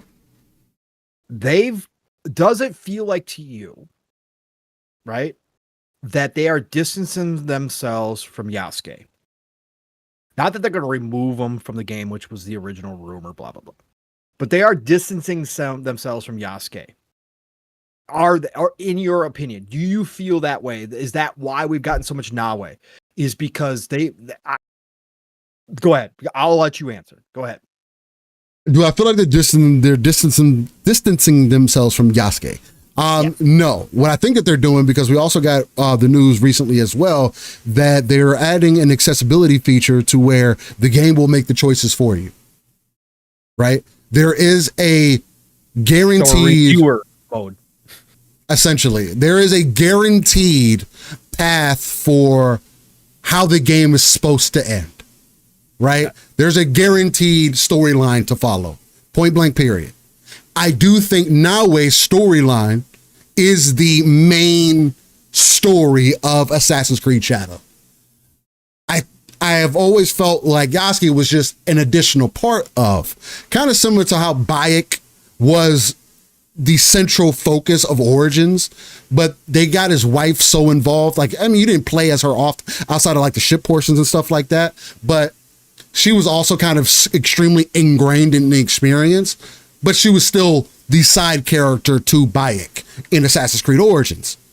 I think Nawe is the main character. She's also the most assassin-like when you think about Assassin's Creed. So it makes more sense to me when you're showing off parkour, when you're showing off movement, when you're showing off the different things that you can do in an Assassin's Creed game, that you would start selling more, especially as you're ramping back up your sales pitch for full release, that you actually sell the assassin of Assassin's Creed, right? Okay. So taking both of those things into consideration, I think that's why, because again, they've also made sure to state that Nawe and Yasuke move completely different from each other.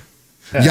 Yasuke feels heavier. He does parkour as well, but it doesn't feel, they made it a point to also say that Nawe is the fastest of the characters that we have played thus far in Assassin's Creed, period.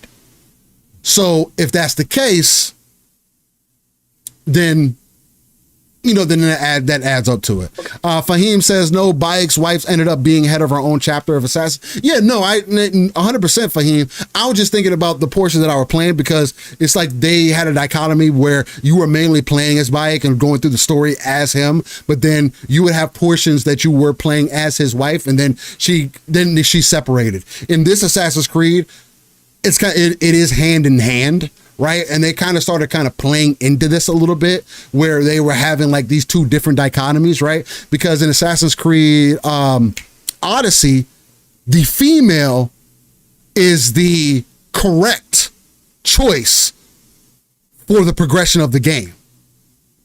That is like for the lore of the game now. The female, I think in Assassin's Creed they brought the female over from Valhalla into Valhalla. Spoiler alert for those who aren't aware, but they bring her over for certain aspects into Valhalla as well, right? So it's like we're already playing with that, by also giving you a guaranteed, like, hey, if you want to know how the story progresses, this is the guaranteed way. So it's already been kind of like they teased the female in Origins, they went female in Odyssey, and then they went female again. I don't know if they did it in Valhalla. I don't know which one they ended up choosing as the main. I think Eivor, the main character. That's how I know Assassin's Creed is fucking impressive as well, or Ubisoft is at least doing something right. Because I don't fucking ever remember the name of characters, like 1,000%. And I remember the main characters for Assassin's Creed games that I've actually like put time into. But anyway, side tangent. So to see them go this way with having two separate playable characters that are both male and female, and outside of you being able to kind of like customize them and make them your own, well, though the only ones you were able to do that in is Odyssey and then Valhalla. Seeing them take it this way, I just think that it just makes more sense for you to sell an Assassin's Creed game with a ninja. That, to me, that just makes more sense. Fair enough. And it plays into the female thing that they've been doing as well. Sure. I just want to get your opinion on it, because to me it feels like they have a little bit. Again, stepping away from that and focusing on Nawe. Again, I was always going to be a Nawe player just because I've always wanted to play a ninja in Assassin's Creed, right? Yasuke's got some cool tank abilities. I'm just not the tank dude. And again, that's Assassin's Creed I've been waiting for in Japan was ninja focused. So all of her shit is just so fucking dope to me. So I'm excited for it. I just thought it was interesting. That was the case. But yeah, March 20th is the new date for Assassin's Creed Shadows. For anybody who wasn't paying attention to that. Again, like Steele said, I'm excited on top of it for Steele because he might jump into Avowed now, which I think is dope. Oh, I probably will. So, yeah. Which is super cool. So I can't wait, because I thought I was going to be talking about Avowed. He was going to be talking about Assassin's Creed Shadows, but now he's going to be able to play some Avowed, and I'll be able to get his opinions on Avowed as well too, because I'm going to be curious how he feels about Obsidian and what they do. So I'll be playing in the third person, so it's going to we'll have different perspectives there as well. That is dope. We should also mention Steel. We should have probably done it back when we were talking about the Xbox and what was going to go to PlayStation and potentially Switch 2 as well, that there was some news about things coming to Xbox's way as well. So Square, the rumors are that the Final Fantasy VII Remake will be coming to Xbox and Switch 2 in 2025 this year, Steel. Final Fantasy Remake, you said? Yes. Oh wow. Yes. That was also. I know 16 is coming. 16 is right around the corner. And then Rebirth could be next year as well. So that's the rumor. And if that's the case, then Mav original guess on the fourth mystery game. And again, this you got to ask yourself, would this count? Because it's never been officially announced for Xbox, right? It works. Square Enix fits into the 11 question marks as well. And we know the new partnership with Square. Again, Visions of Mana was there last year at the Dev Direct. Could we get a surprise Final Fantasy 16 announcement? Because that's never been officially announced. They've said we would love to do it, but there's been no official announcement. All the smoke's there. Or a Final Fantasy 7 remake announcement as also coming this year. Like, that could be massive. Whether they're going to Square Enix and they're going to announce both of them at the Dev Direct. That would be massive too. So just something to watch out there. Both Nate the Hate, Jez yesterday on Xbox 2 have basically confirmed 100% the Oblivion remake is real and is scheduled for this year. Nate the Hate said June of this year. Jez says Oblivion remake is not going to be at the Dev Direct. So could this be a showcase, quick launch, maybe shadow drop? Who knows? But everybody's kind of settled in that this is legit, that the Oblivion remake is real and is happening this year. So that becomes my number one most anticipated title the minute it's announced. Okay. So, but that also was announced this week on top of all of this stuff. So, and the Final Fantasy 16 rumor, latest rumor to Steele's point, is that that's going to be a shadow drop, much like Death Stranding was. So we 16, shall see. See if that turns out. So yeah, maybe that's why Jez said that this show could be much bigger, Steel. That kind of fits into that too. If they're going to Square and getting multiple announcements from Square, that'd be kind of bigger than expected as well. Not for everybody, of course. There's a lot of people out here who don't like JRPGs, and last year was shitty to them because there were so many Eastern style games that were big last year. But to a lot of people, that would be a really big news. So maybe that's the case.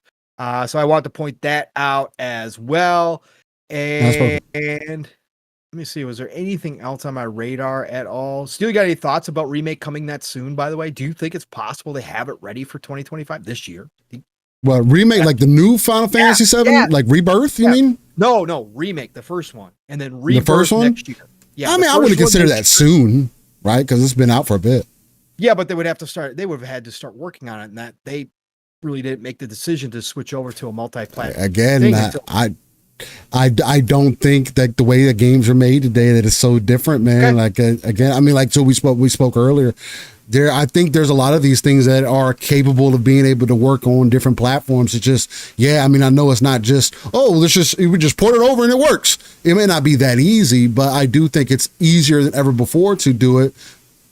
I mean, it's not like Final Fantasy games haven't been on Xbox before, and it's not like they use some brand new engine to make Final Fantasy 7. So it's like I don't see it being difficult to put it on the platform. The first game coming this soon, I would only say that it's soon because I was anticipating it releasing as a 3-pack, right?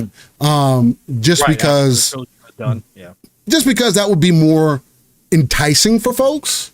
But again, I don't know how long it's going to take them to put the third game out. And I do foresee that, hey, up to the release of the third game, you could start a marketing train saying, hey, Final Fantasy's remake's coming to Xbox, then Rebirth is now coming to Xbox, and then a year later, the third part comes to Xbox as well, or is releasing on both platforms day and date type of thing. That would be interesting, right? Where you catch everybody up and then boom, you release the game. I mean, we know Square Enix has already admitted, again, if the picture hasn't been painted to what we were speaking to earlier, if everything the way that things had been going up to this point was working, exclusives, the way that we saw things, why are all these different people wanting to put their games on all platforms? They're like blatantly coming out and saying, hey, especially Square Enix, it's the most telling. Hey, we have to be, we're looking to put our games on as many platforms as we could possibly put our games on. I do think that the veil is being lifted. And More people are going to be able to get access to it than ever before. But I do think it's soon in that aspect. But I would like to see that marketing push for them, because they have the chance for the third part of this Final Fantasy remake trilogy to be the biggest and highest selling Final Fantasy game of all time. Right? I think 15 currently holds that bar for Final Fantasy, if I'm not mistaken, as the highest selling Final Fantasy game outside of 14. That's an MMO, so I don't technically consider that one. But I think Final Fantasy 15 is the highest selling Final Fantasy game right now, up to this point. I could be wrong on that. I could be off. But I felt like I looked that up previously, and it was. I think 15 was the fastest at one point, but high. Really? Maybe that's what I'm mixing it with. But I thought that's what it was. I see Pong look at it. I was about to look it up too, so just to kind of lead us out.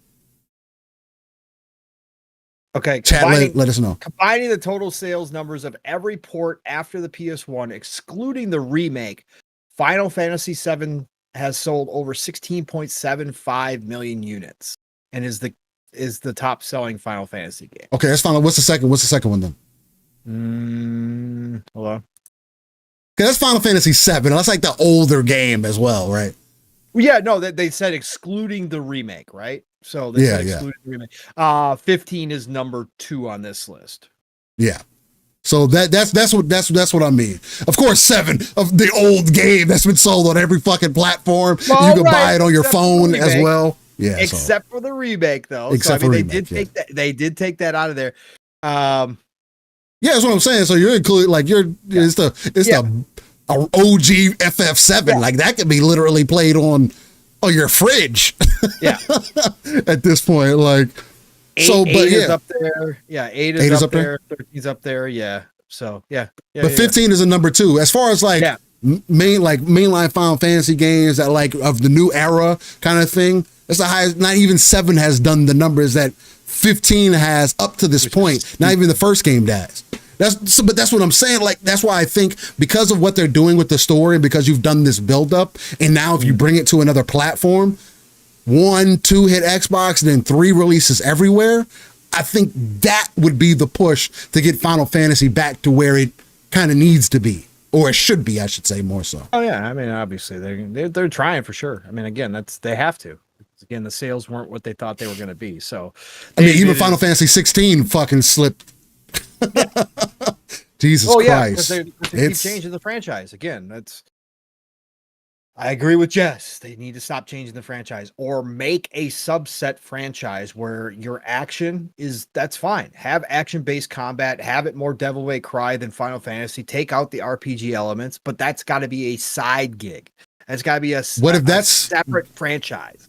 What if the action ones are like your 10-2s, right? Where you get your final like the next Final Fantasy, right? What if Final Fantasy 17 is turn-based and then they do an action-based version that's called Final Fantasy 17-2? Whatever you do. Yeah, that's fine. Again, just make it your side gig. Just make it your side gig.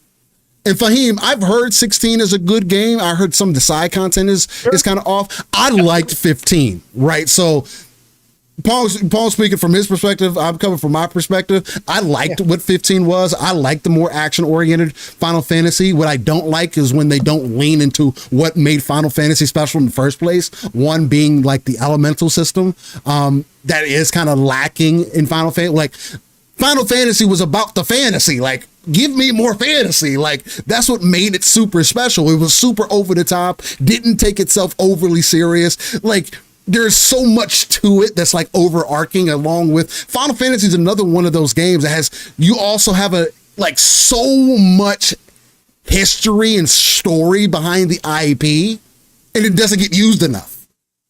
Or it doesn't get used properly enough, right?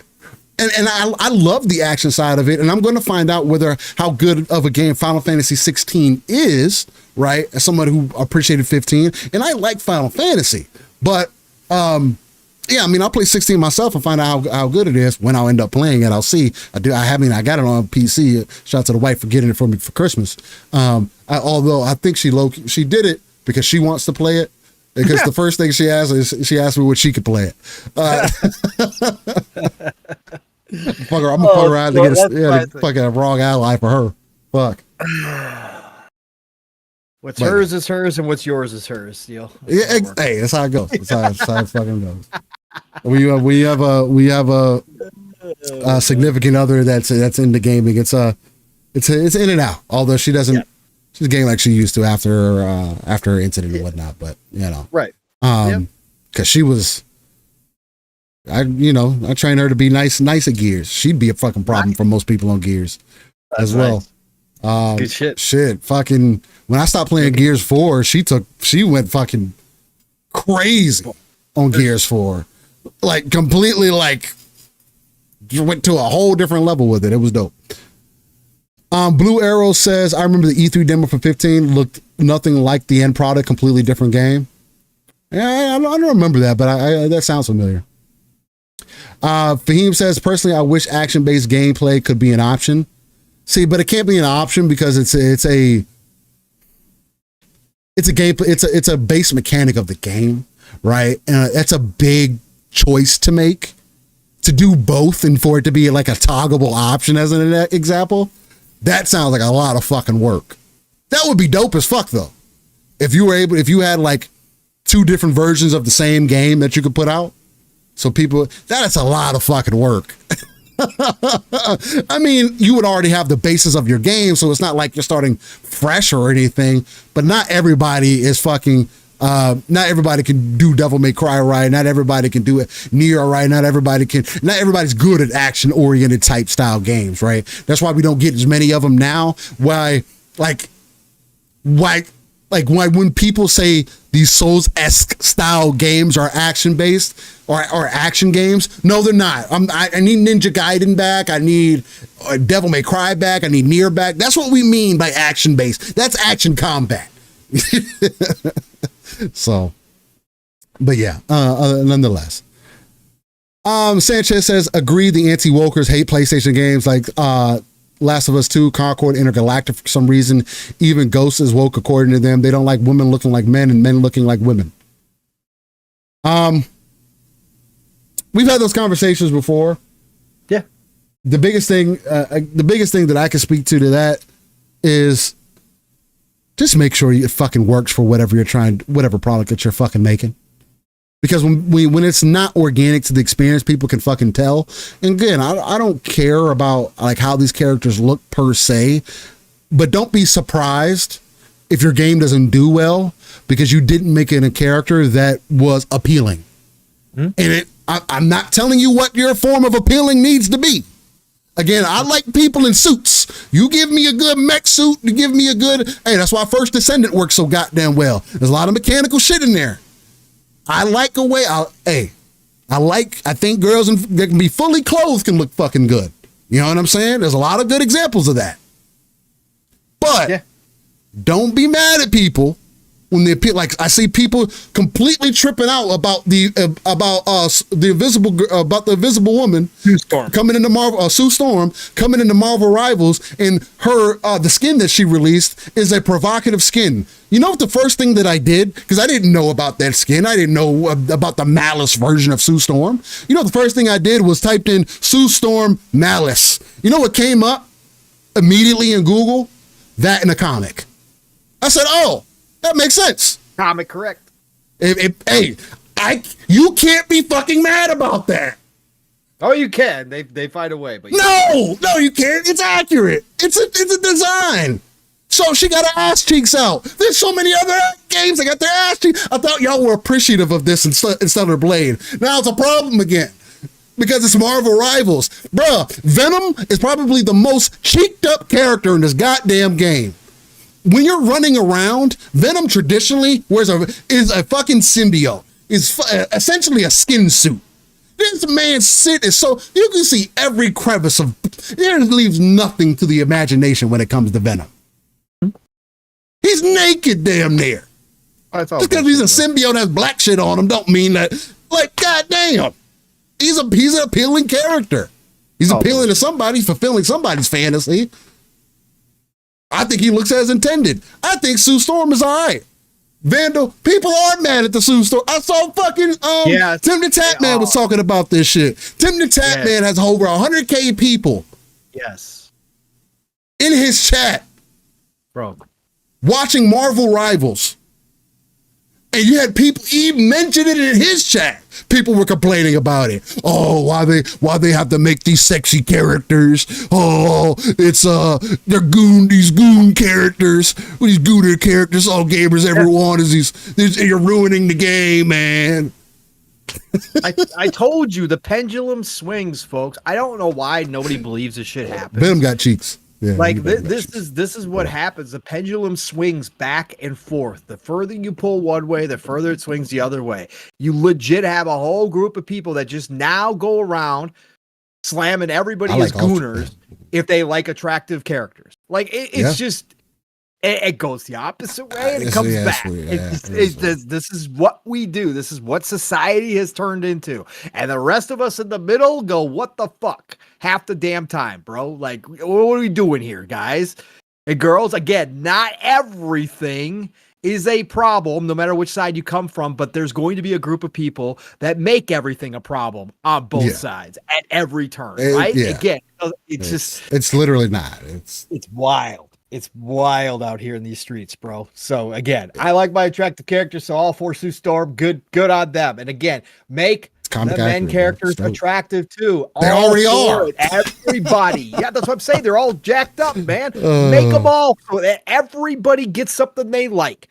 So we could, again, this is fantasy, bro. Like, sorry, humans. We all got to just admit that the vast majority of us, I'm not going to say everybody, but the vast majority of us like jacked up characters, whether they're female or male. Okay, listen, it's just what it is. So make it good for everybody, and I'm all good. You want the dudes running around in little loincloths? Make them fucking run around in little loincloths like fucking Conan. I don't want that, bro. But sure. bro. And give me your clothes off. I want it, but I don't care. I watch Conan the Barbarian with fucking Arnold wander around in a fucking loincloth. I don't give two shits, bro. He was badass character. I care less. Chopping people's heads off. Sell the character. That's what it's about. Like you said, Venom's in a fucking symbiote suit, which is a skin suit. Look at his fucking ass. Hey, Jesus Christ, man. Who cares? Like, make it's all in the creases and everything, bro. Make everybody all in the creases. Make everybody jacked. Let's go. We're all good, man. The people got to stop with this. Oh, I'm higher and mightier than, or holier than thou. I'm holier than thou attitude. Yeah. Nah, I literally, that shit literally does not matter to me, bro. It's not that big of a deal. It's an option at the end of the day. Her normal skin is fine as well. Porn. Okay, they didn't turn Marvel into porn. It's not like some shit, some crazy ass shit. Comic book characters have always had skinny ass fantasy, outfits. Bro. A lot of them. Yes. Fantasy. So whatever. Anyways. Yeah, man. I mean, it's fantasy. I think we should continue to play into fantasy, and it's exactly that. I want the characters from these fantasy universes to be represented in their best light. I don't need you to change them to fit whatever. Make them give me skins of characters that have been were created in different versions of those characters. I'm cool with that. You're respecting the IP. Fahim, absolutely. Again, my photo roll for First Descendant is ridiculous, bro. When Stellar, I've already started looking at expanded storage for my PC when Stellar Blade hits. Yeah, I'm going to be in photo mode, bro. Come on, man. See, I'm not that. I can't. I'll be in photo mode, but I won't be doing that. I won't be doing that. No. And I take great photos too. I take normal photos as well. But yeah, man, of course, man. Again, art can be sexy. I don't know why anybody says that that's not true either. Again, if it's not your thing, it's not your thing. Like, that's fine. But art can be sexy. It always has been. Classical style paintings, they've had. It's going to be statues have been made sexy. Like, again, yeah. It's going to be attractive because, again, naturally. It's so weird explaining that to people because I saw Vandal mention it in the chat. He was like, also, it's odd energy to be drooling over cartoon characters. Yeah, I get people drooling over them. But I don't think that there's a problem in saying that, there's a character that I find that I think is attractive. I don't think there's anything wrong with that because you have natural feelings about shit anyway, right? You look at things and things are appealing to you naturally when you look at them. Okay, hey, this is appealing to me. That's okay to say that. And these created characters, especially for our video games that are fantasy. should be appealing characters. I don't always want to play as a non-attractive character. Matter of fact, 90% of the time, I don't play. I wouldn't play a game that doesn't have an appealing character to it. That's weird to me.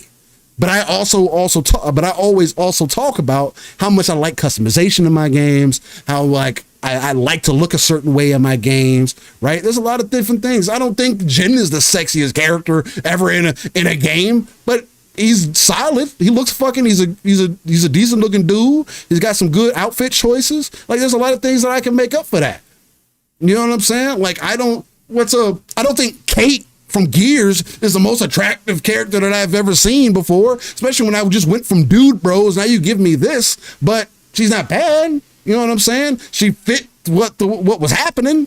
You know what I'm saying? So Lydia says, I don't want to play as a butch. So, I think you're referring to like, from The Last of Us and whatnot. I don't necessarily mind it because I know there's people that are out there like that, but it's like, it all depends on the game as well. But it's like, don't be surprised if you make a character that's not appealing and people don't want to play your game. Brett Bingham says, Pong, Steel, I guess a more accurate term could be appealing or you gravitate to them or they're charismatic. Exactly. That's it. But charismatic comes in different forms too, because I've because there's depth to the character. I've played games like NPCs are the easiest. Like I've played games where the NPCs weren't like great looking characters, but they had great attitudes and they were charismatic. And I was like, dude, that character is cool as shit or whatever the case may be, even if it didn't look appealing. Right. So I think that charismatic comes in all different worlds. But again, sex sells, folks. Exactly. I'm sorry to say. And again, everybody's going to have a different opinion. Eastside, I love you, brother.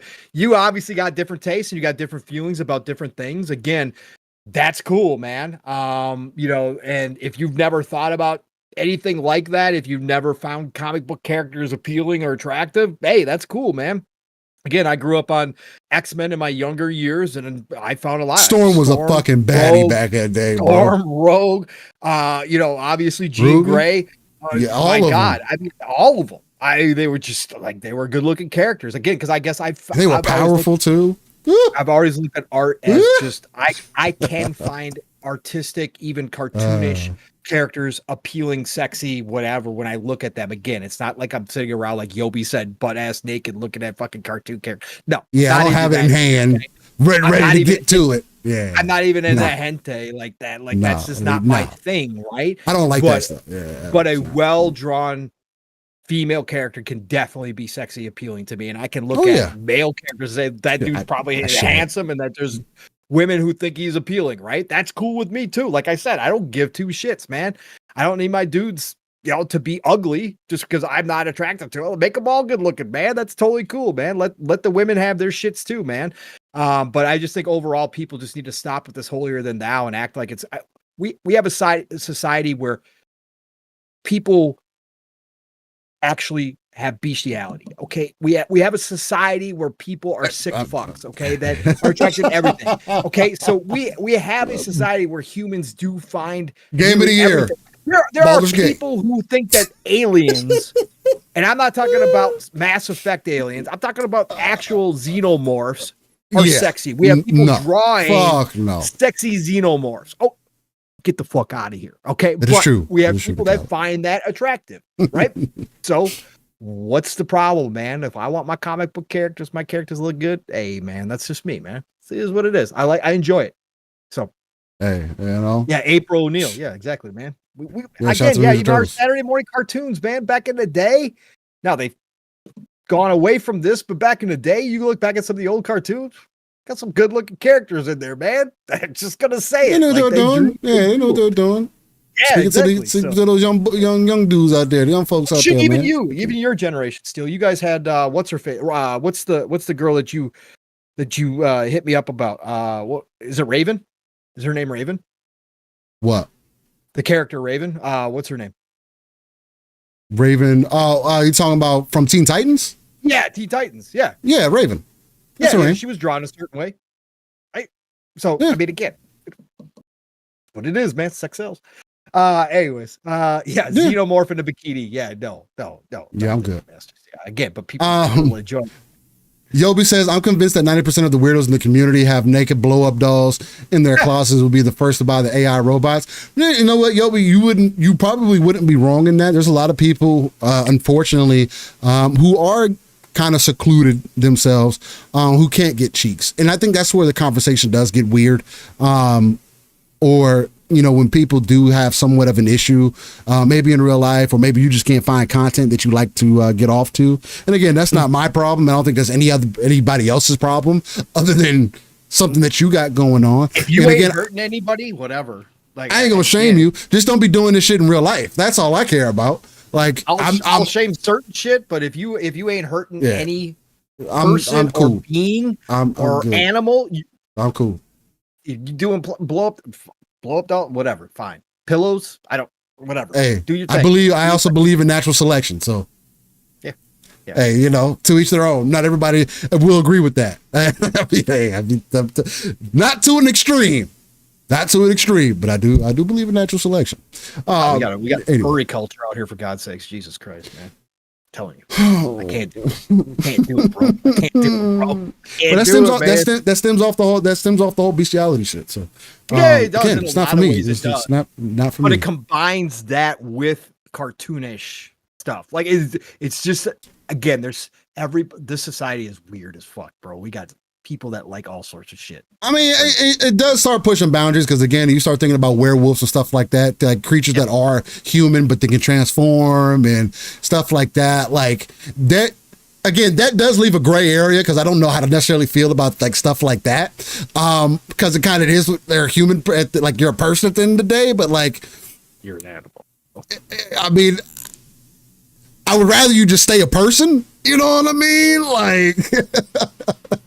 Like there's just certain things, like, you know, you get into aliens and stuff like that, you get to like more humanoid stuff, like you get these humanoid characters that got tails and stuff like that. Like Squirrel Girl as an example. I don't know how I feel about that. She's a good looking character in the game. I can admit to that. You know what I'm saying? But like she's still more human than Squirrel, you know? Like but like she does have a tail though. Centaur still? Female centaur. Nah, it's not for me. It's definitely not for me. It's not for me at all. No, I can't. Yeah, that's half and half. Like mermaids. No, I don't have that. No. Like I wouldn't be one of those perp that could get tricked by Are you sure? A mermaid. Yeah, no. I can get tricked by a demon lady. That could happen. I ain't gonna lie. Because they know how to play into the human desire. I can't see certain things you can't help. You know what I mean? Well, succubus could get you. Probably. I ain't gonna lie. Probably. I got some issues. I ain't gonna lie. I got some issues. That there ain't no doubt about that, Yobi. Yobi, there ain't no doubt about that. Again, we ever find out that aliens are real and they're humanoid like that? Yeah, they look like Liara. Yeah. I mean, Liara's a baddie. Again, our wife Liara was wifey in Mass Effect. Yeah, I'm just saying. Yeah. Oh yeah, people sexualizing Pokemon. That shit's weird. That shit is weird. I'm good. My Pokemon characters don't need to have titties all of a sudden. I'm good. I can pass. But after you read the Pokemon lore that was actually written by the developers of Pokemon, okay. Oh, Pokemon's dark as fuck. Pokemon's dark as fuck. Yeah, Pokemon's dark as fuck. The creators of Pokemon were sick fucks too. So okay. Oh yeah, Pokemon is dark as fuck. And Pokemon's a dark ass world, bro. They just highlight the good parts, or the parts that aren't that bad, and even that stuff gets kind of deep. Nah, Pokemon is fucked up. If you actually want to get into it, like, Feem says, "Steel rain falling prey to a succubus." It might. I ain't gonna lie. It's a shit. Shit goes left sometimes. Anyway, we just got off on one of our crazy fucking talking points. Jesus Christ, we got Dom out here clipping us and posting us. Jesus Christ, good. Appreciate that. Now I appreciate that. Share it out. Yeah, he did. What else? Vandal says Tracy was a varsity volleyball player, had a pump and had a plump ass in real life, never thought about character designs in comics. I mean, I feel you. I mean, if that's how you feel, Vandal, I mean, ain't nothing wrong with that. I see it across the board. I'm not blind to it. You know, if a character is attractive, I mean, of course, to me, I find real life shit more appealing than anything else. Real life shit is the thing that gets me off, right? Point blank period. But there are appealing characters that I look at and be like, yeah, they're pretty. That's a good looking character, man. You know, when people draw characters, this, bro. Come on, let's be real. They don't. They don't. The first Descendant, that new electric character. Yeah. Oh yeah. She's. Yeah. And she's electric. Yeah, I got a thing. I got to type. Anyway, ladies and gentlemen, enough of the shenanigans. A good time to be had here. Beautiful show here. Again, we constantly bringing that live, raw, and uncut nature as we do in this golden age of gaming. Pure content for you guys, man. Sorry about the little bit of hiccups there. Audio listeners, you probably won't notice the hiccups as bad because hopefully YouTube will kind of fix that in the back end a little bit. But there is going to be probably some cuts in there, so just be careful with that. Or just be aware of that, I should say. More so. I greatly want to appreciate everybody coming to check us out every Saturday morning right here on Living Split Screen, 9 a.m. Central, 10 a.m. Eastern, and 3 p.m. UK time. You know, the home of that RTS view, right? Where we pull ourselves out of the world, look at the darker crevices of that map, pull our resources together. So just like in those real-time strategy-based games, you can build up the foundation not only for your home base, which for us would be Living Split Screen, but also the potential to reach those 2 to 3 billion gamers that are out there. And also the home of that ECP, Educated Consumer Perspective, because me and Pong do not work in the industry. We're two dudes with plenty of gaming knowledge and history behind us, and professional knowledge as well that we bring to the table to kind of try to figure the industry out the best way that we can and just have engaging gaming conversation. Keep in mind, Living Split Screen is not a place of hate. Maybe from today's episode, maybe you do feel that way, but keep in mind, if you make your points heard here in chat, we like to get the chat involved. If you make a good point in chat, we're going to talk about the points that you make. We're going to attack the points that you make, right? We're going to discuss those things and have open conversation, but always know for us, it's always we can agree to disagree. If we're not playing games together, if we're not doing anything else, man, it's no hard feelings, bro. Like, I don't feel one way or the other. Most of us don't know each other in real life. The majority of us don't, right? And if we're not crossing that boundary to become closer, if we're not similar in taste, that's absolutely fine as well. Your points are valid just the same way my points are valid. And I don't think anybody should be out here invalidating your point, but we should be talking about the different perspectives, the different points, and the different conversations that are had so that we can help build each other up, man, and just kind of open each other up as well in that same space. So with that, you could find me, Steel Rain, otherwise known as the Fifth Fleet Hunter, otherwise as known as the 5th Generation Hunter from Monster Hunter.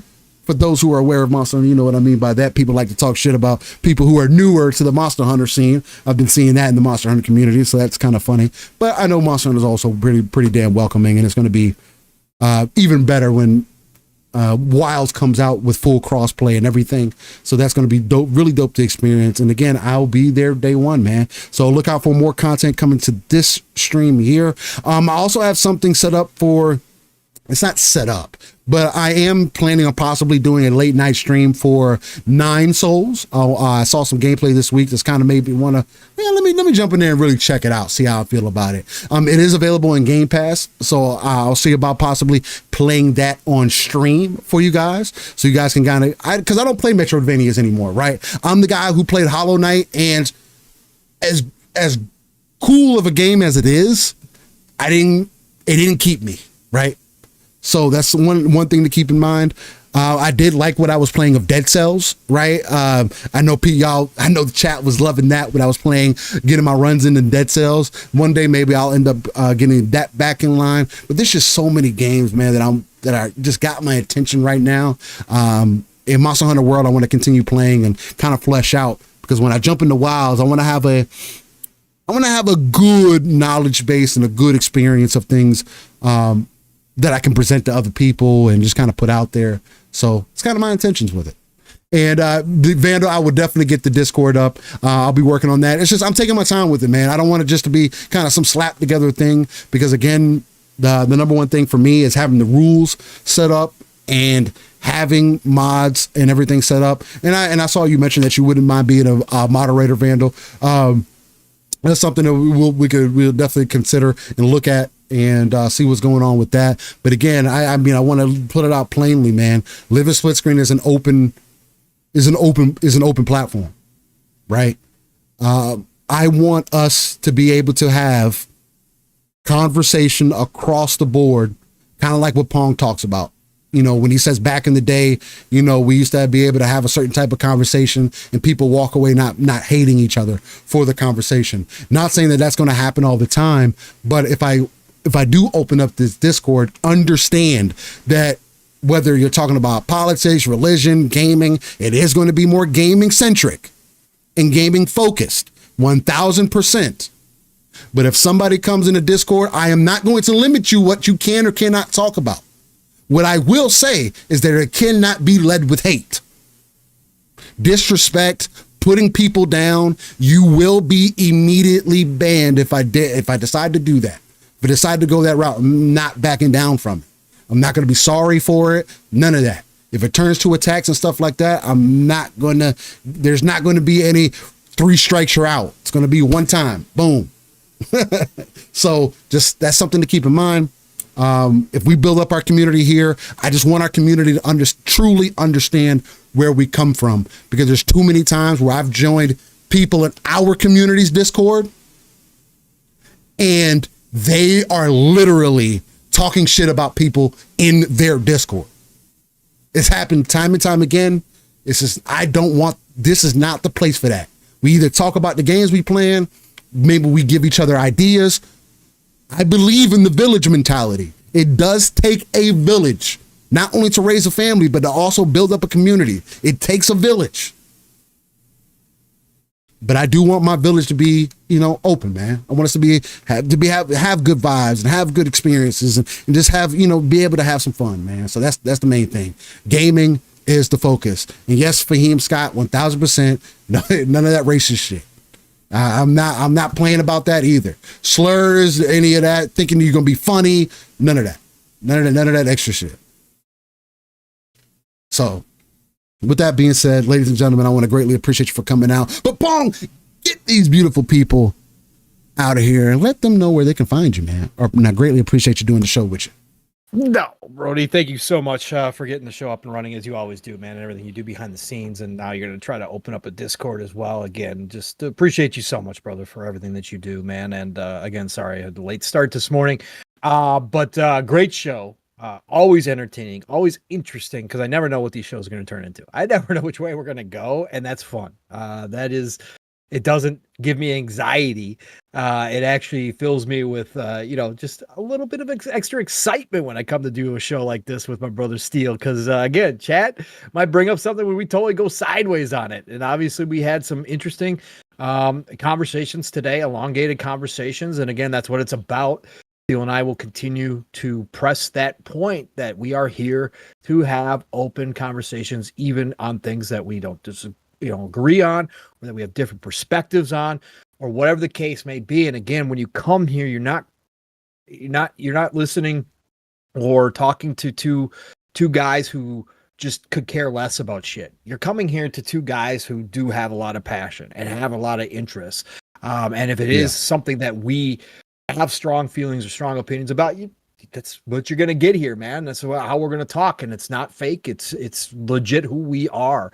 So appreciate you all rolling on through here. Again, the new names and obviously the old names each and every week, man. Love you all. Nothing but respect. Whether you spent the 5 minutes here, whether you spent the entire nearly 5 hours with us today, it is nothing but love and respect, because you guys make this show go more than a lot of shows out there. And I say this all the time. You guys are, no matter what the show is, you guys make the show, because without you, it's nothing. It's just a bunch of guys sitting around, people sitting around talking. Right? So you guys always make the show, but the interactivity here is on another level. from most shows. And Steele and I made that on purpose. And that's why we do what we do.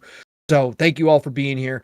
Great Saturday, great start to my Saturday to get the blood flowing and the energy pumping. So thank you for all that. And otherwise, you guys know how to find me. Pong Soul on the X, formerly known as Twitter. Pong Soul on the Xbox. Pong Soul on Steam, GOG, Epic, everywhere. Follow me. I'll follow you back. We did have PTK Blam on the Xbox Ultimate last night. That was dope, yeah. Yeah, it was awesome to get to talk to PTK. It's been some time since we had a shop podcast on Saturday night. From the word of the horse's mouth, he is working on things in the background, and we are going to be back with the shop podcast at some point. It sounds like we might have a different schedule. So like I've been telling you for these past weeks, please just keep your eyes and ears open. So as soon as PTK is ready, me, him, Fuzzy, and our usual 1 or 2 guests a week will be back on the shop podcast. So just keep your eyes and ears open for that. But we're not having one tonight. And then otherwise next week, you know the drill. It starts all over again, and I'm always going to pump the man. He doesn't need it. Just crossed 7 million views as he put out there. Double Barrel Gaming's the channel. Boomstick is the man 5 days a week, but Tuesdays, it's all good things green. The Xbox Factor podcast, 12 p.m. Eastern, 11 o'clock Central Time. Join him there or for one of his other shows during the week, man. He's got it all. Go check him out. Otherwise, my week starts on the Fun Speculation Network for PM in the PM Pong and Mav in the PM, 7 p.m. Eastern, 6 o'clock Central Time every Thursday night. Join us there, and another 2-man show. We have a good time. We might be having some guests show up too this year, again, like we started. But right now, Mav and I, every Thursday night where we catch up, and then of course Friday nights it's back on the Fun Speculation Network where the family gets together. Last night we had a massive panel. 3-Bit showed up next to PTK, and then Psychonauts actually had time to show up, and then Game Pass Dad showed up out of the blue after his comedy show, which usually keeps him from joining us, but he showed up for about the last 15-20 minutes of the show as well. So we had a massive panel to go along with me and Mav and Fuzzy. No matter how many of us are there, we have a lot of laughs, but we have a lot of good talks. It's the Xbox Ultimate Podcast on Friday nights, Fun Speculation Network channel, 9 p.m. Eastern, 8 o'clock Central Time. Otherwise, it is the golden age of gaming, folks. Please continue to enjoy that gaming. Continue to share it out. If you get an opportunity, screenshots, video, thoughts, don't care. Share it out there. Let people know what you're playing, what's good, because there's so much out there. You never know who might pick up on that game that you shout out and they go play it and it becomes one of their favorite games of all time. That's where we're at now. People can't keep track of everything. It's crazy out here. Play what you love what you play, and I'll talk to you all real soon. Steele, get us out of here, brother. Real quick, Decado came through at last moment with the 5 extra bags. Choo-choo, motherfucker. Choo-choo. We out to Mach 4.0 to end the Saturday. That's right, Mach 4.0 as we cruise into our final destination here, everybody. So hope you enjoyed the ride. Choo-choo, motherfuckers, keeping us ad-free in 2025. Hashtag no beans. Your goal 69 remains the same. Thank you, Decado, for that easy 5 layup. Appreciate you. Much love, Decado. All right, ladies and gentlemen, y'all be safe out there. We will catch you gaming if you want to catch us out there. With that, y'all be safe, and we'll catch you in the next one. Much love. Peace. Just one question. What if you miss? I won't.